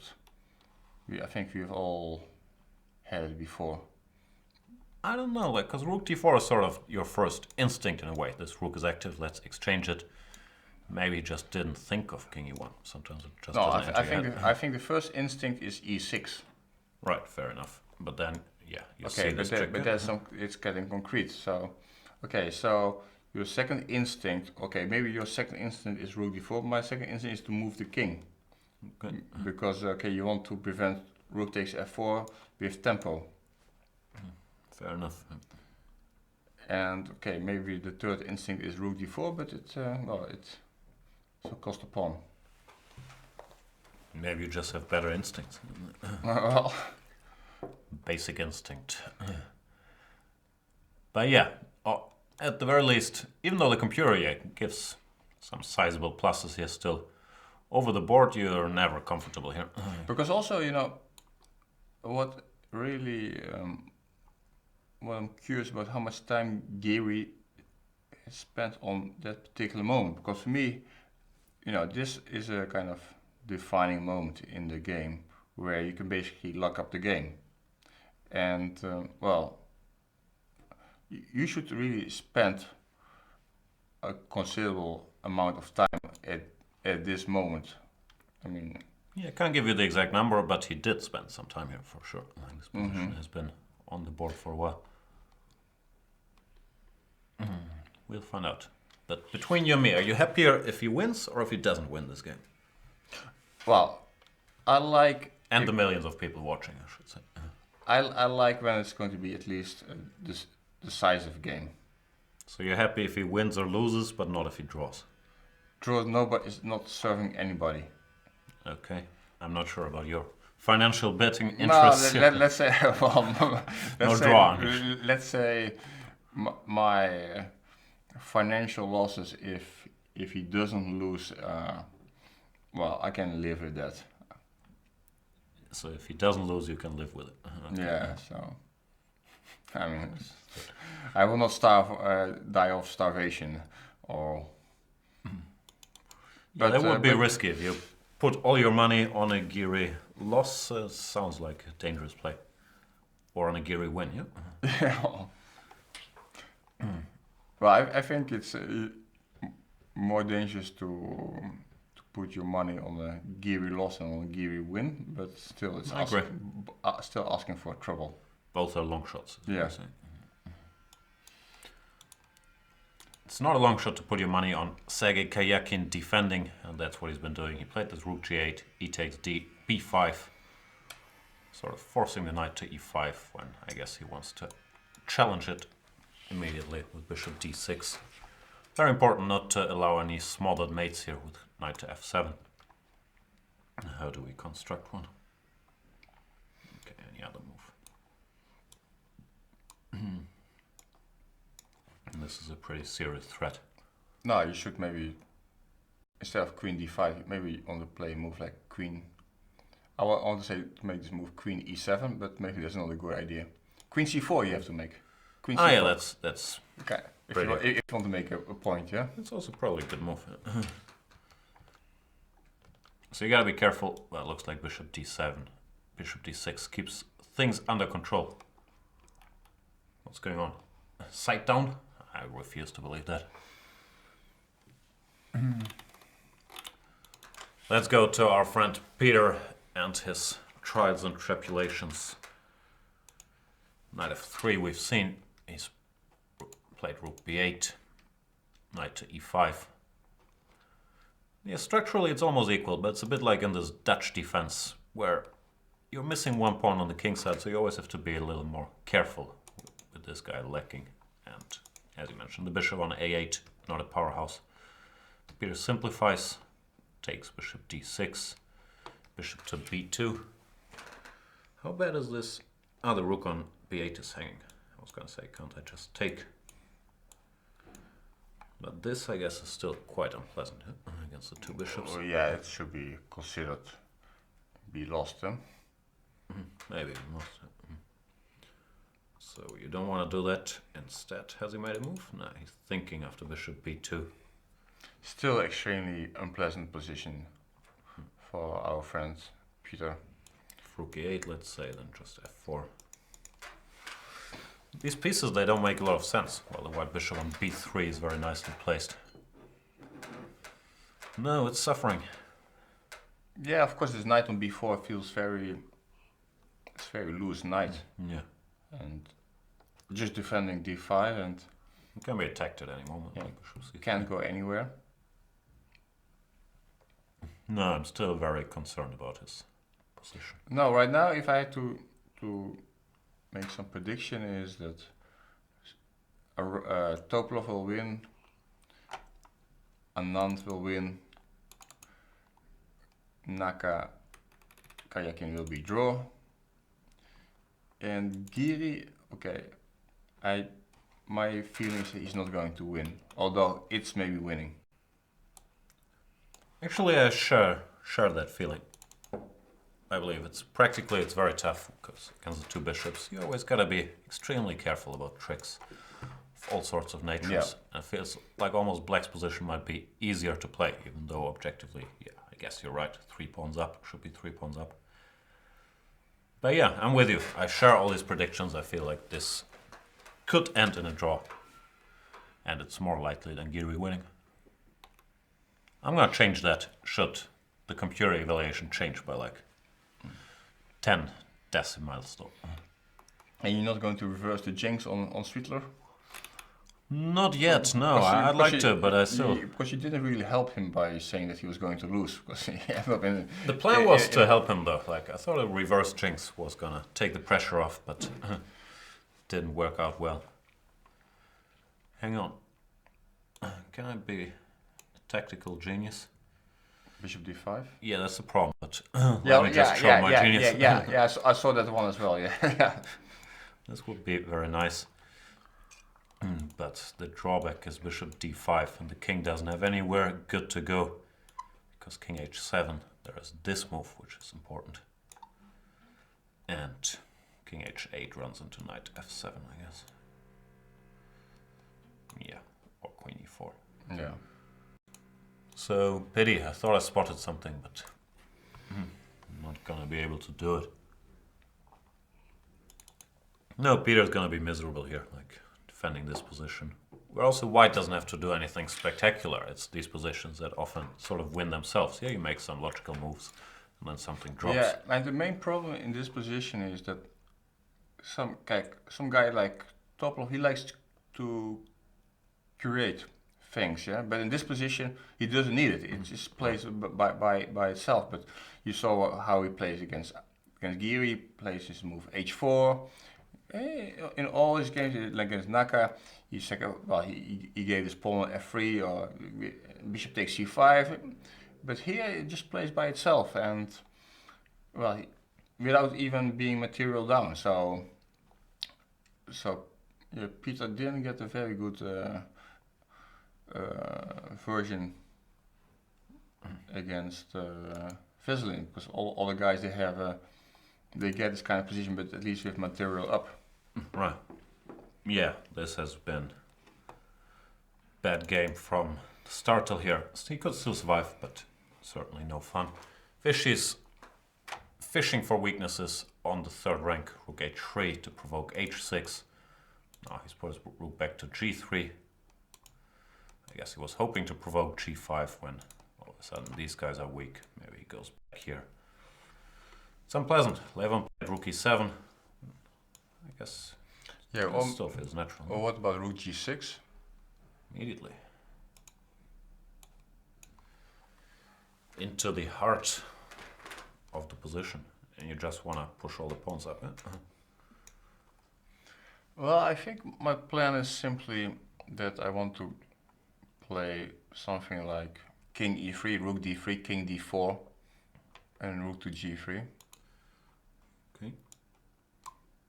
That's what I call slow plan. I'm gonna wait until you've played rook d3 and then I'm gonna take and go f5. Yeah, and then if I go back. Okay, then. I managed to provoke you, yeah? Sorry. To action. Yeah. Can't trap your rook. No, Oh, really. well, I could play h4, you know, just to be rub it in. to be sure that you want to play h5. Oh, no. No, it's all unpleasant. Yeah. A lot of tough choices to make. That's easier to be the attacker because you don't have to commit to anything really. You can try here and there and then start pushing your pawns at an opportune moment. Very unlikely that black can get both this rook out and avoid going for the structure after bishop d5, cd5, which he's not keen to enter. Pure brutal as it is, wants to go f5. I don't think Vichy's going to do that, but even such measures can be taken. It could be Bring the king up. King to f4, Push king to the guys, f4, and but why you always want to push the guy? You just want to bring the king to f4 and then double on the g file. Ah, you just want to take the pawn, yeah? I want to break through with my pawns. Because if let's say if I have my rooks there, or the rook on g6, and then I start pushing the pawns like h4, g4, g5, then you can never hold the structure. But now you want to push the pawns. Eventually, yeah. Yeah, I'm not saying right now. It's not even a legal move. But yeah, no, f5. Even this looks good. Yeah. Yeah. It's just tough to play. And Vichy's played rook g6, following your suggestion. Yeah. Tending to push the pawn. Yeah. Yeah. To get the rook trapped. Vichy doing well. Let's check back in with Anish Giri and Mr. 7 out of 7, Fabiano Caruana. I meant in St. Louis, where he won 7 games. Not his start to this tournament with 7 draws. He's played rook e7. Just, yeah, keeping white on his toes. I don't know what to think. Like, I can read out the computer lines. The computer is always very, very happy for white. But a move like rook h5, which the computer gives, I'm not even sure you, like, think about this. It feels like it's making the whole construction even more loose. Well, on the other hand, it has some logic, because let's say the f4 knight is already defended well enough, and you put some pressure on the 5th rank on the bishops. So from this point of view, but let's say if you just take on h7, bishop takes, well, then still okay, you have to move out with your pieces, yeah. But maybe you like to have black taking this pawn because it opens up some attacking options. Right. Yeah, we'll see. Objectively, it still feels winning, or at least I think a computer would win this position. No, let's say, okay, on the board right now, white is 3 pawns up, but let's not count this h7 pawn, because it will can fall any moment. So basically it's 2 pawns up, and black has some compensation of the 2 bishops. So that's why a computer says like whatever 1.5 or something like that. So, but it's still a lot of practical play. Yeah, Anish played queen d2, getting out of this e-file. I don't know, something like this looks tempting. Ah, now it allows queen c3, exchanging queens. You don't want that. But yeah, well, we keep saying the same thing. White is better, but it's going to be hard to convert. Even something like this is not a walk in the park at all in order to win. Yeah, but position is still relatively close, but okay. Which one, the Giri position? Yeah, I mean, it's not that really bishops are walking out. Bishops are walking, but then they're not attacking anything. Yeah, but bishops are bishops. All they need to do is be on the board. One day they will do something. Yeah. No, basically, I think when the queens go off, that really improves black's chances a lot. It's strange thing to say with being 3 pawns down. Yeah, But yeah. I think, but I think it's probably correct. And just try to liquidate as much as possible, and then bring the king over to e7, d7, or whatever. Yeah, let's construct something like this. How do we get rid of the queens?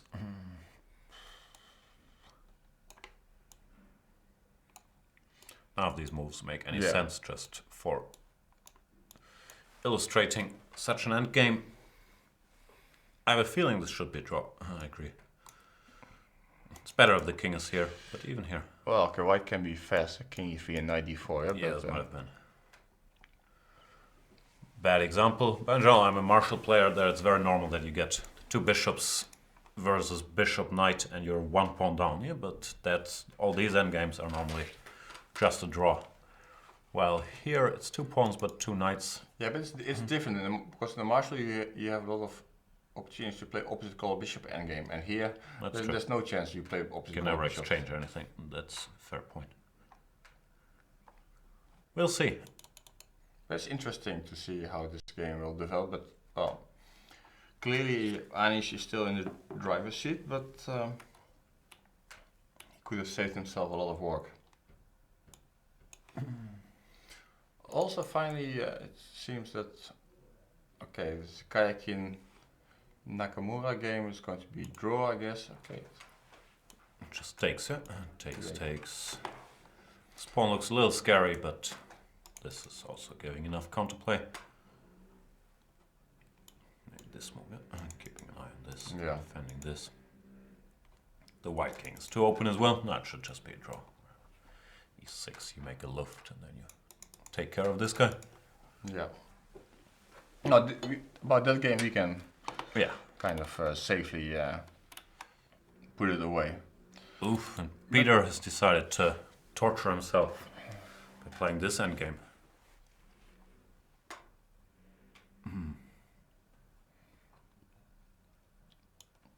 Just for geometric value, this is a cute little line.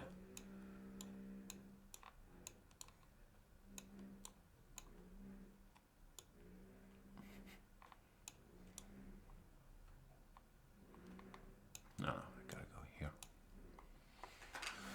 Oof. Not much fun for black. Yeah, it seems that both Sweetler and Arona, they decided to suffer together today. Yeah. Okay, bishop a4. Not an obvious move, but in general we once again see the power of the 2 bishops on an open board, while the black pieces really aren't doing all that much.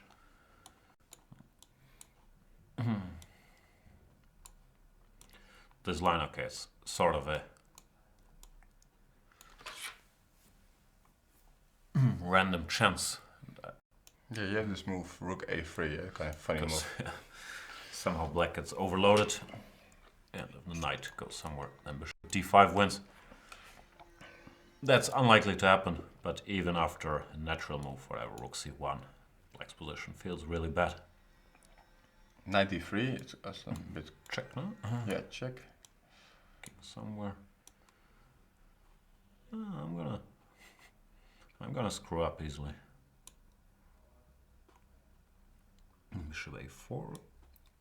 You have a check as well. No, bishop d4 you have to play. Okay, but I don't want to exchange. But it's still a very good. Rook takes a8. This guy's sort of dropping. And rook a7 is... Yeah, true.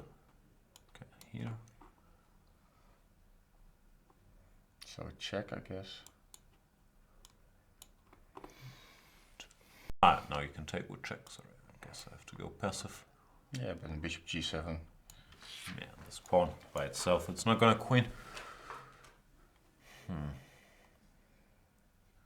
No, it's trouble. What happened? He's played bishop to d1.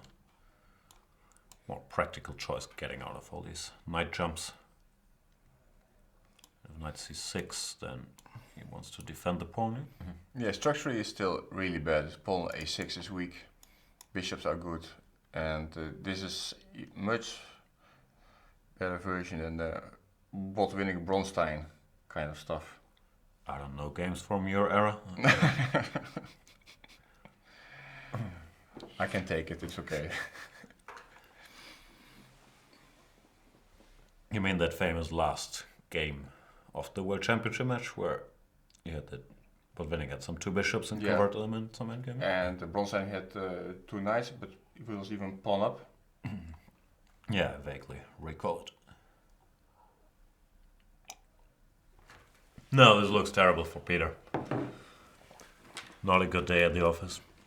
And I was sort of worried, like, I still hope he's gonna make a comeback, but that yesterday's game sort of broke him, because how many games can you play like that where you don't win? Some very close to winning endgame. And the problem in this candidates tournament, even though Topalov is not in shape, you never really get a rest day, right? Like with black against Topalov, you still gotta survive. Yeah, but that's how it works in this top chess. Once then you miss your chances, and next day you're suffering, and guys are coming after you, especially when they feel like that you're not in the best shape. It can be ruthless, and it's like how sports should be. You're not speaking from personal experience, are you? Well, I mean, I don't mind, but let's say from my experience from playing all these Wykansees, I mean, it not only happened to me, but it happened to many guys. Grishuk, Ivanchuk, Caruana, when they were in best shape in Wykansee, everybody starts to hunt for them. Yeah. I mean, it doesn't really matter about how much rating you bring to the table, but. No, I agree. It's more like who's not in shape, and then that guy's made play every game. And you see that sometimes one guy is losing suddenly 2 or 3 games in a row, and then the guy is toast, and then it's just horrible. Yeah, it's a cruel thing with chess. Like in tennis, if you are in a knockout tournament, you lose, you go home, you play the next tournament. Yeah, but in chess, if you play Vike, there's not a lot of knockout tournaments. You have 0 out of 3, and you're still black against Anand, then white against Kramnik, then black against Topalov the next 3 rounds. Yeah, and you have to stay in Wykansee when the weather is bad, and can be quite depressing. I have very limited super tournament experience, obviously, but I think I agree with your rating theory. In the 2 Dortmunds I played, I was the underdog in both of them, but in the first one I played well, and then some guys like Mehmet Yarov, they started giving me draws and so on. The second one I played terribly, and everyone's playing some random lines, some King's Indians to surprise me and torture me every day. Yeah. So they're like sharks, these guys. And Peter, he's more like, I don't know, he's like a very gifted, I'm thinking of a fish, not to insult him, dolphin, but no, I think dolphins are evil. I don't know. I'm not sure what I'm trying to say. I'm saying he has less of this killer instinct. He's more of an artist. Yeah, absolutely. Yeah. I mean, when the guys back in the days, I don't know if he's still doing it, but because of the Wesley So incident in the U.S. Championship, writing down, and Peter was always writing down something on his score sheet, just like some, I don't know what it was. A poem or something like that. No. People are saying Peter's like a panda. So something which came to his panda, yeah? Yeah. And he does like the movie Kung Fu Panda, maybe. There's a point there. But I don't think there's a lot of encounters between pandas and sharks in nature. Not sure. So let's check. There's some interesting developments in the Geary game, for example. Threatening checkmate. Because he gave up his pride on d5. Is that a good idea? Because now... Because he decided to force the matters, but now... Okay, we take it now. I'm almost 100% convinced it's going to be a draw now. Yeah, I think I agree, because that's what we were talking about earlier here. Black is not even material down. If this happens, like the 2 bishops compensate for a missing pawn. For 1 pawn, it's not a big deal. I think for some reason he tried to force it, but but it doesn't look like it's working at all. So look, rook h7.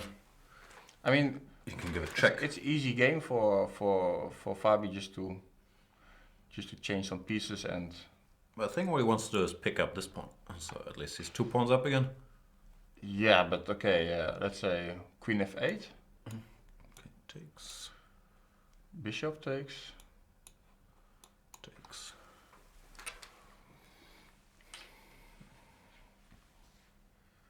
Even here, the bishops are so powerful. I do believe there's good drawing chances. Yeah. But if there's no direct perpetual or something, you can still try with white.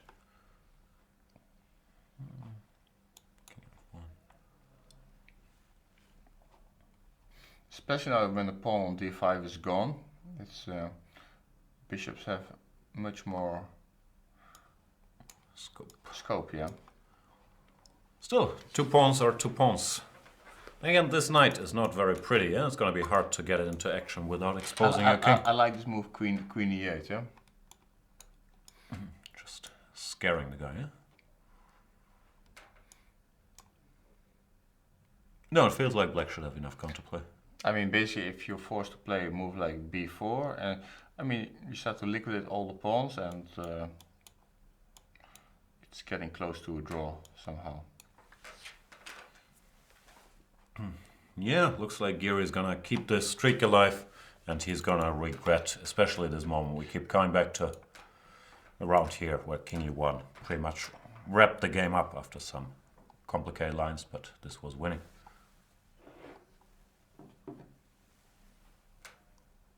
Yeah, it's such a major decision just to give up this e5 pawn. Now the d5 pawn, he's parted with both these guys now. Yeah. Here also d6. But finally the trend influence starts to pay off. Huh? How did it pay off here? I don't know. I just Assuming. just throw in something randomly. Fair enough. I don't think Vishy Anand is under any trend influence, but maybe he didn't need to be. Put his rook to g6 and somehow Levon at least managed to free his rook from the darkness of the a7 square, but it might not save him. Rook e8. Now probably f5 is a threat. Not sure if it's a threat, but don't have to allow it. Looking for an excuse to start my plan. Yeah. G4. No, it's okay. I let you. Thanks. Yeah, it's not a complicated plan. You wait, I push. The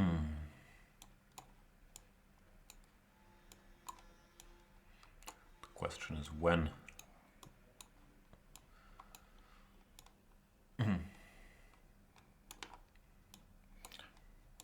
When to break through. Not so easy, at least with my technique. Because here at g5, then this rook activates. I don't want that. And it's gonna be hard to defend both e4 and the h file somehow. Maybe f5 was wrong.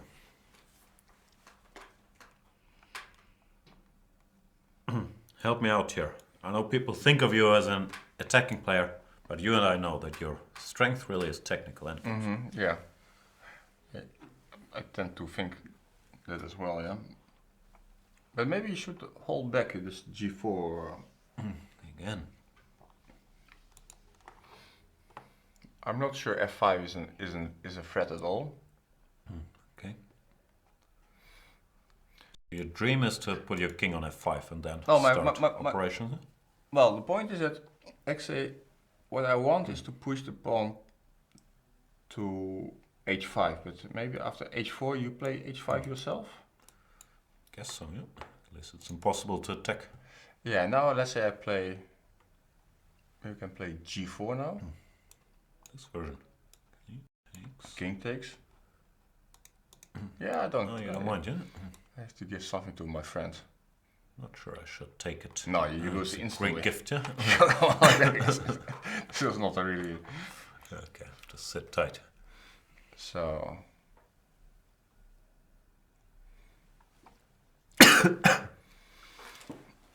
Are you okay? I'm not sure. Might have swallowed that e4 pawn. But here I think black might survive, frankly. Okay, so let's go back. So if I don't allow this, if I play king g4 right away. Now the question is this still winning? I don't think it is. So what if I do it with? So it's a red race, huh? Of course, I want to do it with rook on c4. Okay. Maybe you can play either. Maybe just play king d8 or.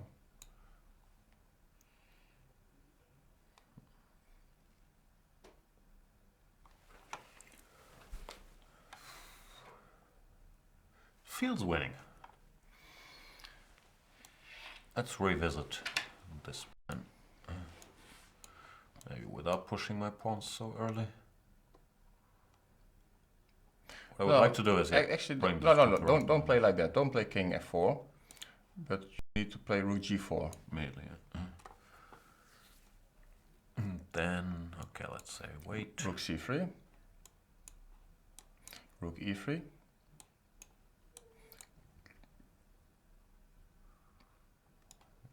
Yeah, The king here. yeah. Rook king d3. Now I get what I want. Now we're there. Which might still not be a threat, but Why not? Rook h4. h4. What's Yeah. the point? Well, point is rook g6. Oh, that way around. I don't know, just trying to confuse you, but I am confused. Okay, I'll give more ground.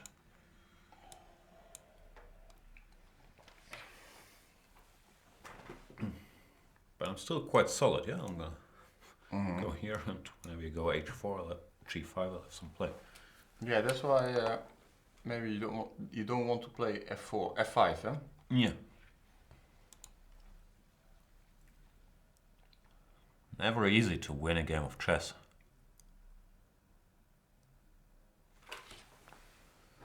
I don't know, maybe black is holding.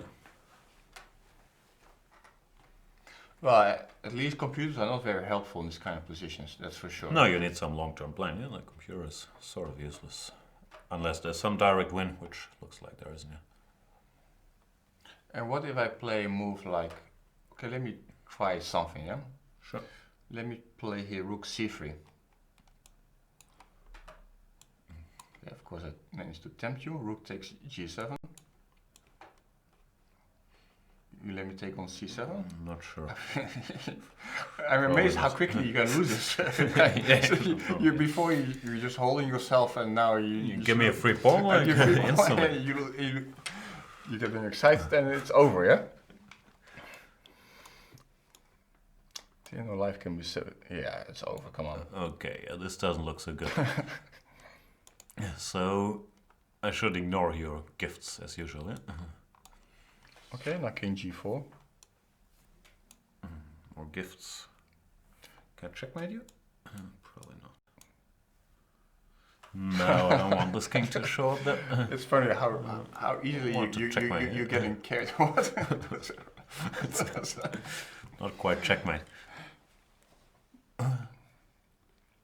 Still, you know what? I'll let you have everything. I'll sit here. Go here, yeah? Or to c4, I don't know. No, wait. No, but this is just dead. This is rook h3. Yeah. That's my problem. I'm not very resilient in these positions. So... Yeah, but it's... hang on. Rook c3 was your attempt to confuse me. Yeah. What did I do? Let's go here. Yeah. You want to go here. Yeah, don't be afraid. Yeah, I like it. Okay, so at least it's an idea, yeah? Okay, I think if king gets to f5 and... then somehow some of these pawn push operations could... should be good, yeah? Yeah, or even king f5 and some rook to g3. No, that's interesting. And I don't know. Maybe Black can play this, but it feels very unnatural somehow to create a new target for yourself. Yeah, because you can maybe crawl back somehow and... Maybe there's some counterplay now on some lines. Yeah, that makes sense, yeah.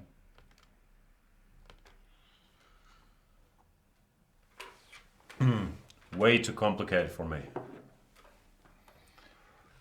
We're being told Aronian and Karana both have 1 minute left, and something has happened in the Vichy game, so we should stop clicking around. He's done something very similar. King f3, rook a8, king g4, and Levon, like me, of course, instantly grabbed. Rook g7, king c8. Which, by the way, according to our friends the computer, king c8 is a mistake at first sight. Guessing it has something to do with this line, where now c7 will drop with check. Yeah, that's very well possible. So Vichy, what else could he do? He could take e4 and it becomes some sort of race, which nobody knows. I have no idea, but this pawn is pretty quick. Yeah, and it's very hard to stop because the king can go here. Yeah, yeah, but this rook, okay. The computer says now it's equal, yeah, in the race, but Well, you could be wrong. They could be wrong. At the end of the horizon of the beyond the horizon of the computer, there could still be some nasty surprise in the end. Yeah, could be something like this is winning for white. Like Yeah. Okay, let's make some moves. Take whatever. Okay, 2.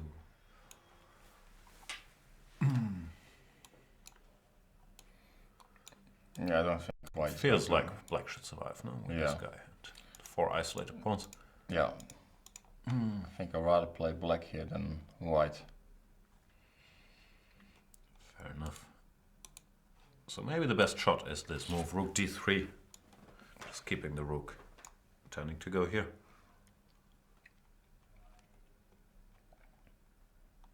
Because if you lose one tempo, this is probably crucial. Yeah. Like takes, king f5, and now you don't even get to the a4 pawn. No, this is just lost.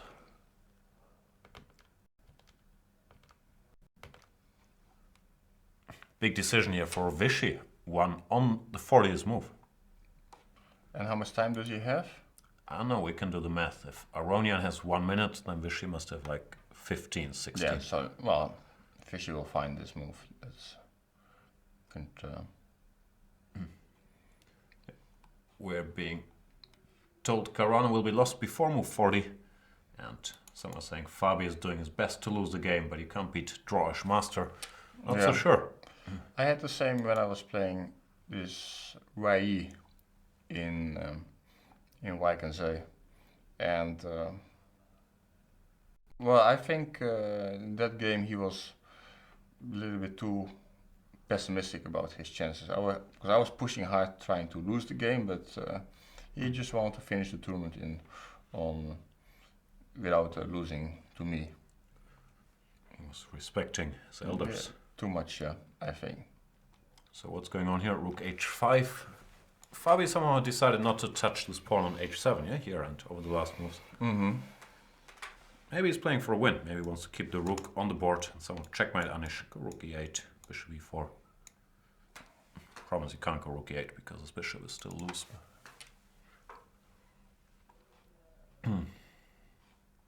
It's very move by move. I wouldn't be surprised if either side blundered something before the time trouble, before the time control. Yeah, I mean it's of course a very tricky position to play in trouble. And if he's down to this 30 seconds increment, well, it's not so funny, yeah? Yeah, sounds like Fabi is in big time trouble while Anish still has a bit of time. He's played bishop g4. What's this line? Takes...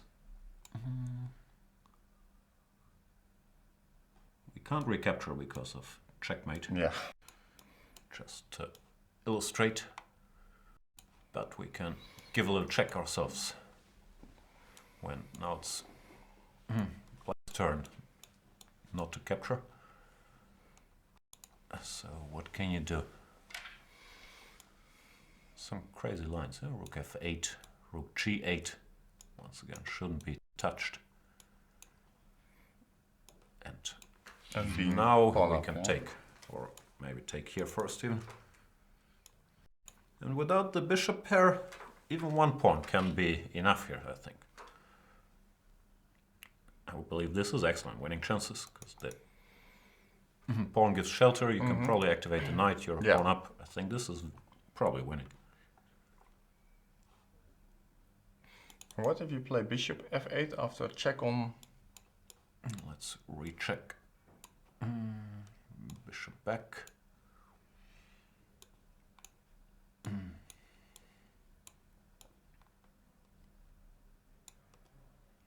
Queen e4, yeah? Oof, this is painful.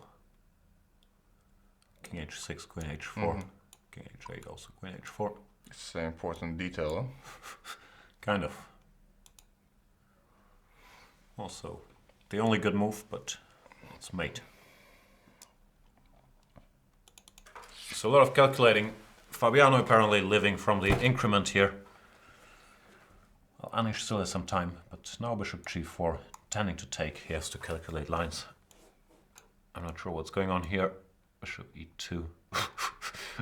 Queen e5. Sorry, I'm looking at the computer line. The computer says, because I couldn't understand it, the only move here is queen to e5, keeping an advantage. Good luck coming up with that. I still don't understand it.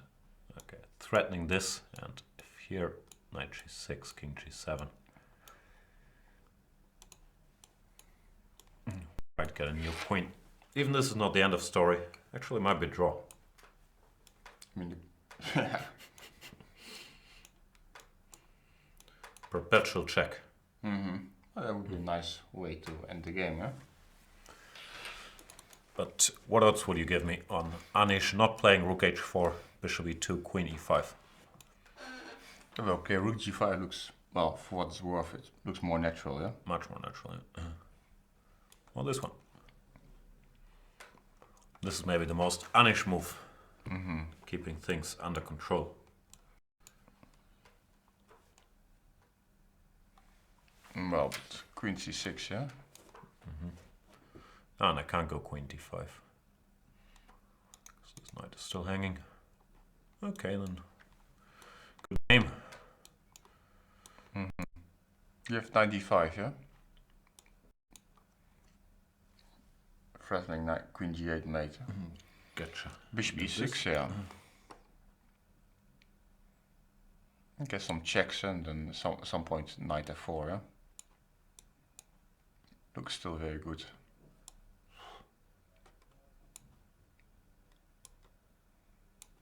Ah, you managed to get your queen here with check. And now, in spite of everything we've said earlier, it's a different story, because these knights are super active. It's different if one of them is here. Well, this bishop's somehow not doing a whole lot. But still, if you go to some endgame, like, okay, you have to take on d5. No, you have to take with the queen here, yeah? I would like to do this, but then... That's a draw, yeah. And it could be just a draw still. Because king is active, and I'm just going to run. Is this just a draw? Not so sure. Maybe I've messed it up. Maybe you had to go here, yeah? No, that's 93 check. Oh, it's 93. Because this position, I think, should be winning somehow. Maneuver 93, g4. Bring the knight around. Could be, yeah. Not sure. Not so easy still, but... Because let's say this kind of position, I play b5. Okay, can give this check. Oh, this is actually a good moment here, because you have to go to f6. But here I'm winning, come on. Yeah, now you get... Then the knight is gonna feast on the queen side. So if I play instead bishop d6. Yeah. Okay, check. Or maybe I go here first. Yeah, now I'll play b5. King g4, king g5. Okay.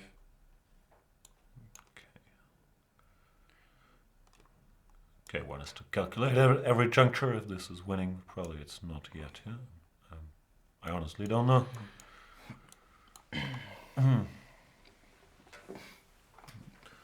Gonna be very close. Yeah. Well, yeah. It's it looks good, huh? Yeah, I have a feeling it should be winning. Because normally if one pawn falls, the other pawn is gonna fall as well. Yeah? Well, it's just concrete. Yeah? King is coming also. King f3, king e2. Just trying to get to the a pawn, huh? But will you?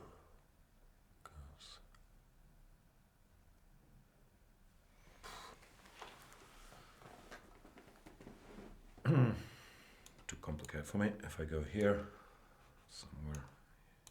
Okay, but now you're almost there, yeah? Yeah, I messed it up again. Which is a pity. This is cute though. a6, king a5. You wait. But I can't move anything. Okay, probably was winning before, yeah? Yeah, I think so. Anyway, it doesn't matter, but just to illustrate some things that could happen. For now, Anish has a big decision where to put his rook. Rook g5, rook h6, rook h4, all possible. Objectively, the strongest seems to be this, but it's hard to calculate. One key point was this little check. What's going on in Vishy's game? They've made the time control. Vishy's played rook d2 instead of rook d3. Same idea. Levin played king b8 to defend passively here. Rook c2, rook c8. Yeah, but this doesn't feel right, huh? Rook a2. Vishy does not want to part with anything. Isn't he winning? Next move this, no? Yeah, I think it's just... okay, you gotta go after this point. Yeah, I don't see how the guy can hold this.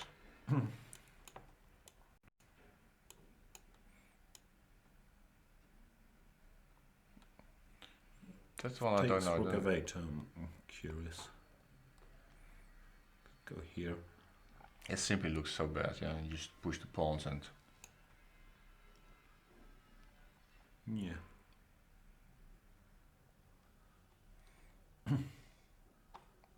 Still tricky. Not really. No? No, I take this. Yeah, the problem is the black majority isn't really doing all that much. And king is so bad. Also, yeah, I mean, you are sending a mate. Yeah, if you go c6 here. No, it's just hopeless. This. So Vishy. This is normal in rook end games that king's position is so important. So Vishy should win this, no? Oh yeah, definitely. I mean, I've already written off Aronia in this game. Wow. I mean, basically, maybe the engine set gives less advantage than Giri. Yeah, but the engine is useless in rook end games normally yet, because it doesn't understand it's one pawn down 070. Who knows what it means? But you think it's just chess culture win, yeah? Mm-hmm. Giri's played rook h6. I know my Anish. This is the most clear cut somehow. Not the most clear cut win, but to keep the position under control. So his options are limited now, huh? Yeah, he has to take. Takes. And well, this check looks fairly tempting as well. Maybe there are some alternatives. Computer gives this move, for example. And yeah, this endgame should be a draw.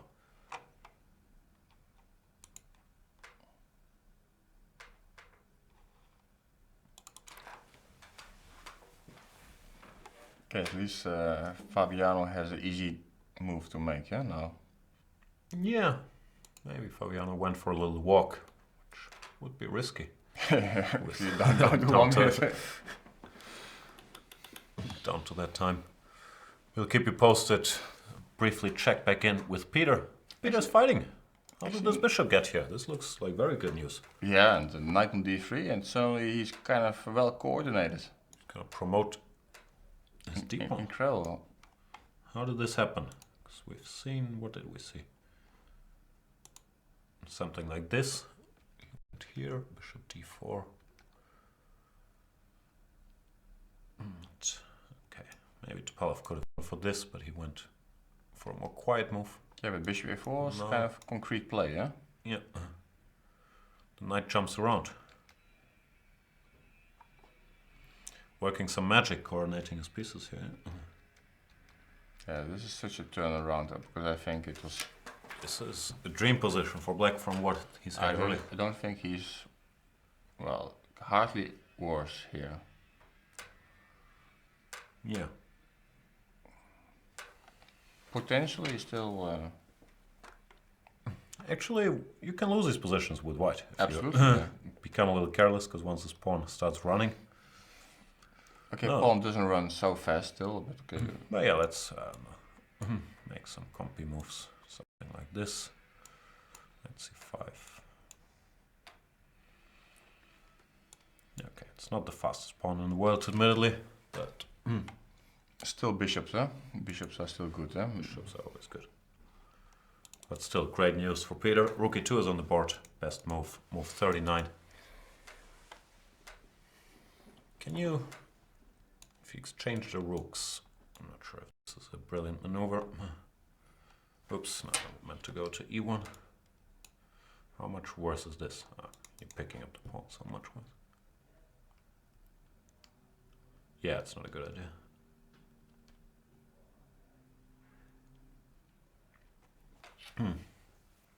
And he's played rook c6 just to cover this square.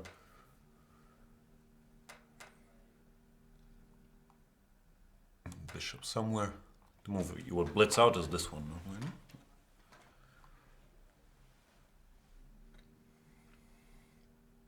Yeah, but it doesn't look very straightforward, huh? It's a kind of funny position where actually Peter could actually, well, I don't say win, but it would be kind of position where you would fare pretty well, huh? Yeah, it feels like he's made some sort of turnaround. Now, yeah, he has a good construction. Like, even this pawn all of a sudden is weaker than this pawn, which earlier looked like it was gone. Yeah, Topalov not in the best shape because it's such a position he had. Yeah, and he didn't go for any of the concrete lines. Like, I'm not going to say you have to make all these computer moves, but somehow it feels like a peak Topalov would just have finished the game somehow. Yeah, and sometimes you need some calculation, huh? It's part of the game, huh?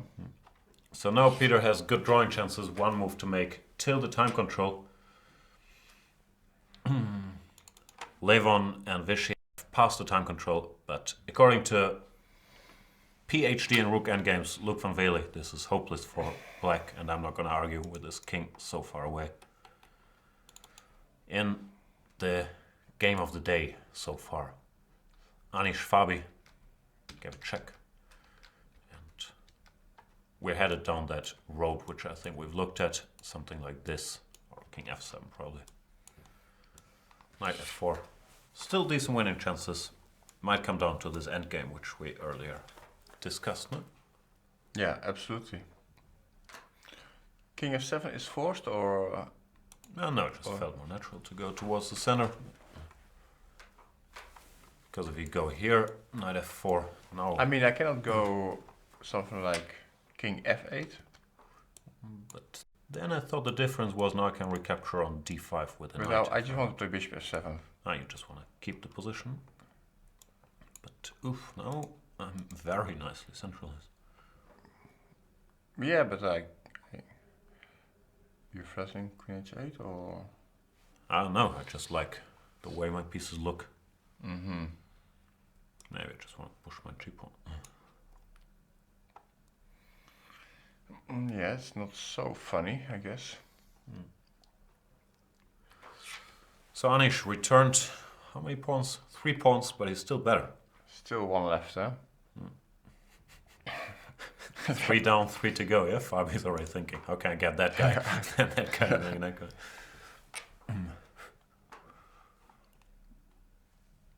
But seriously, Anish probably, yeah, took some decent practical decisions. He's made the time control pawn up when now he has 0 risk to lose and still some decent winning chances, which I believe he likes. Yeah, but if he doesn't win, it's really.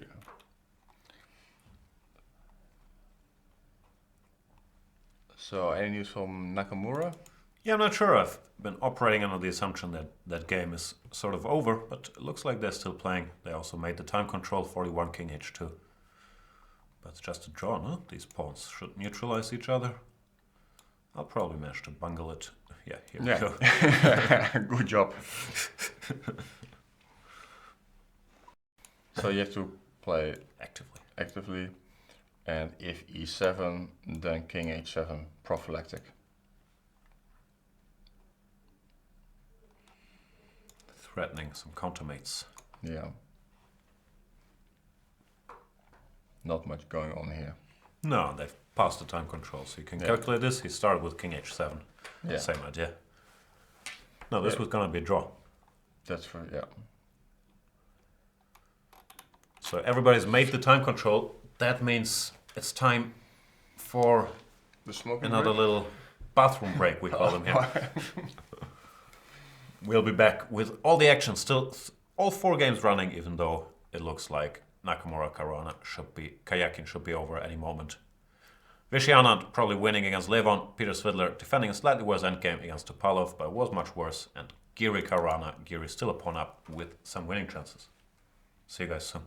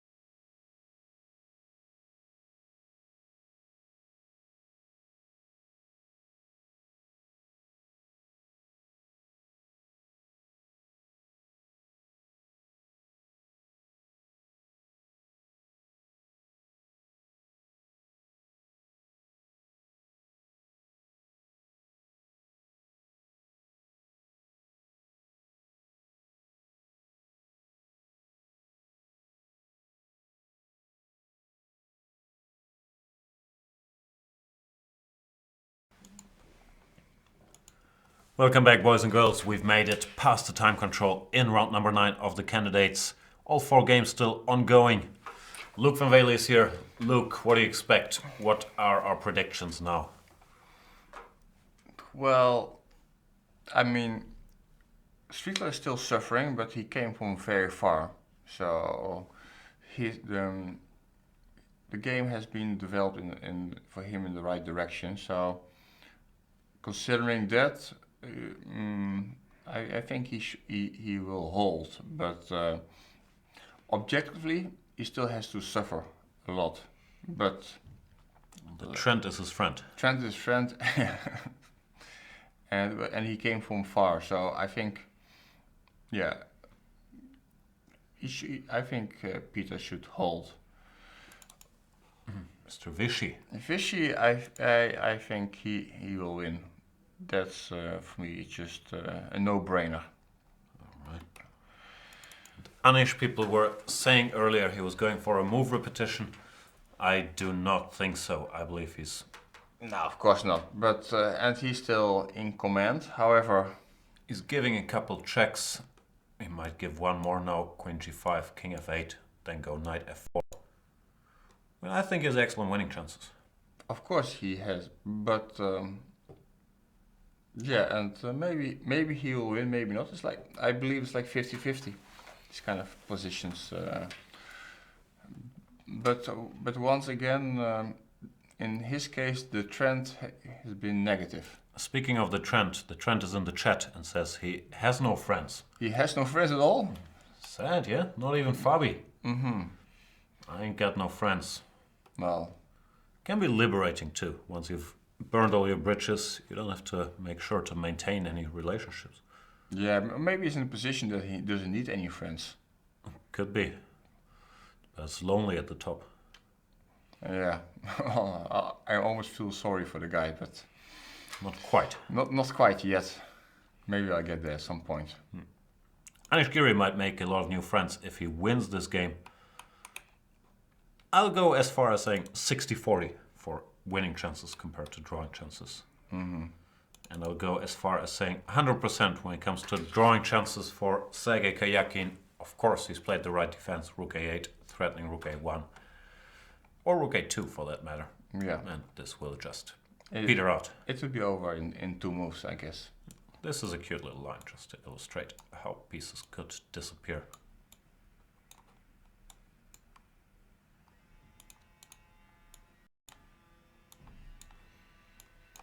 And you've explained earlier, even without these pawns, this is often a draw with these pawns. But why do you take on e8? I would play queen c2 just in case. Did I blunder something? No, Here, but- queen c2, yeah? No, I Sorry. mean, here, queen c2. Okay. Whatever makes you happy.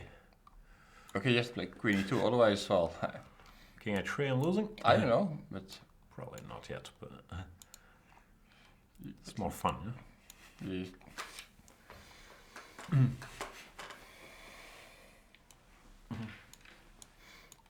you have some scary moments, huh? Well, these queens are doing a pretty good job covering a bunch of squares. Now, this is going to end in a draw shortly. Queen b5 is on the board. And he's played queen takes e7, which is just as good as rook a2, of course. Even though I like rook a2 better, I gotta say.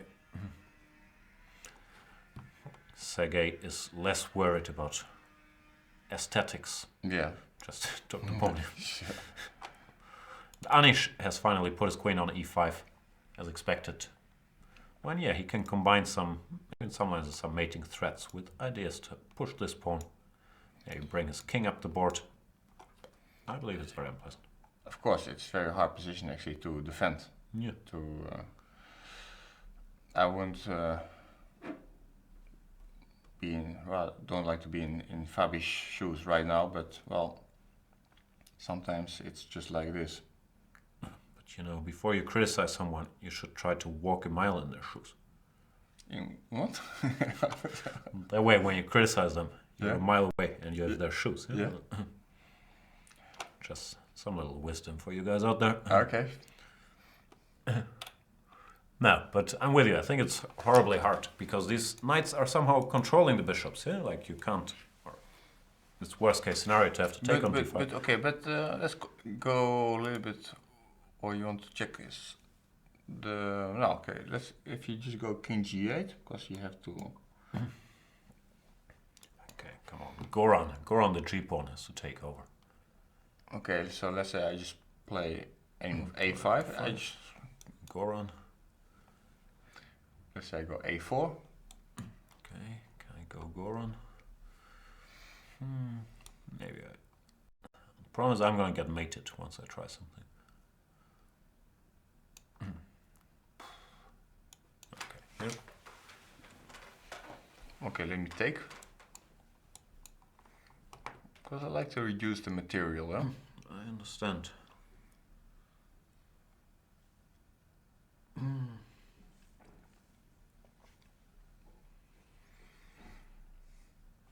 So queen d7 check. Yeah, queen d6, huh? Still hanging around. I'm not sure I should have allowed you to exchange these pawns somehow. Yeah, I I'd be mean, more confident. So now I'm getting really close to a draw, yeah? Can I stop this? I don't like weakening this pawn either. No. Queen d6, yeah? Yeah, I don't like a4. Yeah, that's I think tough defenders, they can still do it, yeah? If I take here, take, Yeah. and I push here, queen a2, check. Must be something. Check and g6 maybe. Let's see.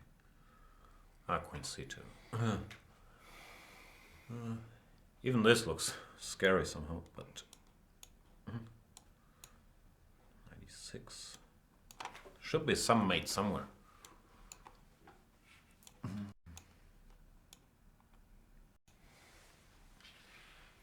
Oh, there is a mate.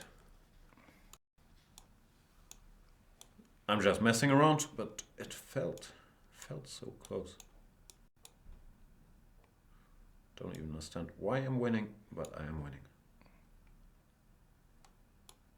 Yeah, 96. Made it.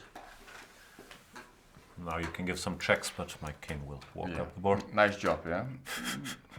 I have no idea how we got here, but...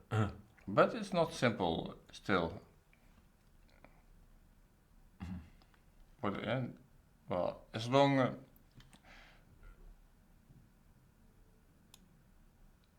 yeah.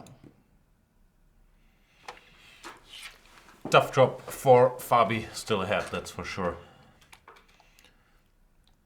I quite like Anish's chances to break his drawing spell. And if he wins this game, Levon loses, all of a sudden they're tied. No, well, Anand will be on +2. No, I understand, but I'm just saying the tournament leader and Anish, who was drawing all his games before this round, would have the equal number of points. Vishy, he did take on f6. Where are we?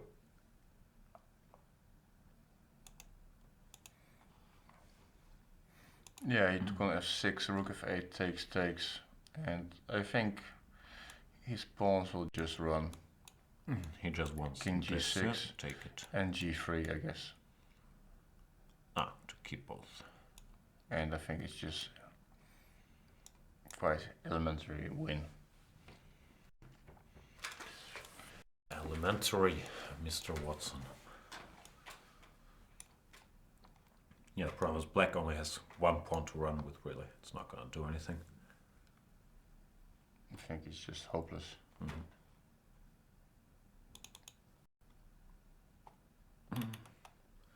It's making it look easy, Vishy, somehow, right? I mean, Yeah. if he wins these games, okay, I'm sure it was good opening preparation, but it doesn't look like the scariest of positions.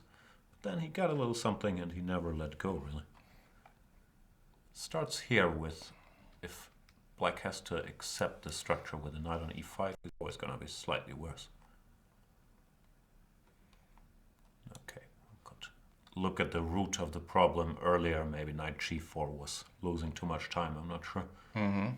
Yeah, maybe it was really a bit too defensive here, just to. But okay, well. Hard to say.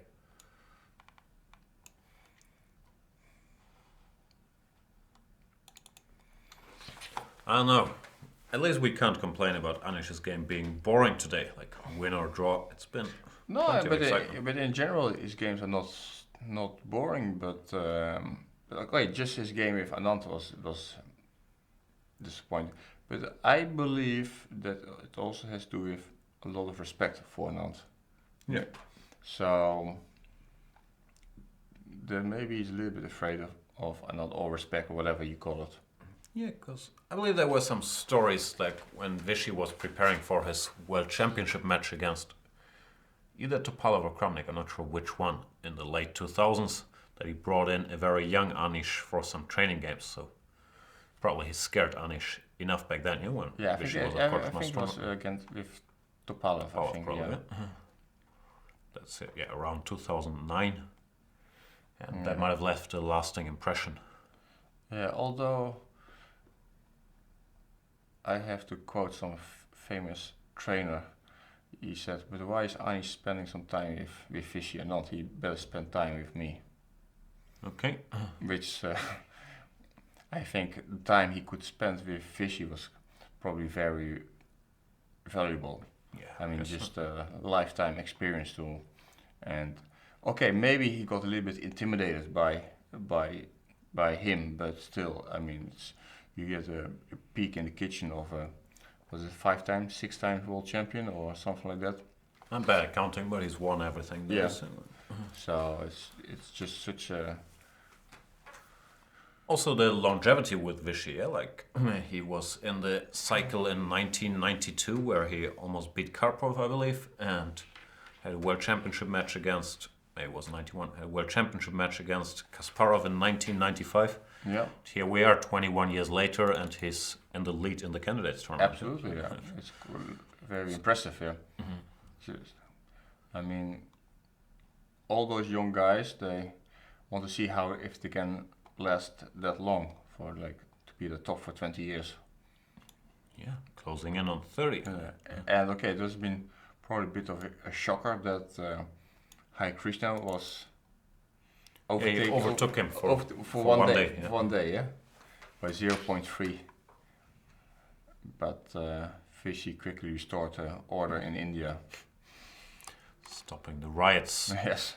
In the meantime, the game Nakamura against Kayakin has ended in a draw as expected. That means that Kayakin stays on +2, where it seems like he's going to be joined by Vichy Anand after this round, no longer by Levon Aronian. Because Vichy, yeah, he's played your G3 move. Would you say it's time to resign here? No, well, definitely. Well, I would say if you make some moves, I mean, your moves have to make some kind of sense. So you have to see something. Otherwise, it just looks really frustrating.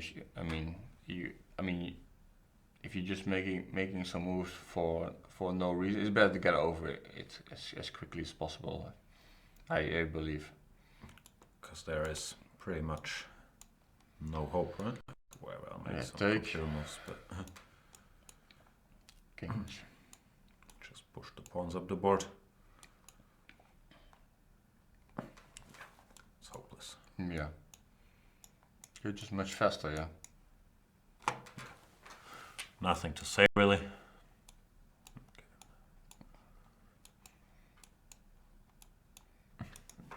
You still need 1,000 moves to Yeah. even create a threat in the meantime.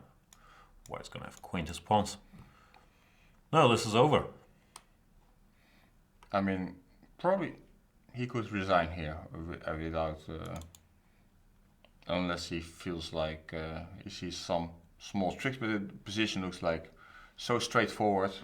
So My indicator is normally would I be confident winning this position, and I think by now I'd be pretty confident. I Yeah. don't see. Yeah. I don't see what can go wrong. You take the pawn, you push the pawns.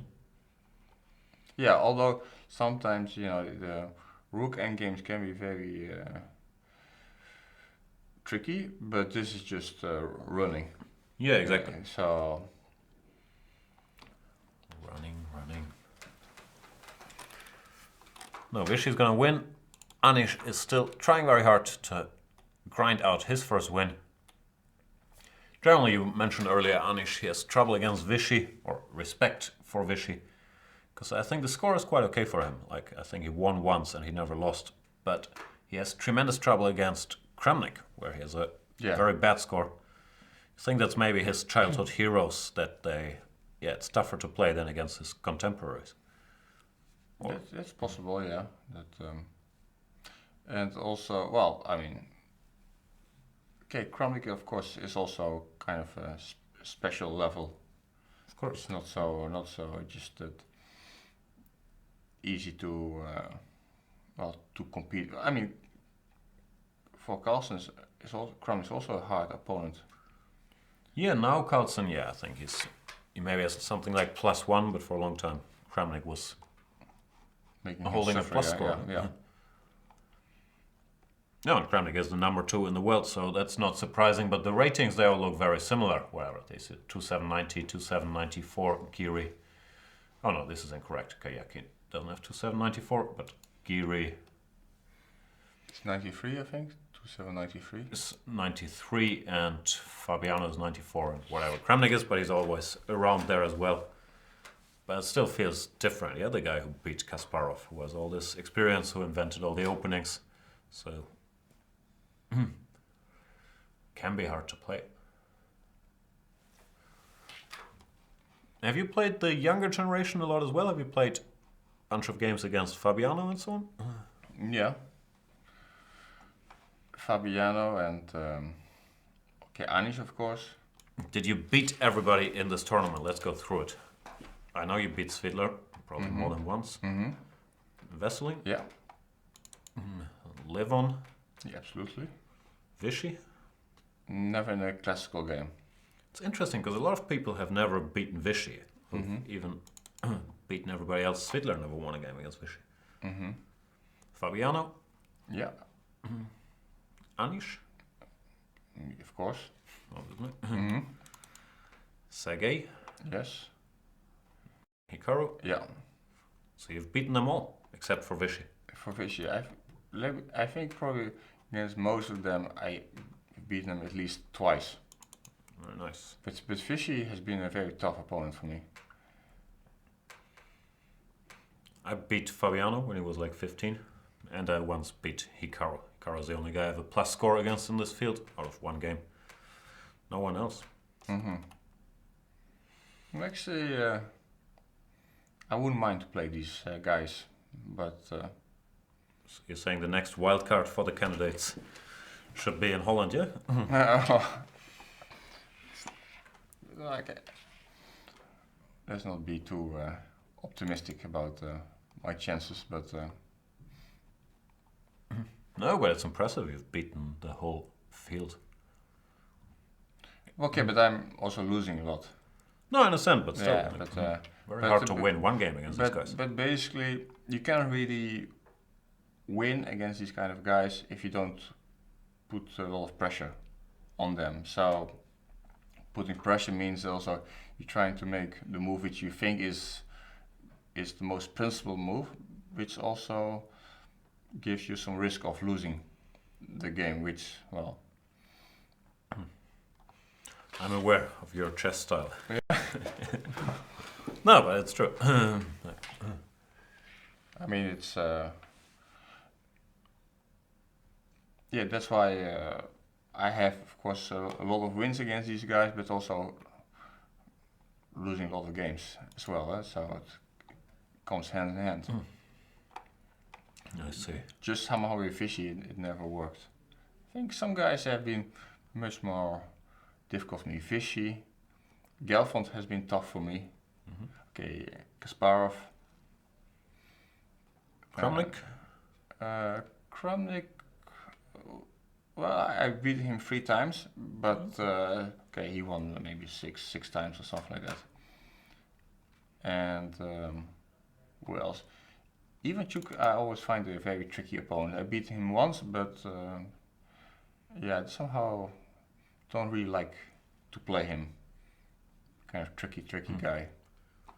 It's different somehow, yeah? Different style. But okay, younger generation, well, okay, recently I started to lose a few games against Kayakin and Fabiano, but and Anish. So finally they're getting to me. But before I was doing pretty well. They're getting stronger. Yeah. Sidler, who's about to turn 40, I believe, is playing against the second oldest participant, Veselin Topalov, just turned 41. Vichy, the oldest, at 46. And looks like Svidler is still doing a good job sticking around defending this position. Here I was wondering what happens after bishop d5, but I guess both bishop c4 defending and giving this check first. And then bishop c4 should work.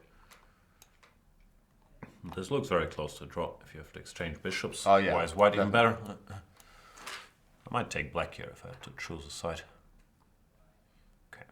Okay, probably white is still a little bit better, but okay, you can take black if you really want to. Give me black. I mean, rook f5 check and rook d5, and you're still suffering a little bit, huh? Yeah, but Peter's seen worse in this game. Yeah, it's okay. Okay, I'm no longer taking black. Instead, you can also go bishop c4. Very similar story. Yeah, doesn't change anything. Well, I was getting worried about the king coming here. Mm-hmm.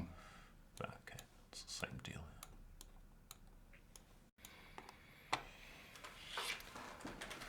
Still some issues, but it should be a draw. Mm-hmm. Yeah, but taking black is kind of... Yeah, I miss rook f5, rook d5. I'm no longer taking black.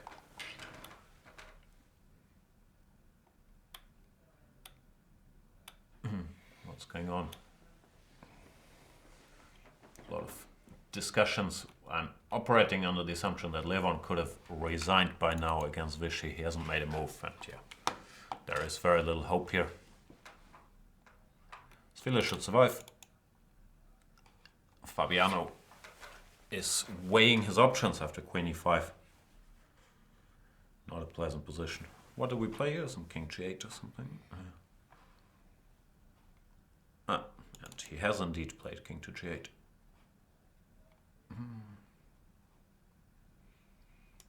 I still like this pawn push. But maybe in general, my next move should be queen d6, no? In here, yeah?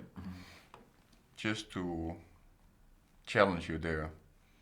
If I go away. Okay, but now my bishop starts to work, huh?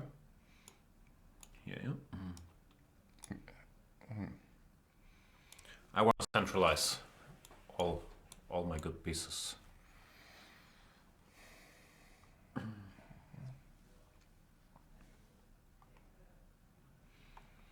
Okay, so I have to take it, huh?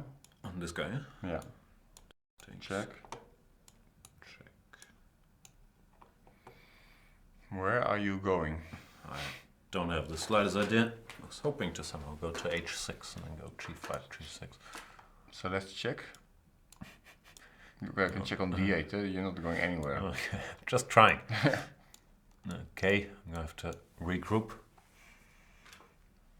Queen d6. Okay, self-pin. I like self-pinning. Pure switches to 0-0 doesn't seem to be very impressed with my Self-pin, yeah? my ideas. Okay. It looks still close to, I mean, because I'm not running a risk of getting mated. So Okay, but go on. you only like this.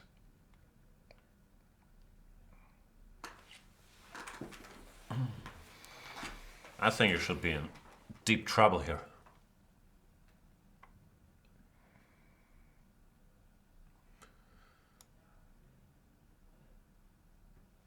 Okay, it's interesting. It's not so simple, huh? No. If you can exchange a bunch of pawns Yeah, on I the mean, queen side, then I believe in but your basically I choices. just need somehow a5, a4, just attack the a2 pawn and... Yeah. But the question is, are you in time? Because I'll push. Yeah, now you're just in time, yeah? Somehow. Magically. Okay, but Anish made also a move, yeah? Which I'm not sure. I mean, King h3. because basically, like what we said is that you have to push the G pawn as quickly as possible, yeah? I think so, yeah. Maybe he wants to bring the king to f5. Well, it's. I think he just wanted to unpin. That's a less likely explanation. But in general, these endings are a draw. We I think it's safely yeah. assume, right? That's not. Just play b5, a5, and just to. Yeah. Just push everything. And too many pawns will disappear. Because even 2 knights against the bishop is not very good winning chances. Yeah. No, this is a draw, so Anish has to keep the queens on the board and go for some sort of initiative, yeah? Queen g5 or whatever. Yeah, but it's manageable. What? No, interesting game. Still g4, queen f5. I'm with Anish in this one. I believe he's going to win. Still. Vaseline gave a check. Hoping for g6, bishop g6, but or g6, rook f5. Probably that's what he's really hoping for. But Peter is gonna spot that, put his king to f6. And if you're not getting mated here, you should be okay. Rook e1. Are you playing for mate, yeah? My mating ideas here, Yeah? but there are some problems. Yeah. Like now g6 is probably a decent move. Tactics. So let's try your idea. Rook e1. You want to give a check? Still to have a little bit of grip on the position. Bishop g4, walking. You can go d2. Take on e6, check. Yeah, spot on that. Okay. Yeah, and then just to coordinate. I'm also playing to coordinate.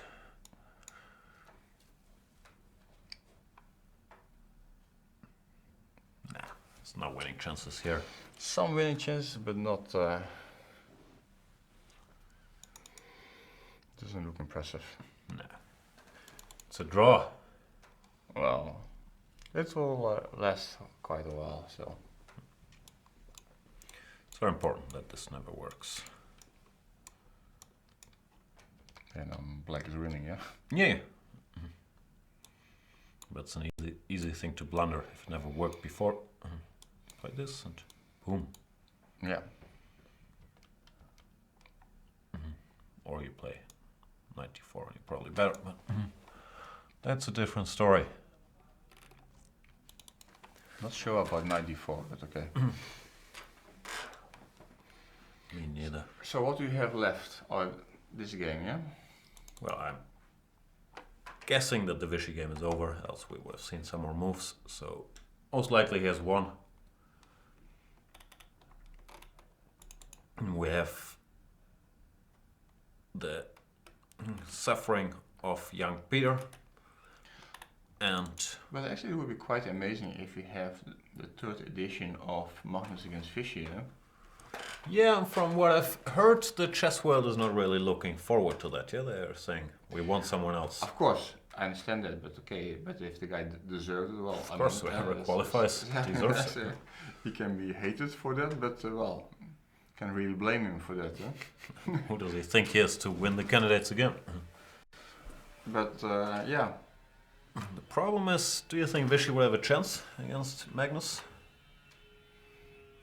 Well, in the last match he had chances, of course. Yeah, but it wasn't like super close anyway. I agree he had a bunch of good positions. I mean, it looked last match it looked very much better than his first match. Of course. First match it felt like he was under pressure and he had something to lose, and so. And second Yeah, match also playing at home, he looked Yeah. stressed out somehow. Or was he playing at home on the first one, or am I mixing stuff Yeah. up? Yeah. The second one was where? in Sochi. Ah, in Sochi, that's right. So you think maybe third time's a charm?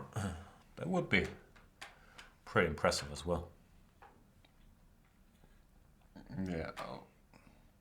Well, of course, Magnus is still the big favorite, yeah. Yeah, But he's a big favorite against anybody, right?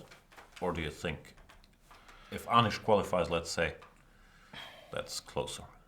of course, yeah. Because it's also psychologically, it's important that Magnus doesn't feel any my superiority in that match. Also, it's just quite frustrating for him that he never managed to beat him. So in that respect, Anish is a unpleasant opponent, but okay, it's not luckily for Magnus. Well, maybe Magnus, he wouldn't mind to play Anish because then he can. I think he would kind of like it. Yeah, he because likes a challenge. because he has a chance to put things right. It's like, but it sounds a little bit like Gary he when he finally took chose Kramnik. Kramnik as an opponent and it finished badly. Yeah. So, if you had a choice between all the 8 candidates, whom would you most like to see in the match? Is it Anish because you're such a patriot? I'm not particularly patriot, but I would like to see that match or against Caruana. Also kind of interesting. Depends if Trent will be around or not. So you prefer the match if Trent is not around, yeah? Or you think it's more interesting if he's around? It's kind of fun to have him around, that's for sure. To share his preparation. No, I mean chess-wise, it would be also interesting if Fabi is play because Fabi he's not afraid of Magnus. That's for sure.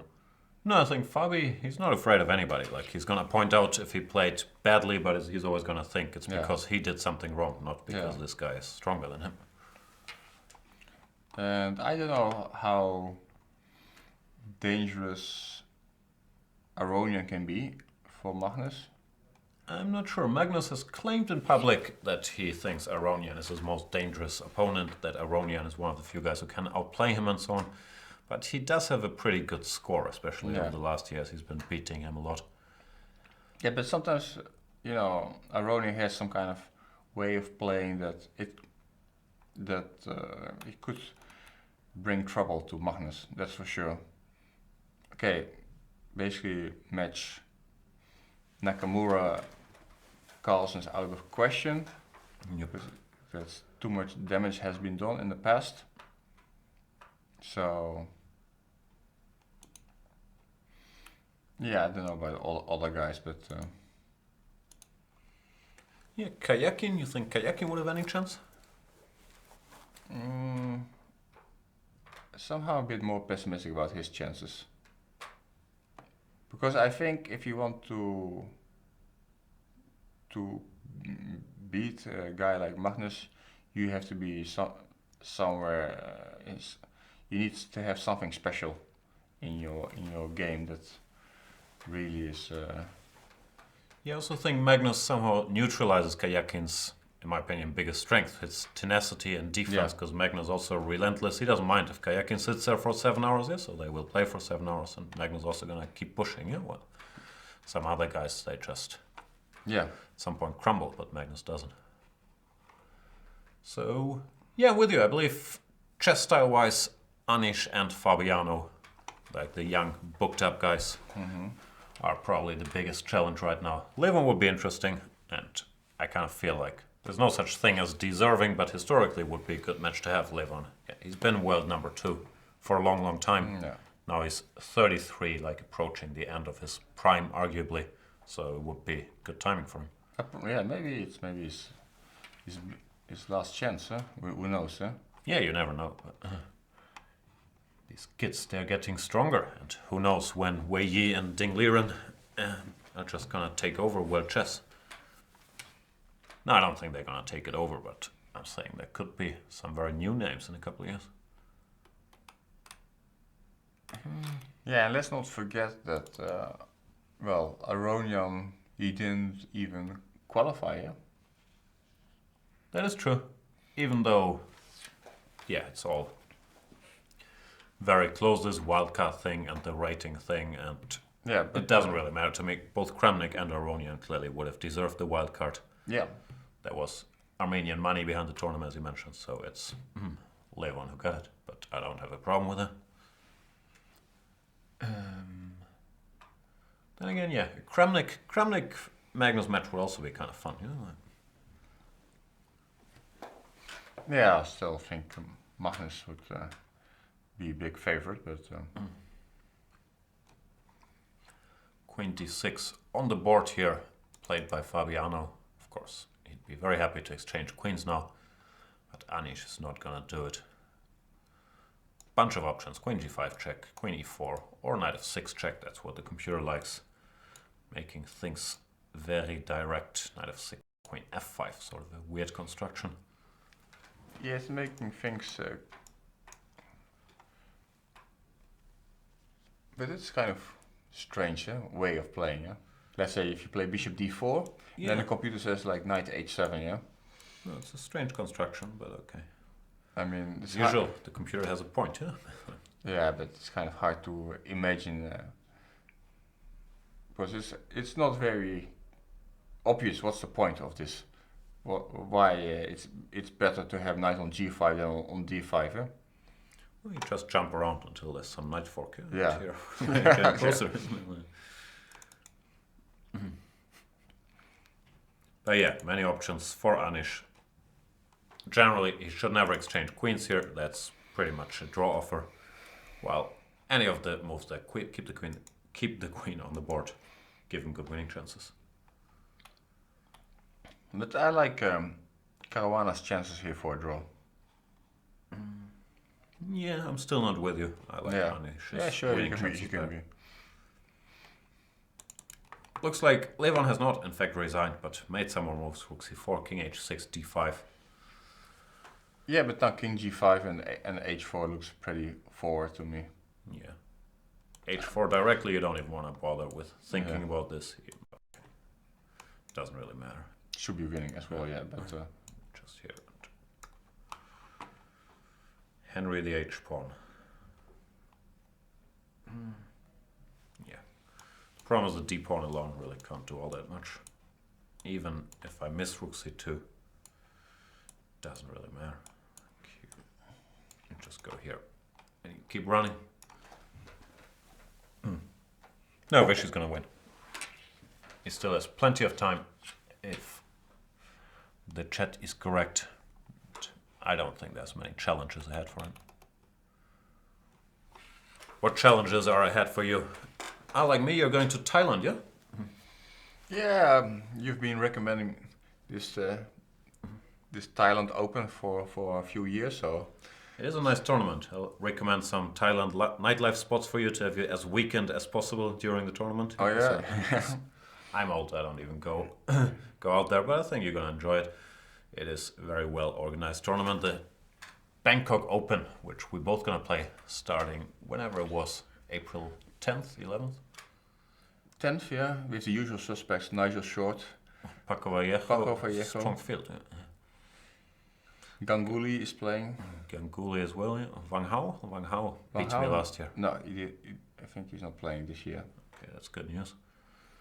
Benjamin Bock. Benjamin Bock. Yeah, it's gonna be an interesting tournament. And you play before in the Grinke tournament in Karlsruhe? Yeah, it looks like a very strong open tournament organized by your club Baden-Baden. And where? So, well, since I will have a big break, May, June, July, then I said, okay, I should play a little bit of chess before I close it down. So, but it looked like a very nice field. But 9 games in 5 days, going to be tough. But I like my chances. I prefer to have 2 games a day, and let's see. You prefer 3 games a day, right? Just to show you the real Ironman. Well, it gives your opponents less time to prepare. So that's Okay, that's a I'm not going different way to put it, yeah. not going to prepare anyway. So, Makes sense. but it's I think probably one of the strongest opens after Qatar, Yeah. Gibraltar. 10,000 euro first prize in only a couple days, so I'm sure a lot of guys will have taken notice. Yeah, they take their chances and just Bring out their calculator. It's Yeah. only 60 other GMs, so Yeah. my chances are great. Well, normally the professional, they're not very objective about their chances. Yeah. Somehow everybody has already claimed this 10,000 euros in their minds and Mentally you chalk it up, and, exactly.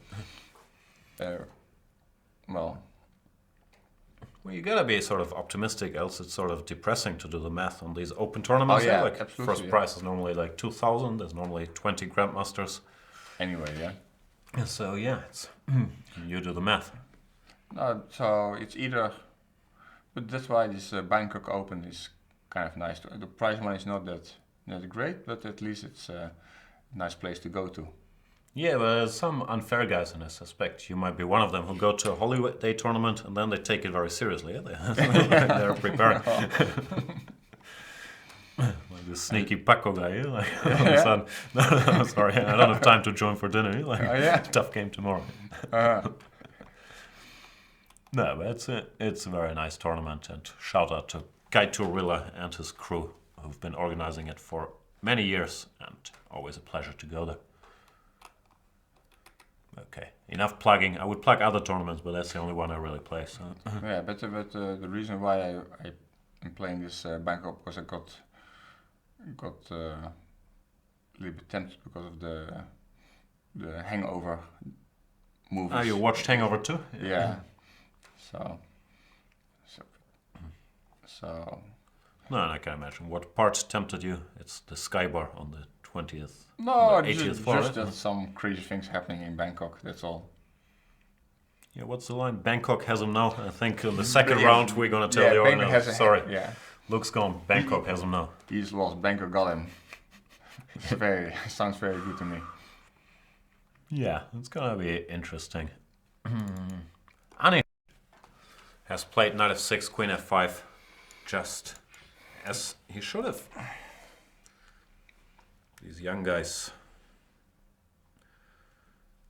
Does Anish do a lot of sports? He seems to be very fit, but maybe it's just because of youth, not because Yeah. of training. Yeah? Yeah, I think because I know that it's kind of public information that he had a training session in the National Sports Center in Holland, in Papendal.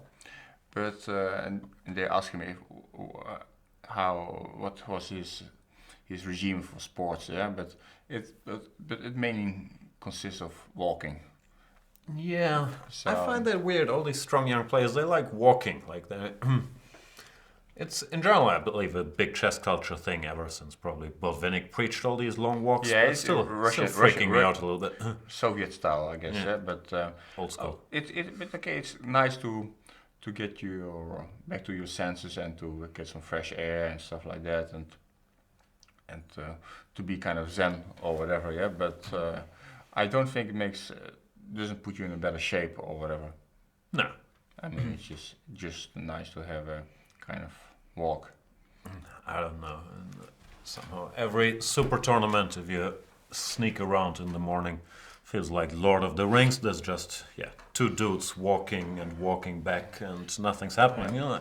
No, I mean, I love to do sports, but not during the tournament, unless I have a rest day. But well, my friend Ivan Sokolov, he was doing during the tournament a lot of sports and a lot of admiration for that he had enough energy for that.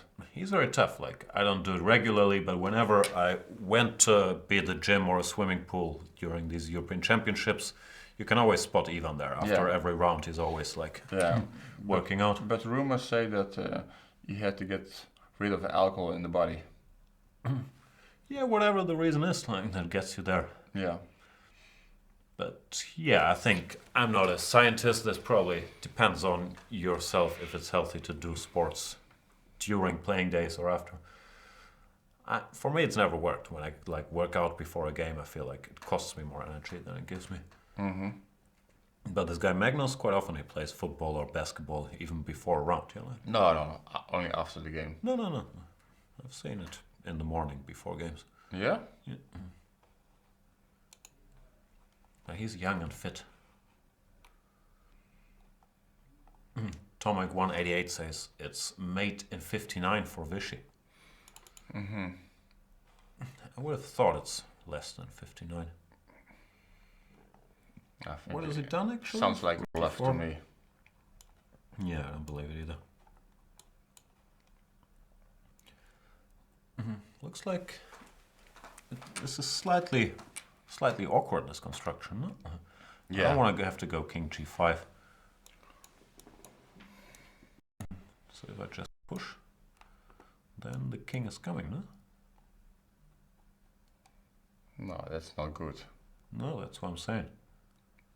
But how this could happen? What did this happen? Excellent English. So king h6, d5. He's played king h5, which I find strange because this looks much more natural, no? Just he's gone here, d5, g4, d4, h4. I don't know, might still be winning, but it looks like a strange way to play. But I'm saying rook endgames can be tricky. Yeah, but as mentioned, like this plan strikes me as so let's see faster. what's the difference if you play king g5 here. You push d3, rook d2, and you push. Just run a lot more naturally somehow. Yeah, and there's no stopping. No, this is just game over. And now his king is very awkwardly placed. Yeah, this move I don't understand.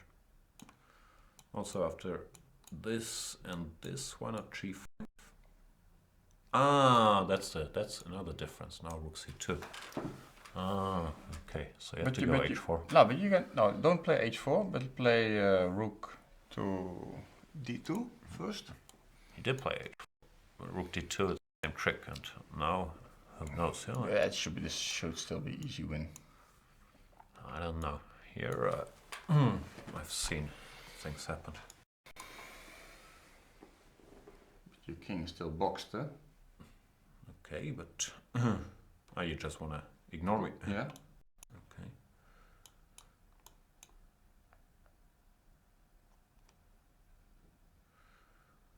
Yeah.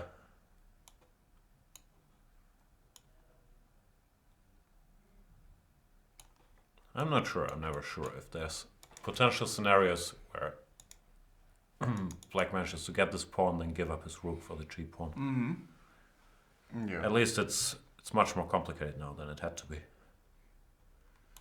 But yeah, I'm very confused by Vichy's king h5 move. It just feels a lot less harmonious than this plan, because also the h pawn is further away from the black king, so it's going to be much harder for the king to get there.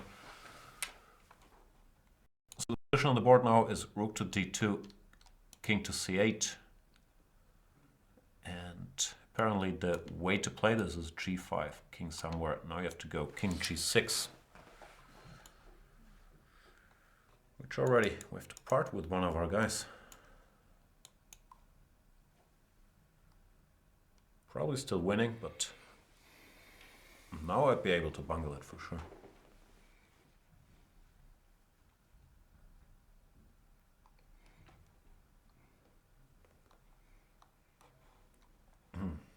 What's going on there? Could be draw, huh? Well, I don't know, but... Me neither, but now we don't know anymore. Yeah, that's sort of the point. Very confusing. We've maybe written off this game too early. But I honestly don't understand why not this move. It's just so much more natural. Something must have bothered him, but I can't understand. Because even here, if we just go for some race like this at some point, I will cut the king off, and black is just 100 tempi too slow. Game over. So yeah, this is very confusing to me. Mm-hmm.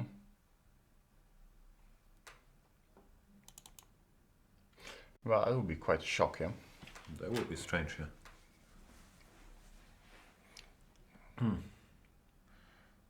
The computer evaluation is already down to 0.43 or something here. Not inspiring a lot of confidence. Doesn't have to mean anything. So let's check a few moves. G5 was played, king d7, yeah? Yeah, this is on the board. If g6 now, the king is in time to stop the pawn. And the white rook is passive, yeah? Can't really move. So you have to give up the... Have to do this. Which he will try.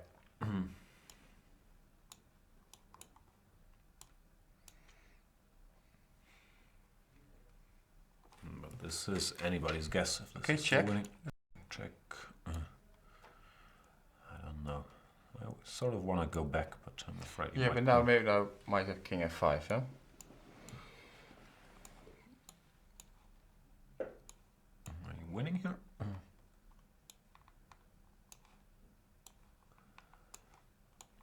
I have a feeling you're not winning here. I also have a feeling I'm going to lose this. But that's two different things. Yeah, c6 is losing because of 7. Easily done. So next try. Run. Yeah, so rook d3. That's unfair, but okay. Here. Now I have to check here. You have to go to g8, I guess. Okay. Now I can wait, no? h4. Rook c3. Don't get anywhere now.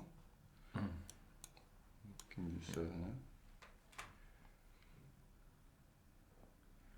King f7.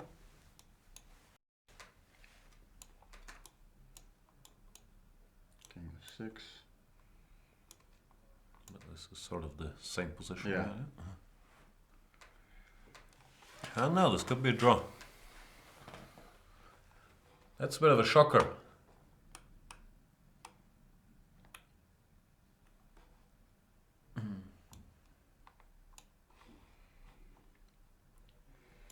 Yeah, that's really shocking, yeah? Yeah. So Svidler Topolov has been... Ended in a draw. That's good news for you Sweetsters out there. Because Peter was under pressure for most of the game. But yeah, we've seen this position and Topolov had seen enough, offered a draw. Which was gladly accepted because objectively white is still better, yeah? Here h4. Yeah. But Topolov didn't feel like pushing any further. He's probably also a little punch drunk, yeah? This great position he had today. Because Topolov 10 years ago, he just plays till the end in every game, no? Yeah. Maybe. It's strange that the guy just off the draw here, because it still looks very interesting. There's something Topolov is not himself in this tournament. But good news for Peter, who survives a very tough game. Of course, his score is still not very inspiring, given the positions he had. But today, at least, he was the one who survived the worst position for once. Yeah, and also Aronian might survive this, huh? Yeah, this is really shocking, and I we have... can't understand it. This move is just so strange. In fact, well, to be honest, it would be a bigger shock if Aronian survives than Fabiano. Yeah, of course. Because I think it was just a technical win where basically there's no excuse for not winning that. You know, I might be overly caught up in this moment, but it feels like your hand would just play king g5 to push the h pawn. Yeah, like it's so much more logical on every front, closer to the d pawn, and this pawn is further away. So this move, I'm sure there's some reason for it, but I don't get it at all. Speaking of Anish.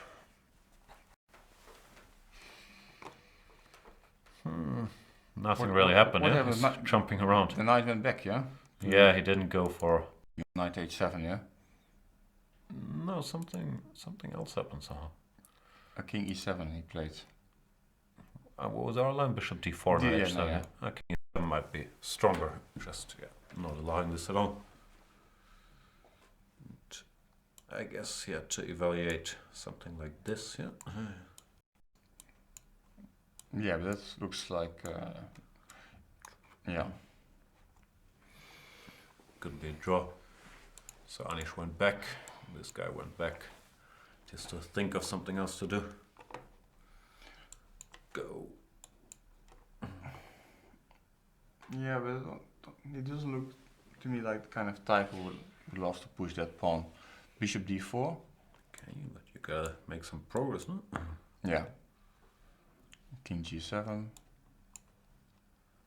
Still not a lot of progress, is what you're telling me. Huh? Bishop e5, yeah.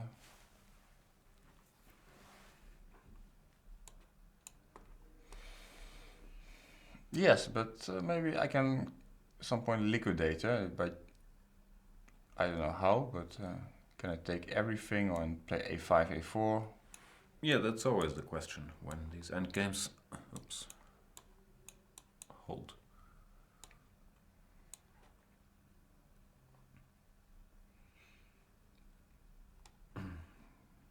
Computer likes white's chances. Okay, it's also... I guess it's always very close. Maybe bishop e6 here first. But yeah, it's not really straightforward. No. Or here. This is random, but you can throw in this, whatever. King g3, no take. Yeah, that's also not straightforward. I don't know, I have a feeling this game is gonna go on for a while. And yeah, really, the shocker of the day so far is that Vichy has bungled this, or maybe it's still objectively winning, but now it's very, very tricky instead of completely straightforward. Yeah, can we check this endgame one more time? Because it looks still... Well, it should be... I don't know if it should be winning or not, but... So king has to go to e-file. Here, yeah? King e7, yeah. So, let's say rook c3. Back. I'm not sure if this subtlety is king d6, king d7, but this looks logical. Let's say rook a3. Let's say... Oh, if I wait, you want to go king g7. And c6.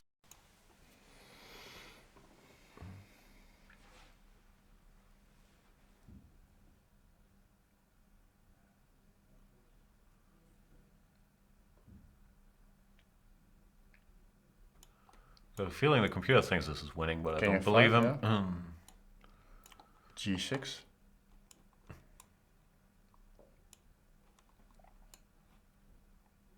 Yeah, this could be winning because now let's say I can check. You get the rook to g3. Or well, basically I can also check. You can go if you king to b6 and then I play rook b3. Yeah, and that's me to go before. Yeah, and then I. Okay, let's see if I can do still better. This should be still winning, yeah. Still bad, yeah.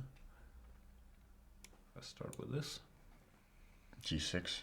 I just build a bridge. Want to build a wall, yeah? Whatever you want. Have the Mexicans pay for it. So I play rook c3 and rook b3 next.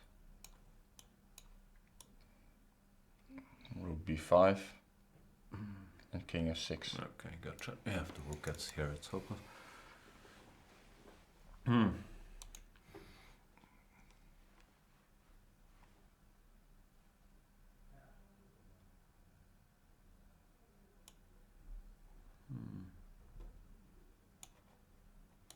But it's clear that Fischer has to win this game twice.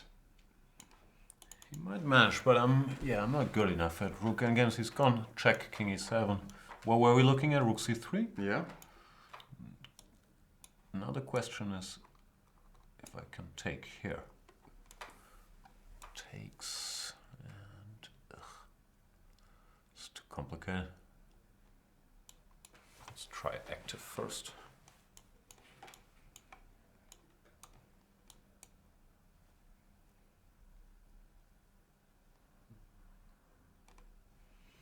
Apparently this is winning.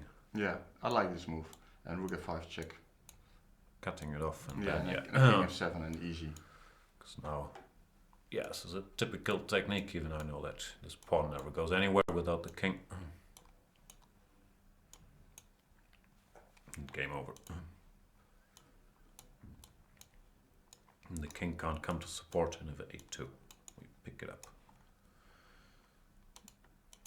Didn't you tell me about this position? You know what I'm talking about? Yeah, Some exercise? Yes, I think it was this, yeah? Yeah. This principle, yeah. Yeah. Like I knew the principle before, but I just thought.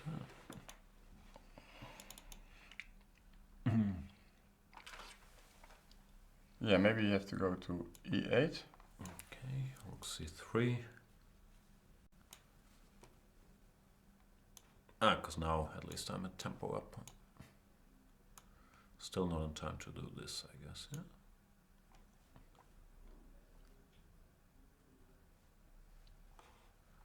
Not sure.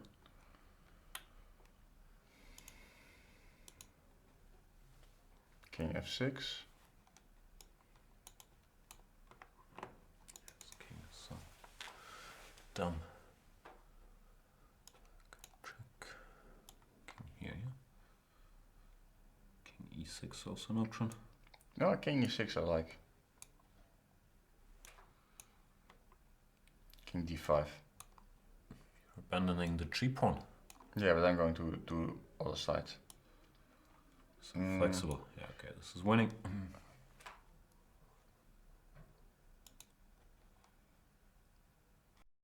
I have a gut feeling it's still winning. Feels like it. I don't have the slightest clue. I wouldn't be surprised either way. But certainly, yeah, Vichy could have had pretty much the same thing with an extra h pawn, because d pawn really shouldn't have mattered that much. One extra queen. Yeah. King e8 is on the board. Rook c3. Probably this is gonna happen. Here, if we do this.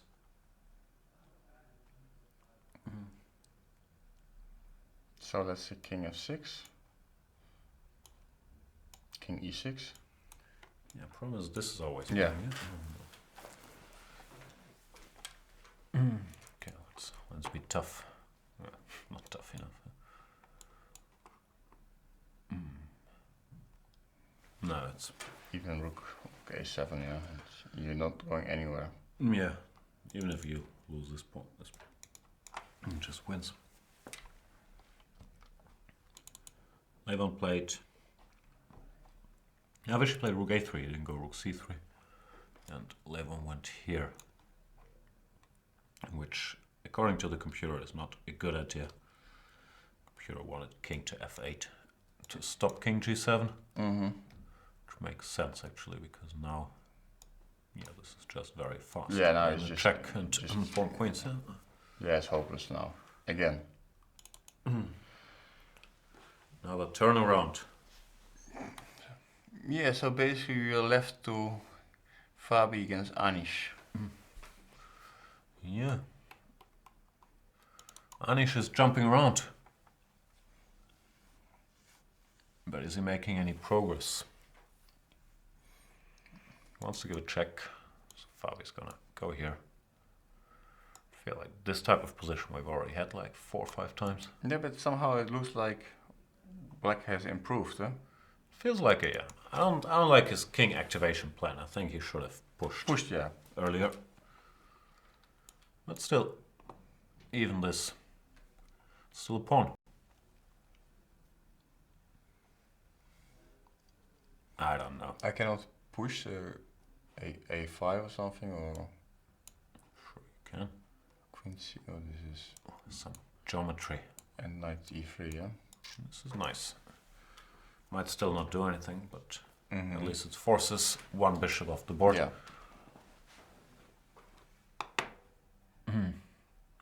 Let's briefly watch the end of Vichy's game, and then we're gonna come right back to it. King g7, king d7, g6, c6. But this is a much better version of stuff we've already seen earlier. Takes here. Here, wherever, here. manage to bungle this? No, I don't think so. No, check. Yeah, check or rook b3. Better check. Okay, check. No, here. no, no. No. G7. Oh, yeah. Okay. Yep. Game over.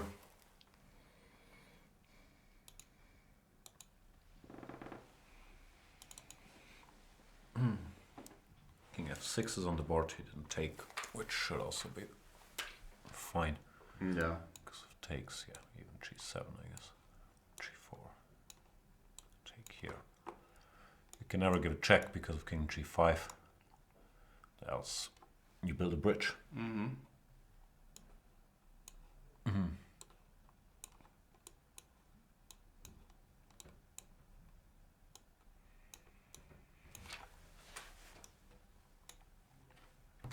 Game over.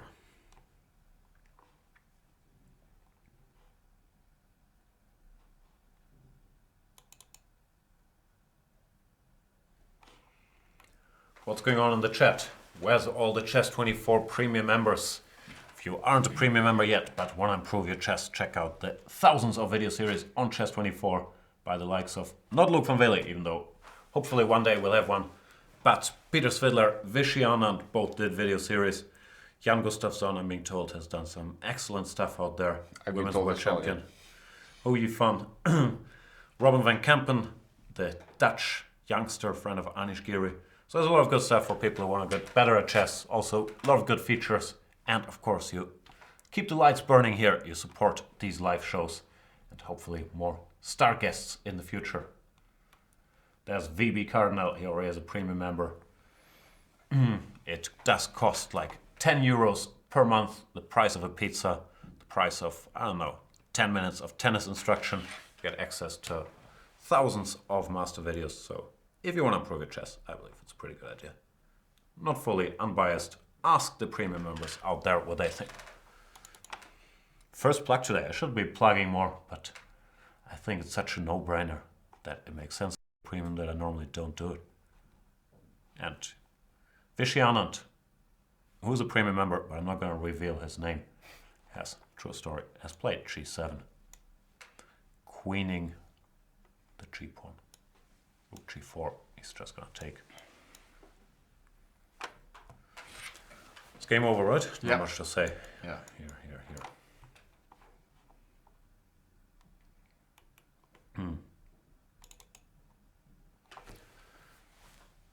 That leaves us with our friends Anish and Fabiano. Do you enjoy Anish's writing? I'm a fan of his writing. Some people say he's too full of himself. I think he's great. Yeah, well, I like it. He's a bit cocky, Yeah. but I like his style. Yeah, definitely.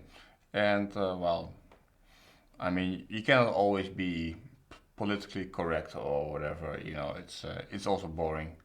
So That's the problem. Like, it's hard to be PC and entertaining. Like, yeah. we sometimes try on this show. Normally, it's neither. It's boring and not politically correct. But normally, at least, yeah, you want to find a balance there. I don't know. Like, I could see that he offends people. Like some of the stuff. If he said it about me, I'd be pissed. But as long as he doesn't say it about me, it's good entertainment for me. Yeah. Well. No, I think he has a good sense of humor in my opinion. So It's just very witty. yeah, and okay, of course he's stepping on some toes here and there, but well, that's it's nice that and also sometimes he has some kind of Twitter feud with Magnus, or it's also kind of fun to. I liked it when in Zurich he didn't win a game, but then he won his last Blitz game, and Magnus tweeted, "Congratulations, Anish Giri, for a very nice victory." Yeah, like, Yeah, they're watching, they're following each other closely. Yeah, it's nice. Yeah, always some needles. Checkmate 007 says he's gonna be a premium member only because I'm gonna teach him. Yeah, there's a lot of teaching stuff from me out there. And also you can play against me and other grandmasters like Peter Svidler in our Banter Blitz shows where you're gonna get crushed mercilessly. But hopefully you'll learn something from it. Fabiano, he has crushed me mercilessly, not only in the last two tournament games, but also in a couple Banter Blitz games. He's Evernote, I believe, on chess 24.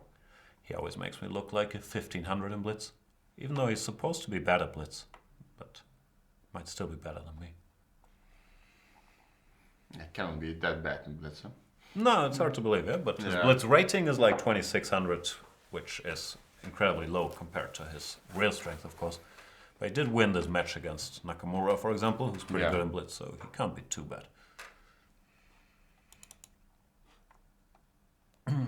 Anish has a good Blitz rating, but he doesn't seem to like it that much. He didn't play the Blitz World Championship, for example. Yeah, I'm not so impressed by Anish's Blitz. Yeah, it seems that he doesn't really like it, or it's not doesn't really care. Yeah, okay. Or care. Or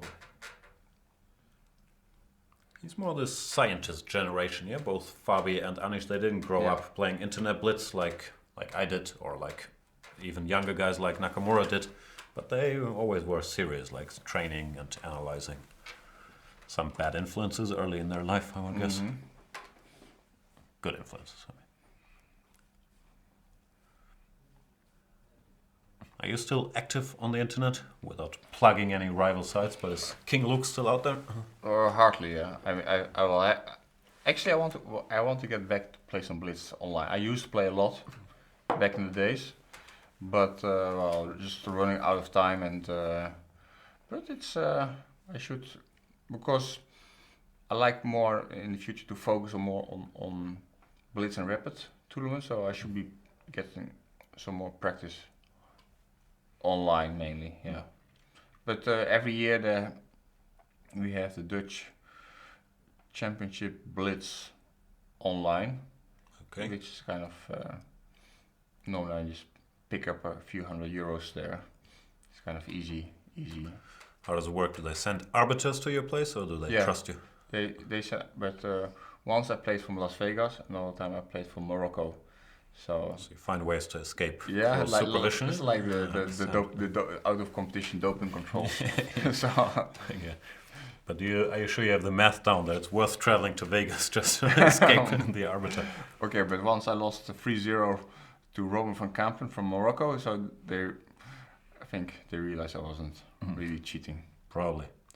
Speaking of Robin, we might see him in here one of these days. There's a question when the next Banter Blitz is. I might do one tomorrow. There's a lot of stuff to do, as you can imagine. Tomorrow is a rest day in the Canadas, but we'll see if we can put together some program for tomorrow.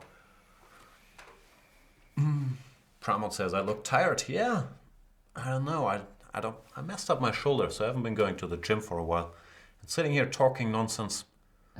Speaking for myself, Luke is making all good points. It's tiresome, believe it or not. But today I'm not that tired. What were we talking about? I have no idea. Oh yeah, your Blitz career. Your Banter Blitz and stuff like that, yeah.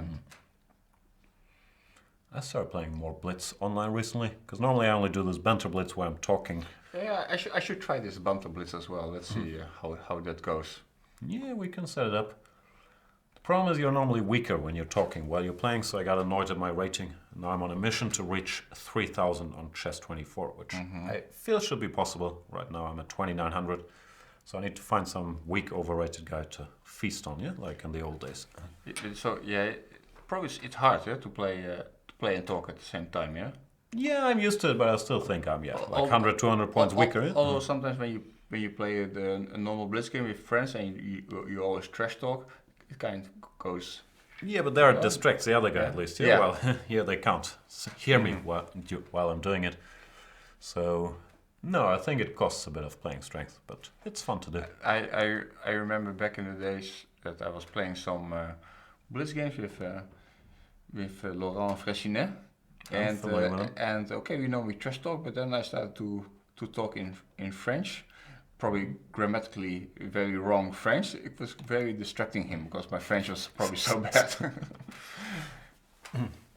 That's the one thing, he doesn't have a sense of humor, yeah? The French language, stop insulting my language. Violating it. And yeah, the Vichy game is over, rook e5, threatening rook g5, building the famous bridge, the king can't come to help. And yeah, there's nothing to do, rook g7, king g7, there's nothing to talk about. If king d6, you just keep, go here. Just wait for a4. You can even keep the king cut off. Have this pawn run down the board. And something like this. Yeah, bring the I'm king. close to messing it up. Bring the king. You want the king? Bring the king to. And I want the pawn. No, bring the king. Come on. Allowed to First guy. Yeah, that's my boy. Yeah. Not forced by any stretch of the imagination, but black is not in time. That's what I'm trying to say.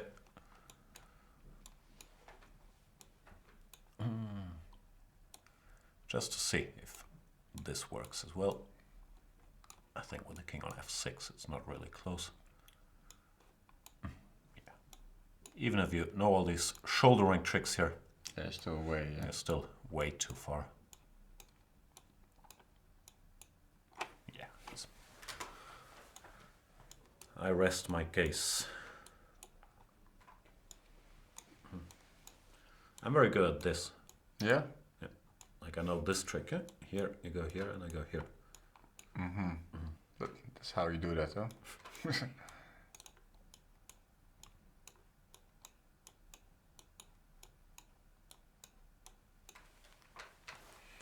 We all need to have skill. Oh, and Vichy's showing off. Rook takes g7, he's thrown in rook d5 check just to push the king further. Zwischenzug. Not really necessary, but of course winning. Very nasty. I think it's going to lead to the same position, like rook e5, king d6, king f6. But Levon did resign, so congratulations to Vichy Anand. Wins the third game, moves to +3, catches up with Sergei Karjakin in the standings. Yeah, and he's holding the tiebreaker. That is true. Whatever the tiebreaker is, it's number of wins? Yeah. I think it is, yeah. That's true. And he won the direct counter against Levon, who could be a rival. So Vichy Anand. Might history repeat itself again? Picking up another smooth victory with the white pieces. Tiny edge out of the opening, never let go. Squeeze Levon. The one spot here which confuses me is that he didn't go for this, which looked 1,000 times easier. But possibly it was still winning all the way. Probably, yeah. But still very confusing. Oscar Shales wants to know, why isn't the Queen's Indian played so much at the highest level? I think you have talked about this during the commentary. It's a perfectly fine opening. But the highest level, first of all, where do we have the Queen's Indian? Here, for example. It's hard to be very forcing, and normally in lines like the Grunfeld or the semi-Slav, you can sort of analyze the critical lines very deeply, and the other lines where white just wants a game aren't so critical. While in the Queen's Indian, these critical positions they're playing, white already gets a game without having to work for it in a way. Like, he is structurally better and black has to be careful. Karjakin has been defending this position, but I understand it's not everybody's cup of tea. You have a pawn less in the center, white's play is sort of easy, there's many different ideas, and you can't prepare for everything. And then there's the fact that here you have to be ready for 18 different moves. So I'm not surprised it's less popular than, let's say, the Queen's Gambit, which is a solid choice, or the Grunfeld or the semi-Slav, or even if you're playing for a win, some of the sharper openings like the King's Indian or the Benoni. Because Queen's Indian, to me, it's a bit worst of both worlds. White can play super solid without a problem in all these lines, but he can also put some pressure without risking too much. Having said all that, it's a perfectly playable opening. Nothing wrong with it, but I'm not surprised we don't see it that often. What's your take after this long, boring speech? well, of course, it's a very strategical opening. That's first of all, that's so, and it's maybe not as dynamic as openings like Grunfeld Indian, or I would say, but it's but okay. Me personally, I like the Nimzo to play on black side. It's very, that's kind of positions I like. But the Queen's Indian, it's well, it's a little bit different kind of play. And I believe everybody agrees with you, because most people's repertoire is they play the Nimzo after knight c3, they go bishop b4 here, but after knight f3, most top players prefer d5 over yeah, d6. no, actually, because I like more the dynamic opening, so that's why Nimzo. And if the guys would go for knight f3, d5, knight c3, I like to go for the Vienna. If you have questions about the Vienna, and I mean you, not the viewers, check out my new video series on the Vienna, complete Vienna repertoire. Some good ideas in there, some bad ideas. No, most of them are good. Check it out, I believe. At least I worked on it. I believe it's a good series. And yeah, this is another example where play is very forcing, so it's a matter of taste. Some guys, they like slower paced play, but here all the main lines, bishop g5 and bishop takes c4. It's very, very sharp, and if you're well prepared or you like sharp positions in general, you can get by without understanding the subtleties of the structure normally.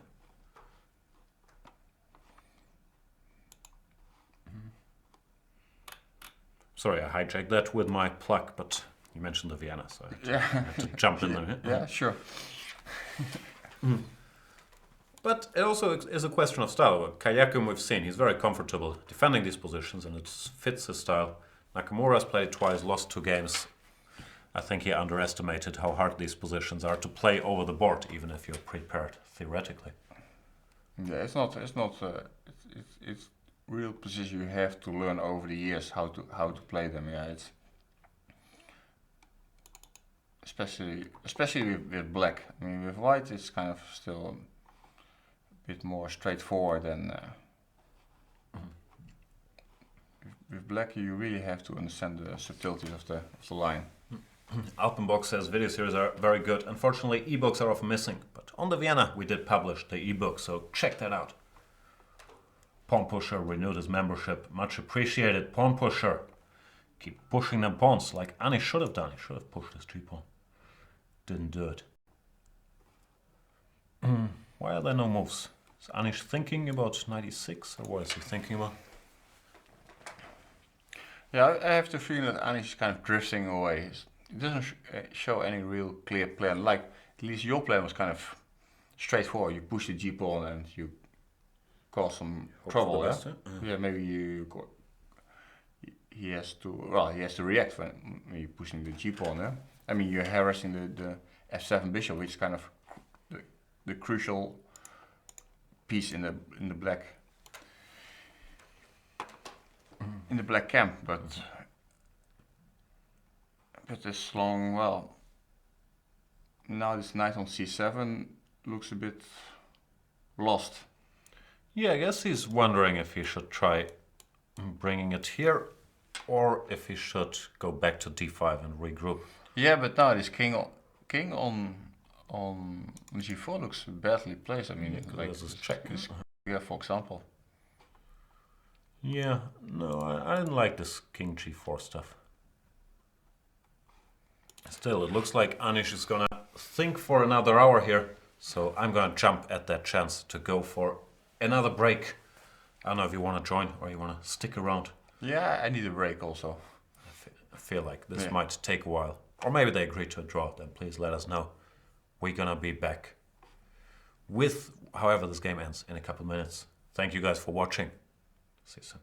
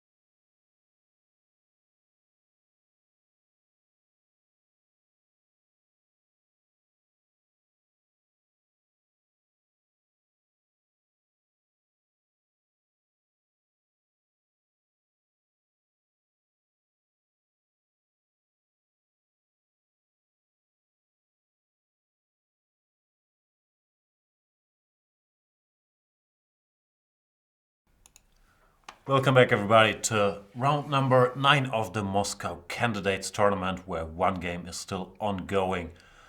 Your countryman, Anish Giri, is trying to defeat Fabiano Caruana. Do you think he's going to manage? Well, I still believe more in Caruana's chances to hold this endgame. I mean, it's typical for this kind of games that where you have been suffering a lot, but now it seems like the worst has passed, and now it looks technically very hard for White to win this, in my opinion. But once again, who am I? You're the 7 times Dutch champion. How many Dutch championships did Anish win? I think he has 4 under his belt. Okay, it's actually not so bad. It's 21. 3 or 4, I'm not sure, but I'm still ahead. So 93, king h7, all of this has happened. I guess he's going to put his knight here. But yeah, this black construction still seems to hold somehow, yeah? Yeah, although now the knights, they look a little bit... now with queen to b7, or... They cover a lot of ground, at least. Yeah.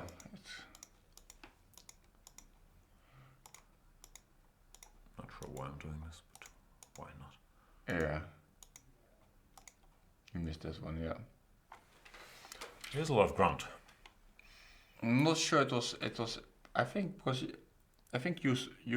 I was suggesting this move a5 in some similar position, and then this maneuver queen c8, knight e3, knight f5 to regroup actually is kind of strong.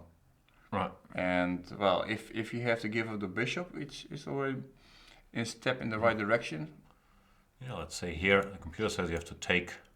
Yeah, king takes this and then g4. And your plan g4, g5, and well, this is getting now very close because this knight is really covering a lot of squares, and I would be worried here if I were black. Yeah, I agree.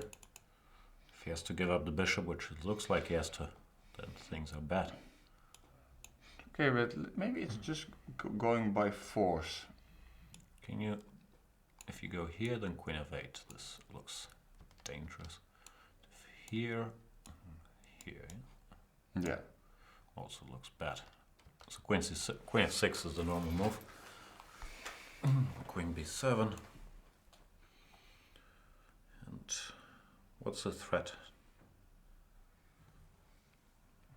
Okay, I might not have a move here if I go back. Ah, this is cute once again. You can force the bishop off. Easy move to miss. And once again, progress at the very least. Yeah, so I'm not sure that it was so great what Caruana did if a5. Yeah. Then again, even if the pawn was still on a7, same queen b7 would also attack some stuff. Huh? Yeah, but I think they were just repeating the moves basically, no? Or I don't know, the king went to d4. If we back up a little, we've seen this repeated. Now he went king g4. The bishop left its post, went here. Yeah, now he went back, yeah. Yeah, I'm guessing he would have tried the same thing here, but somehow it's nicer for the defender if the knights are covering each other than if they're standing next to each other. And the knight cannot go to e3. It's well, it can go maybe some point to e7, but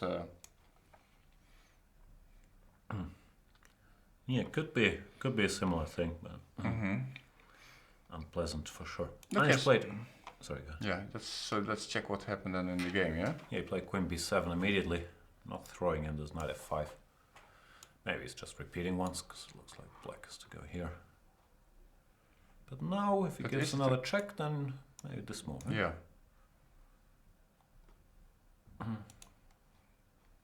If knight f5, then this queen d1 check, I guess. Yeah, then Looks like this is possible for whatever reason. I was curious about this. King h6 No. looks like my capacity for self-mate Also is once again kicking in. We're being told, I'm not sure if that's true, Giri 7 minutes, Fabi 2 minutes, but they're about to make the second time control. It's been here for a while, after move 60.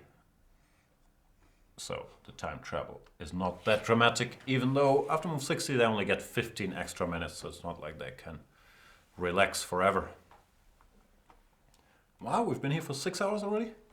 Time flies when you're watching Giri. But I'm now just thinking, weren't we wrong on all our predictions of the games? Normally, yes. Topalov Svidler, I said 1-0, but that was not to jinx him, so I really expected a draw. Okay. And what did I say? You said draw. I said draw, yeah? Yes. Vichy Levon, I'm pretty sure I said draw. So I think we said draw, yeah. Here, I'm pretty sure I also said draw. Could very well be wrong, but ain't over yet. Yeah. This one, I'm sure I also said draw. You said draw, and I said Anish, yeah, so... Right. And this one, what you said? I took kayak in there, yeah? Said draw. Yeah. The good thing is if you predict 4 draws, it's hard to be 2 off base. Yeah.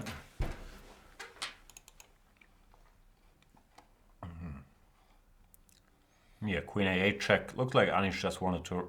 I don't know what he's doing. Looks like he wants to repeat, but he's not doing it well somehow. Yeah, he places Queen further away. And now Queen F8 or even Queen B8. Yeah, now it looks really close to a draw, yeah?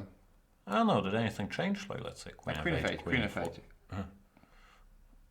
Okay, according to the computer, you can now take, but I would avoid that on principle normally. Unless you have a perpetual. The point is you have a lot of checks here. The king goes the natural way. It's gonna... What? Draw? Oh no, I switch games. It's a draw for a second. Stop confusing me. Let's play Queen B8, not Queen F8. Similar story. If Queen C6, Queen D6. So I guess Anish is gonna try Queen E4. But it looks like he's sort of playing without plan. He's just trying to tire Fabiano out for a while, yeah, and then hope something good will happen later. DSOAT says Caruana will only lose on time. I don't think you can flag with a 30-second increment. You have to pose some problems. I think only Chucky loses on time with increments, yeah? Yeah. I'm not sure. I'm sure someone has done it. I think I did it once, but you have to be very unaware of your surroundings to do that. Come on, Anish. Are you gonna play 1,000 moves without changing situation? At some point he's gotta jump here at least. But here he's gonna dislike the check.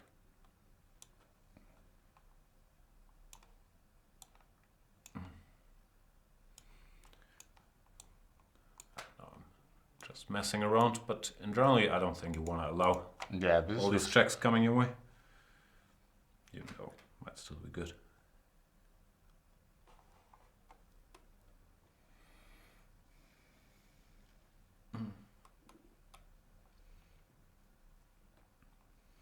Boring chess one is what is the biggest advantage Giri ever turned into a draw.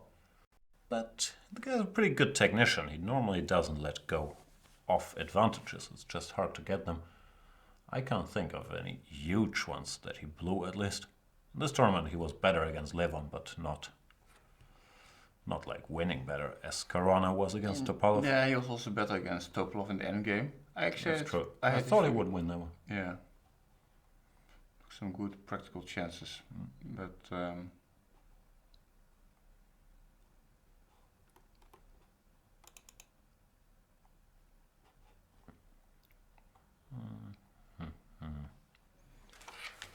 So I hope you don't have plans for the rest of the night, because I have a feeling this could become a 100-move game. You know, like Anish doesn't seem to be in any hurry to change the status quo.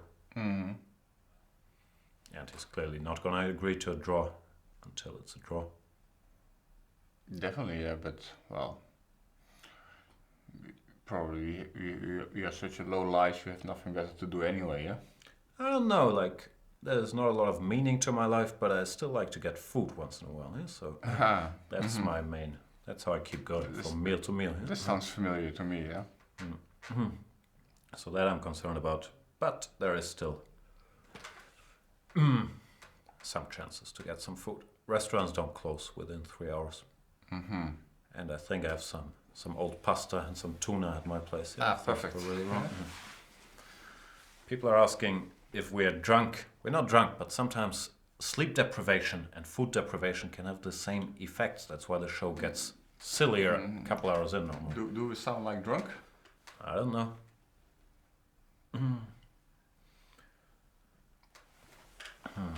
Didn't blunder too much.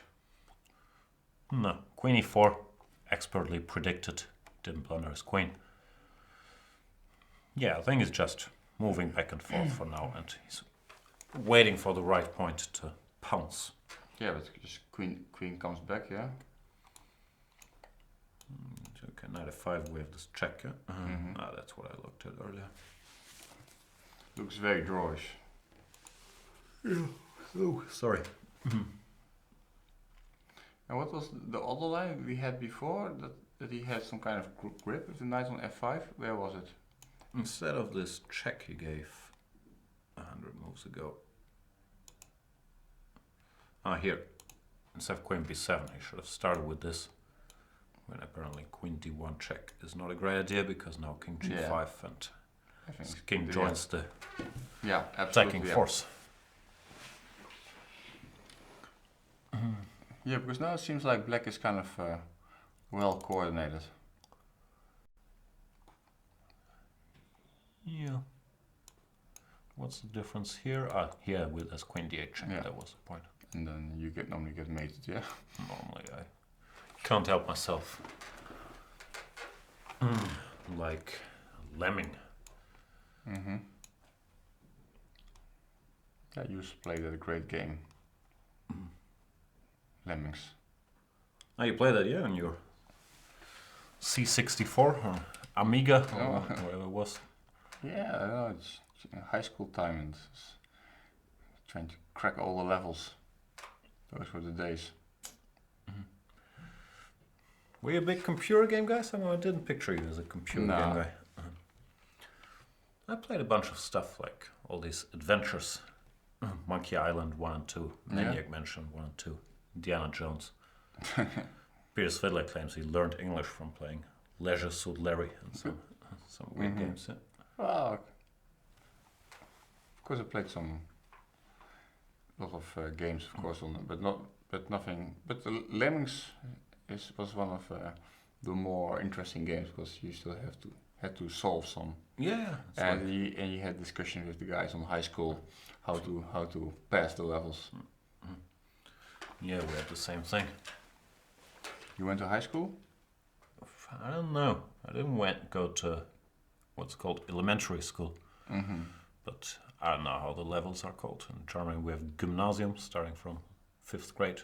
I did go to that one from 6 till 13.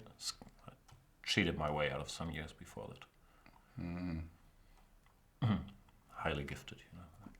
Natural talent, but lazy, yeah?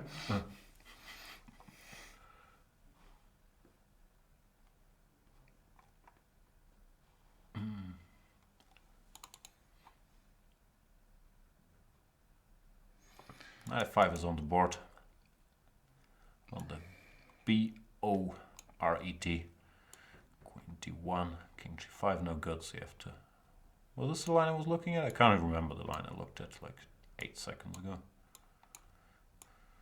Something like this. Doesn't feel like progress, but the black queen is also a bit far away from home. But probably you can still cover it. But no, at least. Yeah, you should grab the bishop, and then hope for it, yeah? But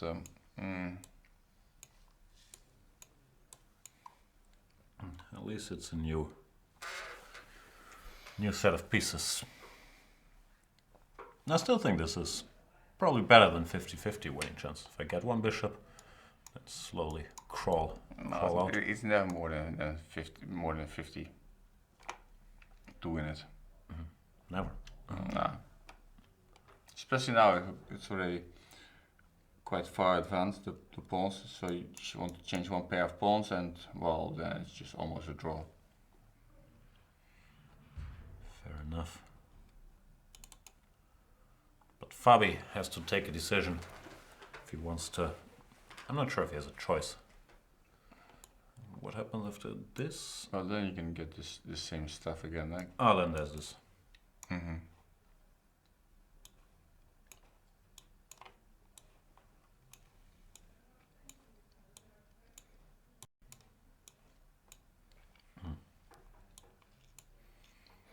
Yeah, similar stuff.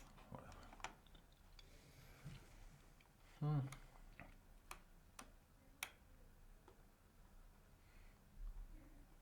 The user Anand will win believes that Anand will win. That's not a big surprise. People are speculating what your poison is.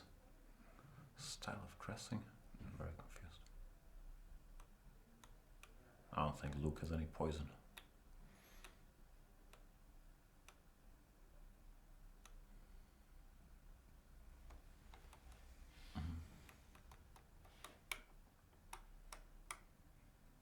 If I look intently into that direction, means I'm reading the chat. If I look here, means I'm looking at the board. If I look here, it's the camera. If I look there, which happens rarely, means I'm looking at Loek. Just to explain what is going on here. Yeah, so let's check the Fabiano Giri game. I believe that Queen D1 is most logical, yeah? Can they check? And one more check, yeah? General Queen F3 we're not even talking about. No. This is just always a draw. But be careful, maybe you don't want to allow this... Should blunder the bishop. Yeah, but King F8, this should be a draw. Although that still might be a draw anyway, but okay. So instead, the king has to either go or knight e2. Yeah, knight e2 looks wrong, yeah? I don't know, if we can get a bishop by force, it might be worth But sacrifice. Bishop G7, Okay, I take it now. take. Yeah, I'm not claiming I'm winning, but I exchanged one bishop.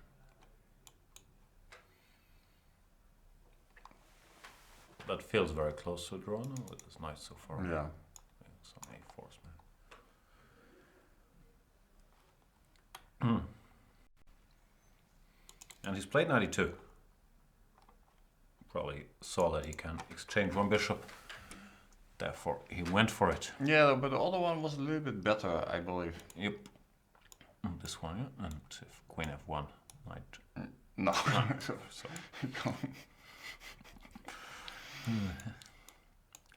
This one feels a little more harmonious somehow. Sweet harmony.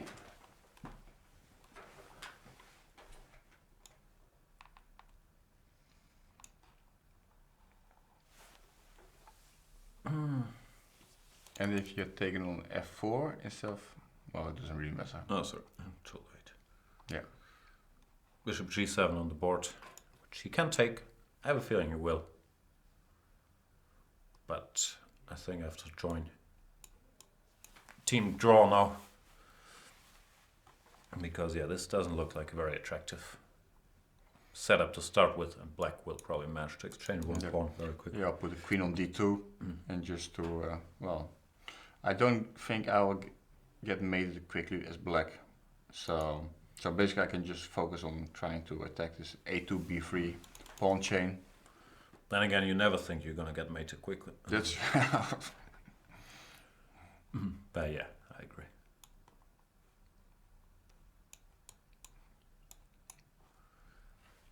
Now this feels very drawish. Unless we can start some Nigel Short style king attack. So queen D2 check. Probably my king attack might not work. Let's see how that will go. Huh? King h6 is queen h2, so that's pointless. Let's go here and hope. Okay, let's grab one more pawn. I might lose it. Check. Come on. Promise you grab my last pawn. Yes, I have to give you a check first, yeah? You probably should. Or is it mate? I don't know. I don't even see a check. No, you can play queen d6. Not technically. Or knight or knight d5. Knight d5 is also. 95 is what I thought, but then queen g6 check. King e7, queen Queen e4 g6 check, or Queen g7 check. Oh. Yeah, that's probably. That's safer. If here, it's not even a threat, no? Like, no, it has to be a draw. It looks a little bit scary, but it's a draw, of course. Also queen g7 check if we get scared. Ah, yeah. Yeah, probably go queen g7, yeah.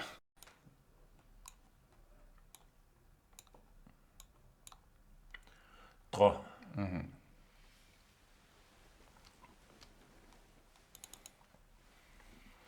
So it looks like Anish is gonna keep his streak alive, even though he's tried very hard to break today. Fabiano, very tough defender. And as dumb as it sounds, these half defended points are just as important as victories, yeah, because victories will come. Yeah, but still, okay, of course, Anish gave Fabiano the chance to prove himself as a great defender. Well, he could have locked up the game. Going back to this position here, King e1 pretty much wins. And I think it has something to do, he was maybe afraid of something in rook f5, but I think just rook h5 is pretty straightforward. Yeah, I'm not sure what he missed. Because yeah, if you can exchange one of these rooks, now the position does stabilize to some extent. Still 4 pawns up. Yeah. And bishop e5, there's still tactics. And while if here bishop takes e5, the point is knight g6 check. Black has to take queen e5 check.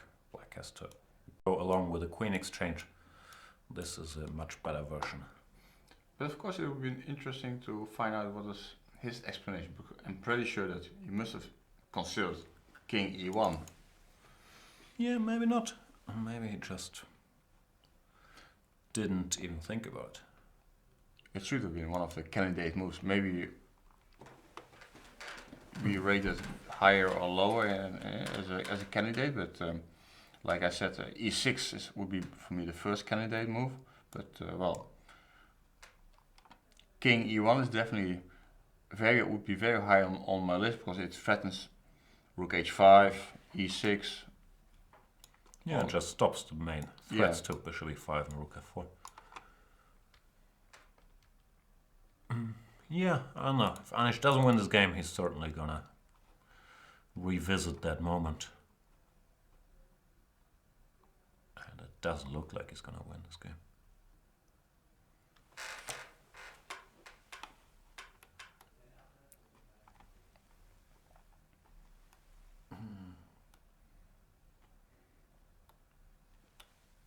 Tomorrow's a rest day in the candidates. We'll give you some show program. I'm sure we're gonna do some bench blitz or do something exciting. Check the show's announcements on the site. But then there is, I can't count. It's today is round number 9, so we have 5 games after this one still left. Luke is gonna be here with us for another day on Wednesday. And then hopefully we'll bring in some not quite worthy but decent replacements.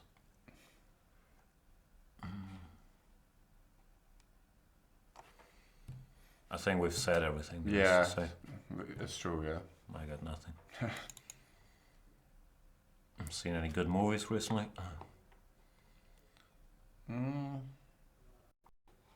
last movie I saw was Deadpool. That's a good movie. Do you enjoy it? Yeah, but I don't know if it's. I like it, but it doesn't really. It's kind of fun to watch. It's not going to be a classic for me, but. No, but it's fun to watch. There's Yeah. a lot of good one-liners. So I thought it was funny. I've seen it in German, which might have ruined it a little because some things get lost in translation. Yeah. No, then you have to watch this westerns in German. It's always very funny. I've had a tough childhood. Hmm? I'm a bit of a snob. I prefer watching in English because once you get used to it, then it's very hard to get used to German dubbed versions again. But over here and the most big non-English speaking countries, it's quite normal that in the cinema everything is in German. While in Holland, probably most stuff is not translated. Yeah? No, it's subtitled, yeah. So, well, I like many, I like the Tarantino movies. Do you see Hateful Eight? Yeah. I didn't like it that much. So the first half was good, but then it sort of went. Yeah, too fast, not enough depth. Yeah, I thought there wasn't enough plot to fill it. Yeah, so Yeah. you had to fill it with like his usual stuff, but there should have been some more twists and turns or some more ideas, basically. So I wasn't that impressed with it. But definitely, I enjoyed the Inglorious Bastards and the Django, yeah, Django, is your yeah. type of movie. No, I thought those two were good, but Hateful Eight I wasn't that much into. I've only seen it once though, so I might have to rewatch it. But nah, did I see anything good? No, I thought Spotlight was good. This movie that won the Oscars. Sort of slow-paced ode to journalism, but it's very, very nicely done. I want to go see Room. Room is running in theaters here now. That's supposed to be a very good movie. But no. Do you see Creed? No. I think you'd like Creed. I should, yeah. Yeah, it's fun. Did you see Revenant? Yes, hated it. Yeah? It's torture. Nothing happens. It's miserable the whole time. It takes you to one miserable place, but then the plot doesn't go anywhere. It just stays there. And normally, I'm a film student, so normally I try to pay attention, but during that movie I was just checking my watch, like how many more hours do I need to watch Leo suffering, yeah? Because it's always the same thing happening. I didn't like it. I'm happy he got his Oscar, and I'm sure it was a hard movie to do, and he acted well and so on, but I thought it was dumb. Did not like it at all. Well, I have a difficult life with my wife because we kind of disagree on the movies. Well, that's normal. You need like violent movie friends whom you can sneak out to. Like you can't go with your wife to watch. I cannot go with my wife, let's say, to Hunger Games or Twilight or what is it, Lunar Light or Toy Story. It's not Toy Story is a good movie. Not so much. I find a new victim for my wife too. No, Toy Story is just good, but yeah, Hunger Games or Twilight, you should avoid at all costs. But yeah, I think that's normal. Let's see what the chat has to say. People like Deadpool. Yeah, so did I. This game is a bit like The Revenant. That's a good point. It takes on forever. There were some bear attacks early, but after surviving those, it's really become just slow torture with not a lot of words. The villain has long disappeared. Tom Hardy. I enjoyed Tom Hardy in that movie. I think it's good.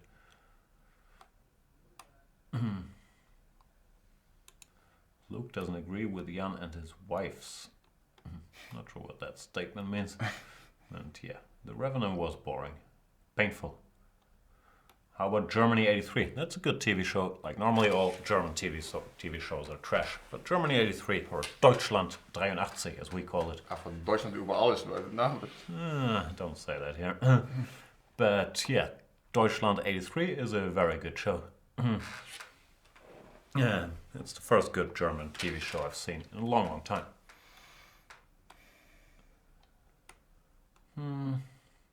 Giri ditched his career in academy and went all out for chess.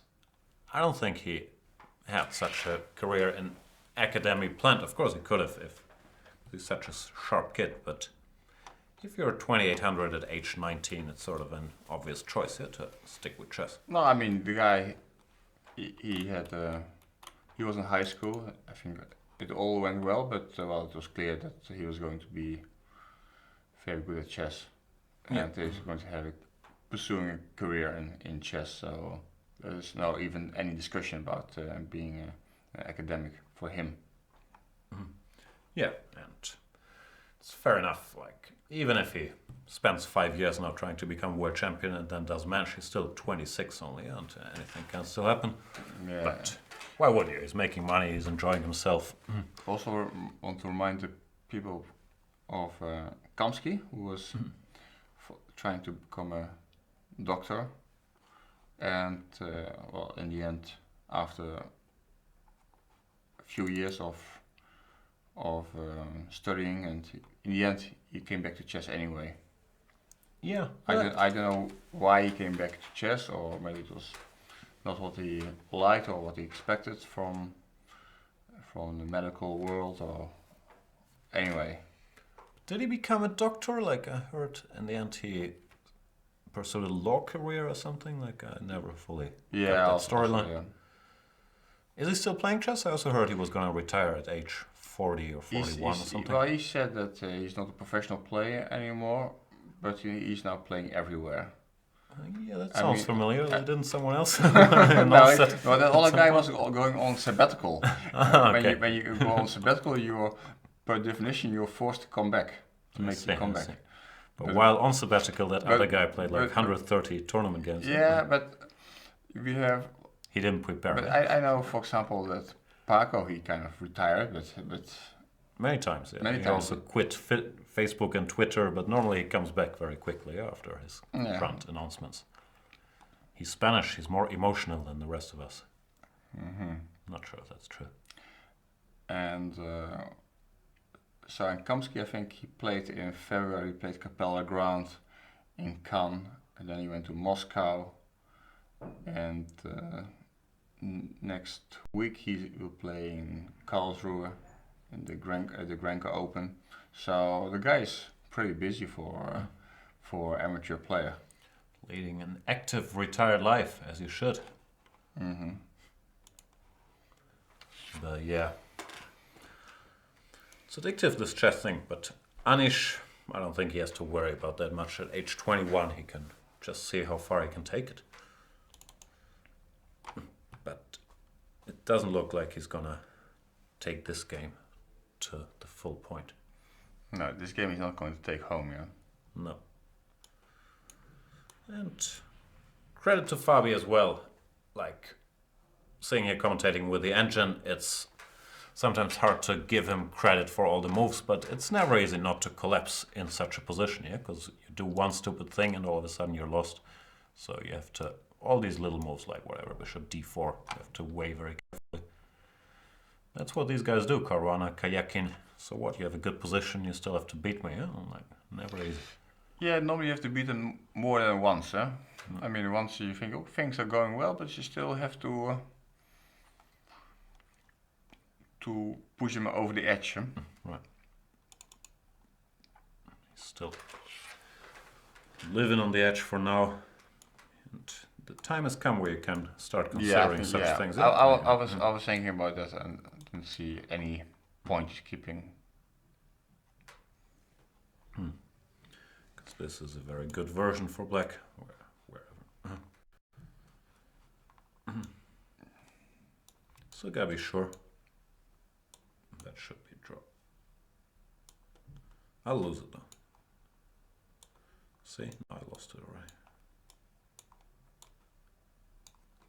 Yeah, I was not sure. I thought he had put the bishop on, maybe on g8, not on f7, yeah, just for tactical reasons. Yeah, well, there's other tactics. Check here. No, might not be so easy, yeah. Yeah, maybe not that straightforward, yeah, but frankly, I thought I could go a4, but not yeah. on this. Yeah, that's called knight fork. You don't want to fork it up that late in the day.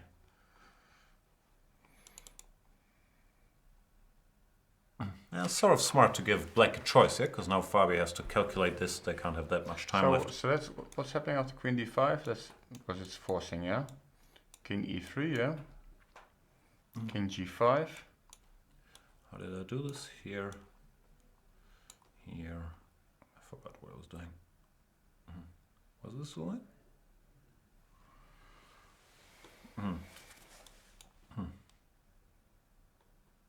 Okay, king g4. What was I doing? Because knight e4 is simply A4, a4. A4, yeah, exactly. I mean, basically you have no moves. I'm confused. Didn't we just have this? What did I try last time? I'm a simpleton, so probably I gotta check. King g4, knight d6, but you always have this a4 liquidation, yeah?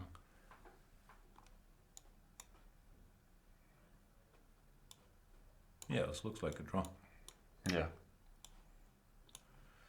And now all the pawns disappear.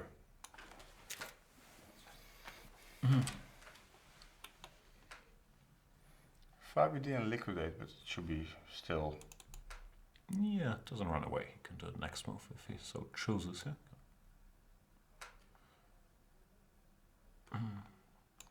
Yeah, queen d2, huh? This would repeat the position, I guess. Huh? Mm-hmm.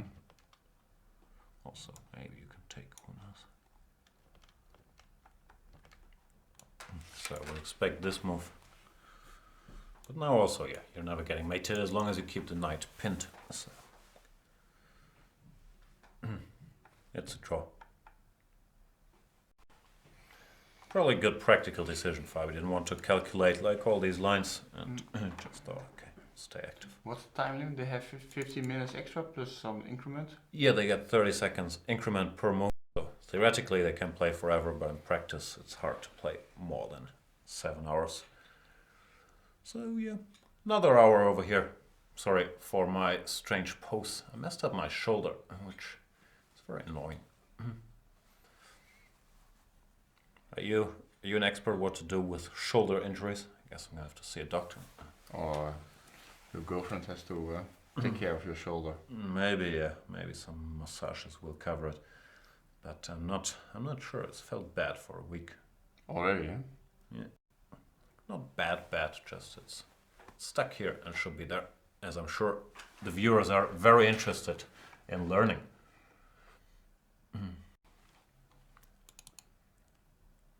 Starting to get to that age where, like, Yeah. this hurts and that hurts. And whining? No, whining I've always done, but now stuff really hurts. Can you go here? At least we're threatening this. Oh, then queen back.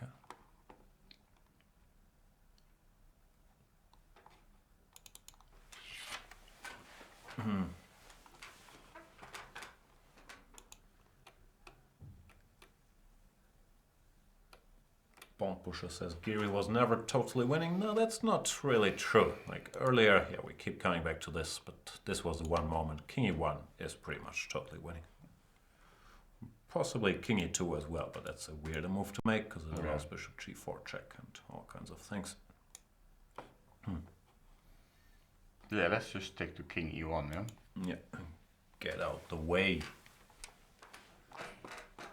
Sek is hoping that there's a nasty looking fork about to happen, but I'm pretty sure Fabi's gonna be alert and pin this knight from here or here. It's almost time to go home because yeah, here there's really not a lot of progress to be made anymore without giving up the queen side. Why you like Queen c2, not Queen d2, or is there any difference? Or? No particular reason. No, really no reason.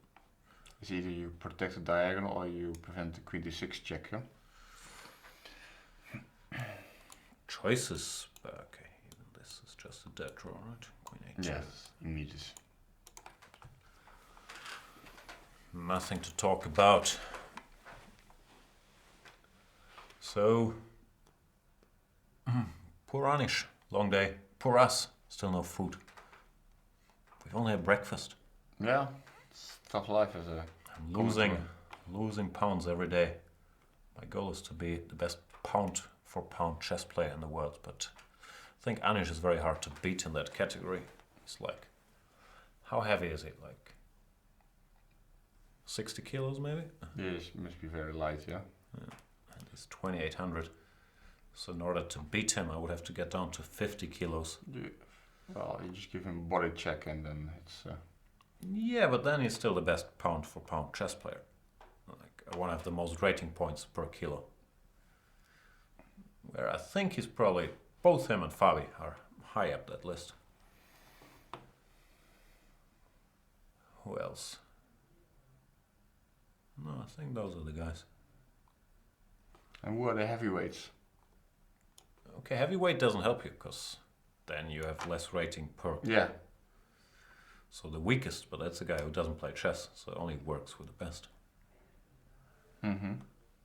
As for the heavyweights, I don't know. You need some tall guys here, like Siebrecht. But okay, he's not exactly playing in the candidates tournament. PH? PH, yeah, also not playing, but yeah, he must weigh a bit. Because it was a real nightmare when I had to play basketball with PH. It's hard to move the guy, yeah? I mean, the guy is taller, the guy has much more mass. And okay, to play him in center position is just a nightmare. Yeah, of course. You have to take him out to the perimeter, yeah? Dribble around him. But I didn't like that he was playing soft against Magnus. Yeah, I think he has to keep his job, yeah? Yeah. We're talking about Peter Heine Nielsen, Magnus Carlsen's coach, second, whatever you want to call it. Mentor. Probably you don't want to call it mentor.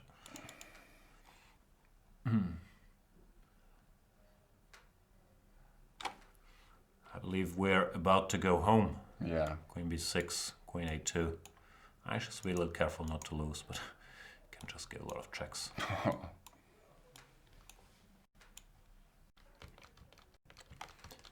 Yup.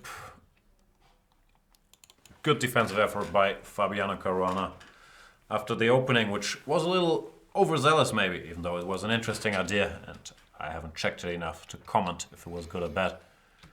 But he gave up these 2 pawns. Did not quite get enough. Gave up some more pawns.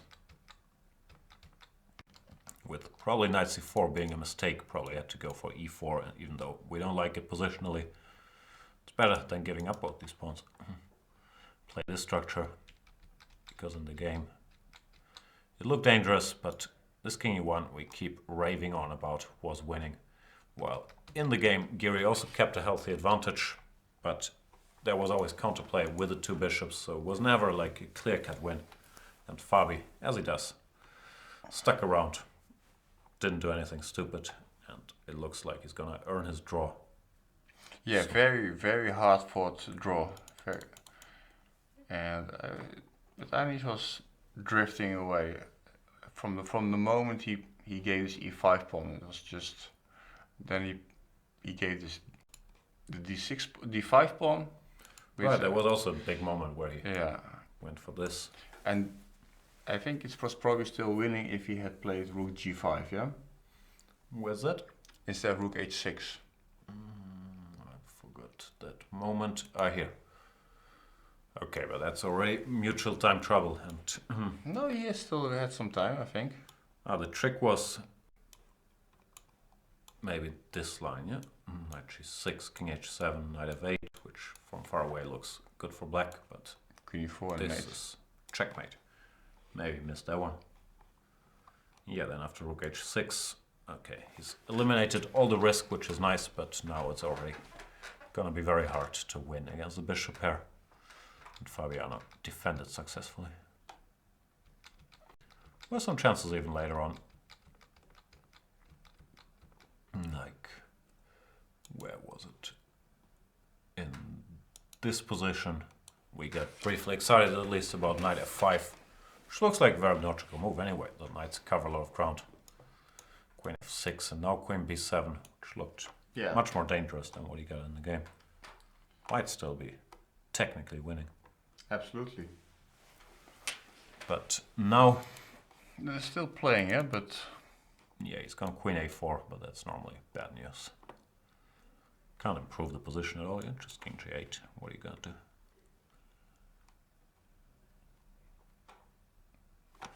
No. Yeah. There's nothing to hope for. Yeah, queen is not very... It's not a good square. He had to go for it if he doesn't want to agree to a draw to keep the pawns alive. But any sensible move. Yeah, queen d2 I like. Bishop h5. This doesn't work yet, yeah. Okay, also works, but no need to provoke this g4. Not even this. It is a draw. Bishop e8 played apparently. Who knows? Doesn't really matter. Can give a check. It's all equal. Yeah, it comes down to the same kind of bishop e8 is not a bad move. Yeah?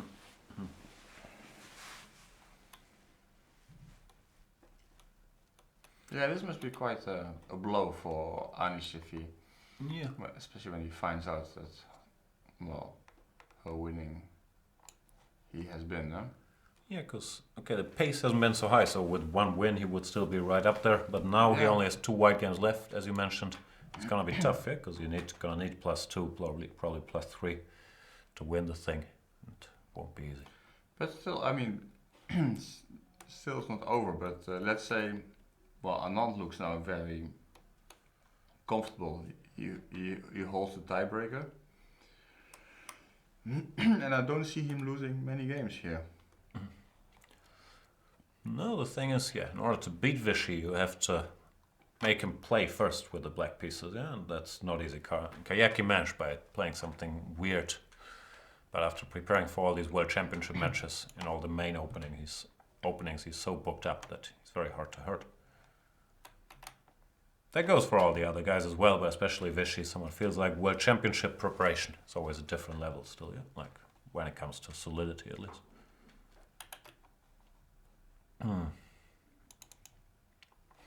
Let's study the standings.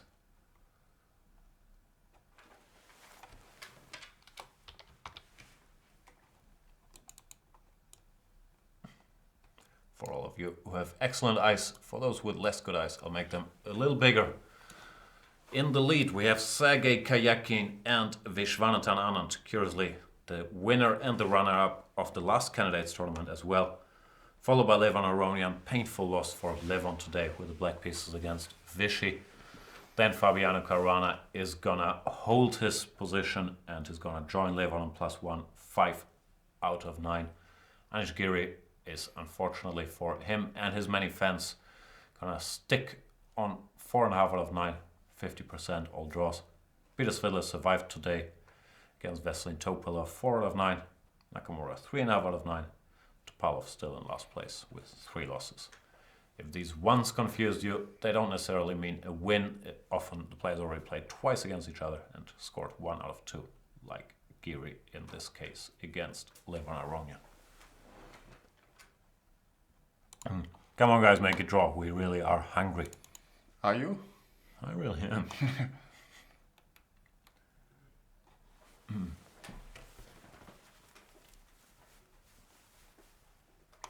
I'm not sure if the table I showed takes tiebreakers into consideration, so don't put that much into it.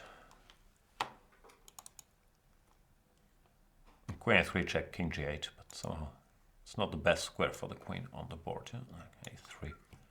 Can't go anywhere without abandoning this pawn, while white can't untangle without running into trouble as well. So king e3, whatever. No, bishop b5, yeah. Hit this guy from somewhere. Yeah. These are adventures that probably Fabiano would be quite happy to see, because only white can do something stupid here. Yeah, it's minimum perpetual, or taking this pawn, whatever. There's 0 winning chances left. Therefore, I expect this game to be over soon, and looks like, Anish probably concluded a similar thing. Went queen e7, bishop f7, queen e8 check. It's going to take on b6.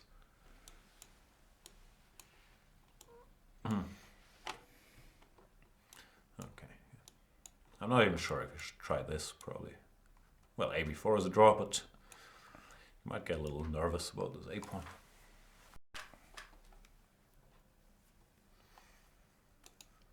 Then again, White can never really lose. He always has perpetuals all over the place.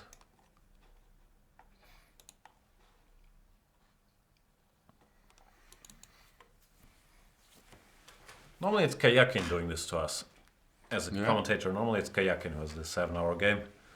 Today, it's Anish. There was once the game actually, Anish against Kayakin. They played for like 10 hours, literally in Norway chess, I believe it was.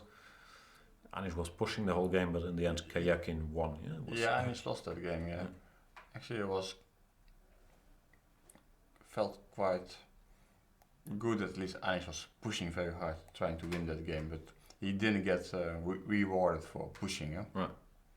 But at least he pushed. Yeah, that's okay. Basically, when you push, you will lose a few games. It's part of it. But in the long run, you should get more points. And apart from that, it's very good for your image. Yeah. I mean, for the chess lovers,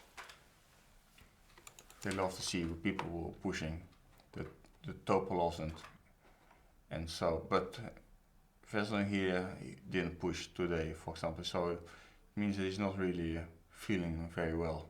No, the tournament has gone horribly for him, and I think he's one of these guys who are only interested if he has a chance to win it. He's gonna be interested, but if he scores -3 or -1, he doesn't really care. Yeah, it's go big or go home, eh?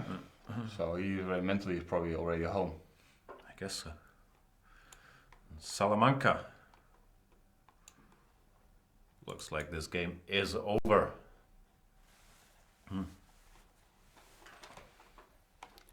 Anish manages to gain his 9th draw. Tomorrow's a rest day where they can shake off these 75 moves or 74 moves they might have done. And no, I'm not cursing Anish. We gotta be consistent. Like, we can't criticize him for making quick draws and then criticize him for playing 75 moves. Yeah, like, can't have it both ways. Today he tried. He missed some chances, but most of them much earlier in the game. And Fabi is one of the best defenders in the business, so credit to both. For Giri's chances of winning the candidates, this is a big blow. While Fabiano is right in there, I believe he's white in the next round, wins one game, joins the leaders. But for Giri, it's starting to look bad to win the tournament. Gonna be very tough. Well, he's like 1 point behind Anand plus the tiebreak. Right. And that with 5 rounds to go. And he has still black to play with Anand. So that's So let's assume that he's not going to beat Anand. Unlikely. Well, the good news for him is he still has 3 games against Svidler, Nakamura, Topalov, who, Yeah, but Svidler has been historically a difficult opponent for him. Yeah, Svidler has also been playing well, but since a lot of the guys, I believe, including Svidler to some extent, have this go big or go home mentality, if you don't really have a big chance to win the tournament, their motivation might suffer a little in the last round. Yeah, on the other hand, they will not take too many risks either. Yeah, that's fair. So, I mean, it's nice to have an opponent with a mutual interest who also needs to win very badly. Nice to have a tired opponent who really wants to win. Mm-hmm. Unmotivated guy wants to crush you. Best is to have a demotivated opponent and you play him with white and he just wants to go home as quickly as possible. Yeah, that would be me normally. I'm always black. I always want to go home. Always want food. Are they still playing? Queen G4, King F8. Come on, dudes. Oh, and all of a sudden the computer is back from 0-0 to 0-30 after Queen C8 check. Okay, even this should be a draw, but I don't think Fabiano is looking forward to this. After the position was so equal, so bishop to E8, at least black can't get one of the pawns so quickly. And this could be tough psychologically, because mentally you've already signed score sheets. Well, here you might have work to do again. How did this happen? I don't have the faintest clue. So king So f8. we've seen it here where we thought it was a dead draw. He went back here before. And here he could have just played whatever, king of 8 or bishop h5 or any move. He went here, and now somehow there's this sneaky series of checks. And I guess Fabi missed that. Here he runs into queen c3 check, which is probably a draw, but nothing you want. So queen c8, king e7 is on the board, queen c7 check. All of a sudden, the game is back on. Absolutely. At least according to the machines. After I gave my summary, said, Gary, you can't win this thing anymore. No. I don't know why, frankly, but This is quite a shocker, huh? at least, yeah. This queen leaving her post on c2 makes a difference because these pawns stay alive. It should still be a draw, let's not exaggerate. But it can take a while again. Thanks, guys. It's not like I wanted food.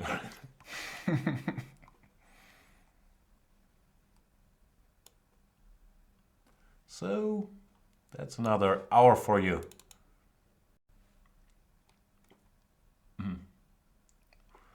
That was painful. As much as I enjoy doing commentary, I also enjoy not starving a lot. What kind of food do you like?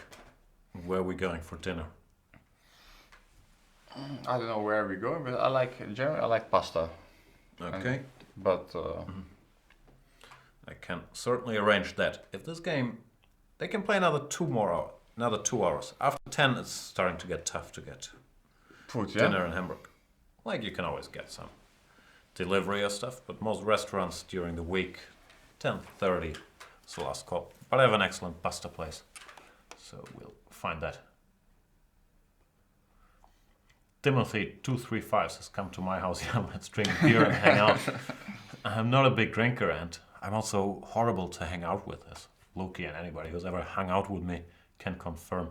I like talking to the camera, but in person, I don't have much to say, really. yeah, that's true. It is true. I think my phone is ringing, which is weird, because no one ever calls me. Maybe we'll see alarm. Maybe it's Lawrence, yeah? He's trying to... Unlikely. And it sounds like he did go a3. Actually, we gotta give him credit, as much as I would like some pasta. He is seizing his last, even if they're micro chances. Because sometimes if you're mentally resigned to draw, okay, you do whatever, you give a perpetual. But he spotted this last chance with queen c8. And now he can make him work. Yeah, well, psychologically it's really tough for Fabi now to... Okay, before it was maybe hard for Anish. But now, okay, since probably he thought it going to be draw anyway. But now he still has something to play for. Yeah, now it's a free roll, because earlier, it was a dead draw. And the trend all of a sudden is Anish's friend, even though he should be Lawrence's Fabi's manager.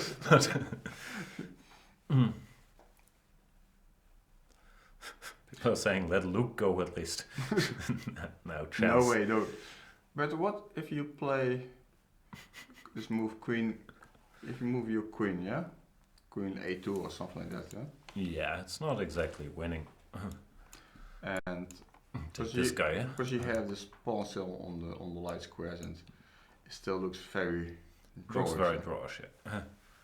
Let's not oversell it, but at least he managed to activate his pieces without losing a pawn. And you can still play maybe for some mate, yeah, at knight f5 somewhere, but I don't know. Chat. VB Cardinal is saying Giri has the heart of a lion. A dead lion, but a lion nevertheless. People are very hard on Giri. I'm going to cross my arms and sit back as well. Don't expect us to maintain perfect posture going into hour 7. Yeah. People are enjoying your suffering, yeah, they say. Yeah, I'm reading the chat here. because especially because we mentally resigned to go out here, Yeah, I was dreaming of my pasta with ostrich, but it's gonna have to wait. Because it reminds me of you, let's say, on the treadmill, and you think you're about to finish your exercise, and then you still have to run a few kilometers. But why would you think that? Don't you know? Don't you do like the timer set it to 55 minutes or whatever you do? Yeah, but sometimes you got confused and you just you think you're already there. Yeah? Okay, But never happened to me. no. I don't like the treadmill. I like the rowing machine. Rowing, yeah, it's I messed up my shoulder, so I really can't do anything. was the rowing, yeah. No, I don't think it was the rowing. I think it was the. No, I don't have the physique to talk about my gym routines. But I think I slept on my shoulder weirdly after I went to the gym. It's been hurting ever since. Any physicians out there? What should I do? Okay, so the guy took, yeah, on B3. I think the other guy's also gonna take on B6. Then can the guy go No, here? that's I'm gone. but bishop d1 is the move. That's better. Keep things defended. But the pawn I think is lost, eh? So Yeah, but I can play queen c2. Yeah. Yeah, that's I would lose with either color at this point. Like, Is there any way to play for a win after? je ne sais pas.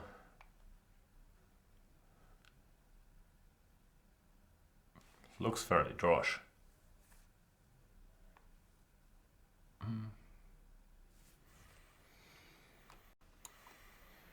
I think it should be a draw in.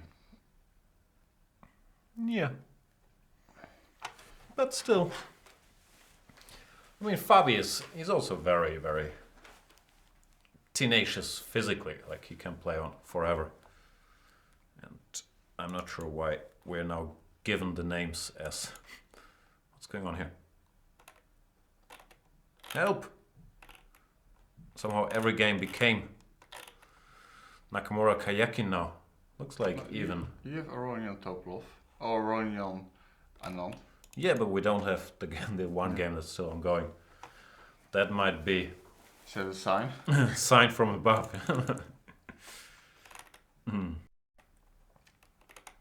What did you do? I didn't do anything. I'm gonna go on a break, yell at people outside. No, I never yell. And figure out what's going on there. The bad news for all of you and for us is we're gonna be back because this game is still going. See you in. Oh, there it is. Oh, I can't even go on break. There's the bad luck. This is great. Great internet television, ladies and gentlemen. Why didn't he take on b6? Can you take the pawn at least? Maybe he wants to up the move total a bit, give some checks first. You know what? Out of protest, I'm still going on a break. Enjoy this exciting position. Giri now has micro winning chances again, which is a big turning point in the tournament. Objectively, it should still be a draw. Fabian Caruana just went, oh, Queen A2 does not find the applause of the computer. Is he in trouble? I was giving my break speech, but then the computer jumped. Why is he in trouble? Can I somehow win this pawn, or what's going on? I can, yeah? Yeah, you could win it right away. You could take it right away. Ah, see, I don't see a single thing. This is hopeless. Okay, this is his point, yeah? I mean, you have this endgame queen endgame with g pawn. That's what the computer's basically saying. Yeah, that's a draw. Okay, then, no reason to get that excited. You got extremely excited for some reason. No, I just saw it jump from whatever it's saying 0.30 to +1, and now it jumps to calling himself Kayakin again.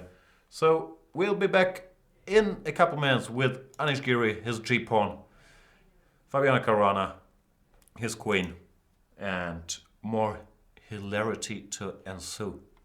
See you then.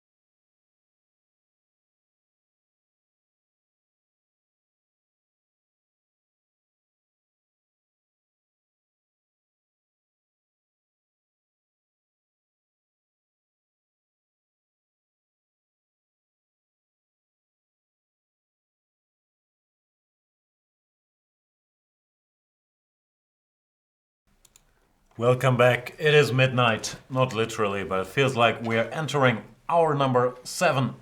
Or no, it's hour number 8. See, I can't do math anymore. They started at 1.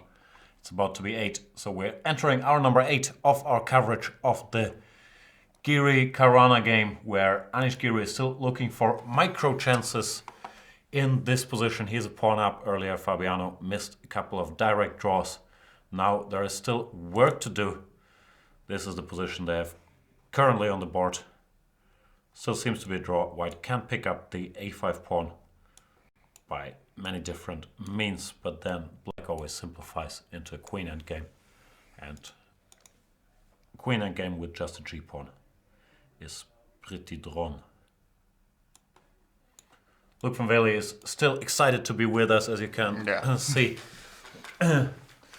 Not fresher than ever. Not every day I have the pleasure to have the company of young Gustafsson, so I better finish a cup of poison till the bitter end. I think I've known you for almost 20 years by now, but you never had the pleasure of sitting next to me for 8 hours. I remember I lost to you when I was a kid in Dieren, 97 maybe? Must be 99. That late? I should have been stronger in 99, but maybe it was 99. Okay, anyway, I lost a game out of the opening, but you were friendly to me. I was just a cocky IM, now I'm a cocky GM. So and I returned the point later in Dortmund. Yeah, there was. I think I lost in 14 moves. Yeah, that was a nice game. I want to go through it. But yeah, that was much appreciated. It was not my best tournament, but it was probably my best tournament. You should have won the tournament. I should have won, yeah. But even though I didn't, I messed up. I lost to Leiko with white, which probably all the people are comparing Giri to Leiko and thinking none of these guys ever win games. Not true. They do win. You lost to Leiko and you didn't beat Nepo in the last round. Yeah, in the last round I was kind of shot. And yeah, I didn't really have any winning chances there. I think you criticized me for not playing on in the final position. Yeah. Which was probably true. But me, first of all, I'm part of the Chicken Chess Club, and I would have hated myself more had I lost and finished on 50% than finishing second. But I think it's a character thing.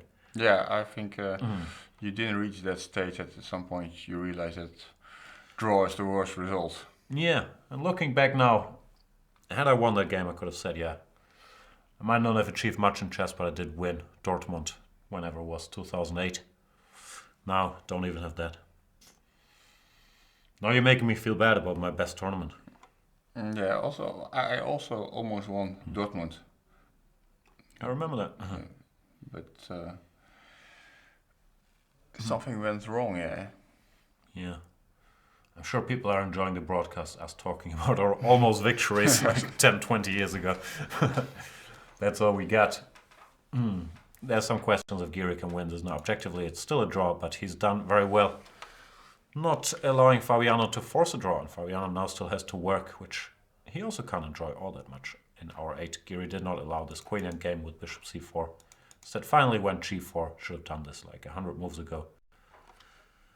It's a draw because it's so simplified, but it's still defensive work to be done. Well, I would say there's still practical chances here. We're being told it's 2 in the morning in Indonesia.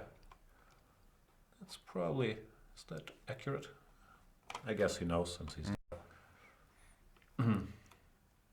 Karana's gone. Nah, he should still hold. Spills is gonna quit chess if Anand wins. He doesn't want to sit through another Anand Carlsen match. But whoever wins earned a spot. We gotta give them props. G5, Queen A2.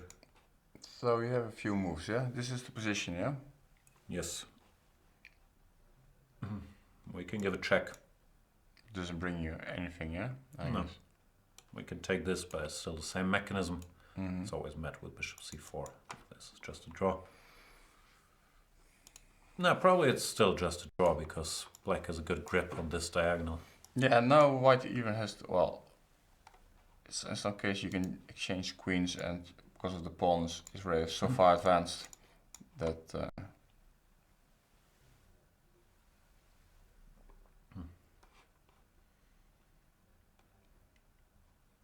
Garnicera saying, sooner or later all you can do is talk about the good old times. I'm well aware. yeah, I have a the great real future behind me. when everything was better. Back in the days before the internet, when people still met in the streets, played football, communicated, you had to call a friend to make an appointment, not text them. AFK, BRB. Those were the days.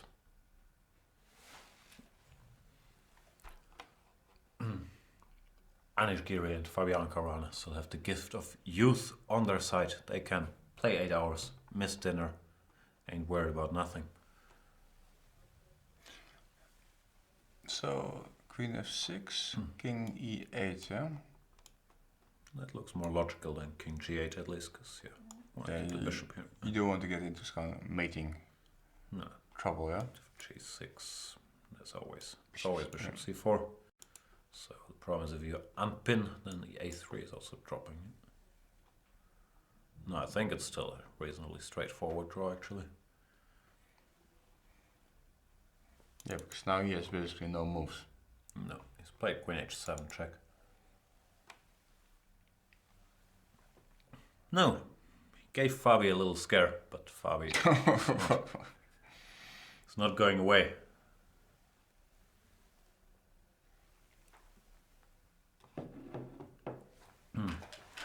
Someone's saying cycling is fun, entertaining sports.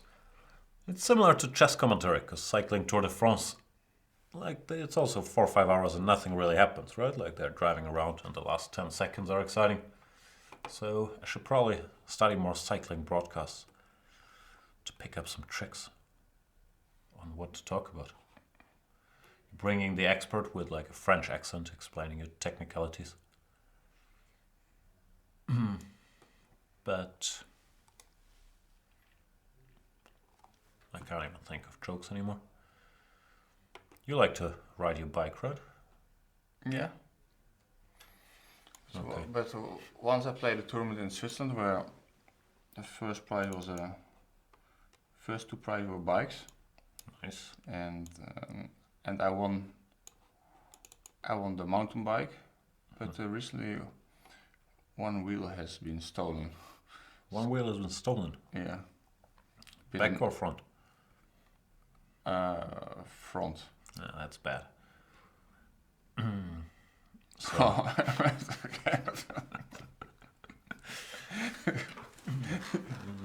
troubling. So what are you gonna do about it? You gonna replace the wheel? Yeah, I guess I have to buy a new one, new wheel, yeah? Yeah, you can't reinvent the wheel. Yeah. I have to say, it was a little bit my mistake, because I tried to put the bike in my car and I put the wheel outside. And I can't leave the wheel on the street. I forgot to take it, and when I realized that when I took the bike out, Not sure we can even call that stealing, yeah? Throw the wheel on the street, what do you expect to happen?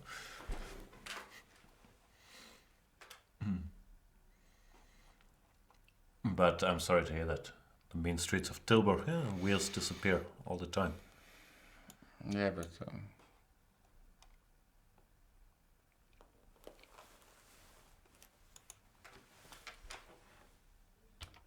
I have to type a little bit.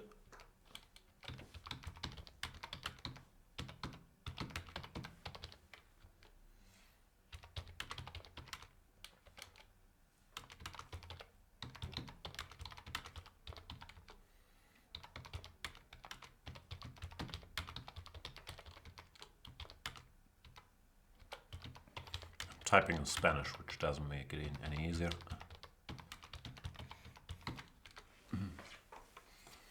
on a German keyboard. Yeah, there's no Enya on the German keyboard. But I think I got my message across anyway. How's your Spanish? Your wife speaks Spanish, no? Yeah. So, Does she make you practice? No. I mean, she lost her chances. In the beginning, I was trying to communicate with her in Spanish when we were still dating. Okay. But after getting married, you're no longer bothering. well, she might be watching. Greetings. Yes.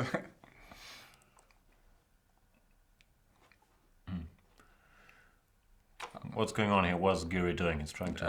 I don't see any. He's just testing the waters, but I don't see. He's just trying to get to move 100.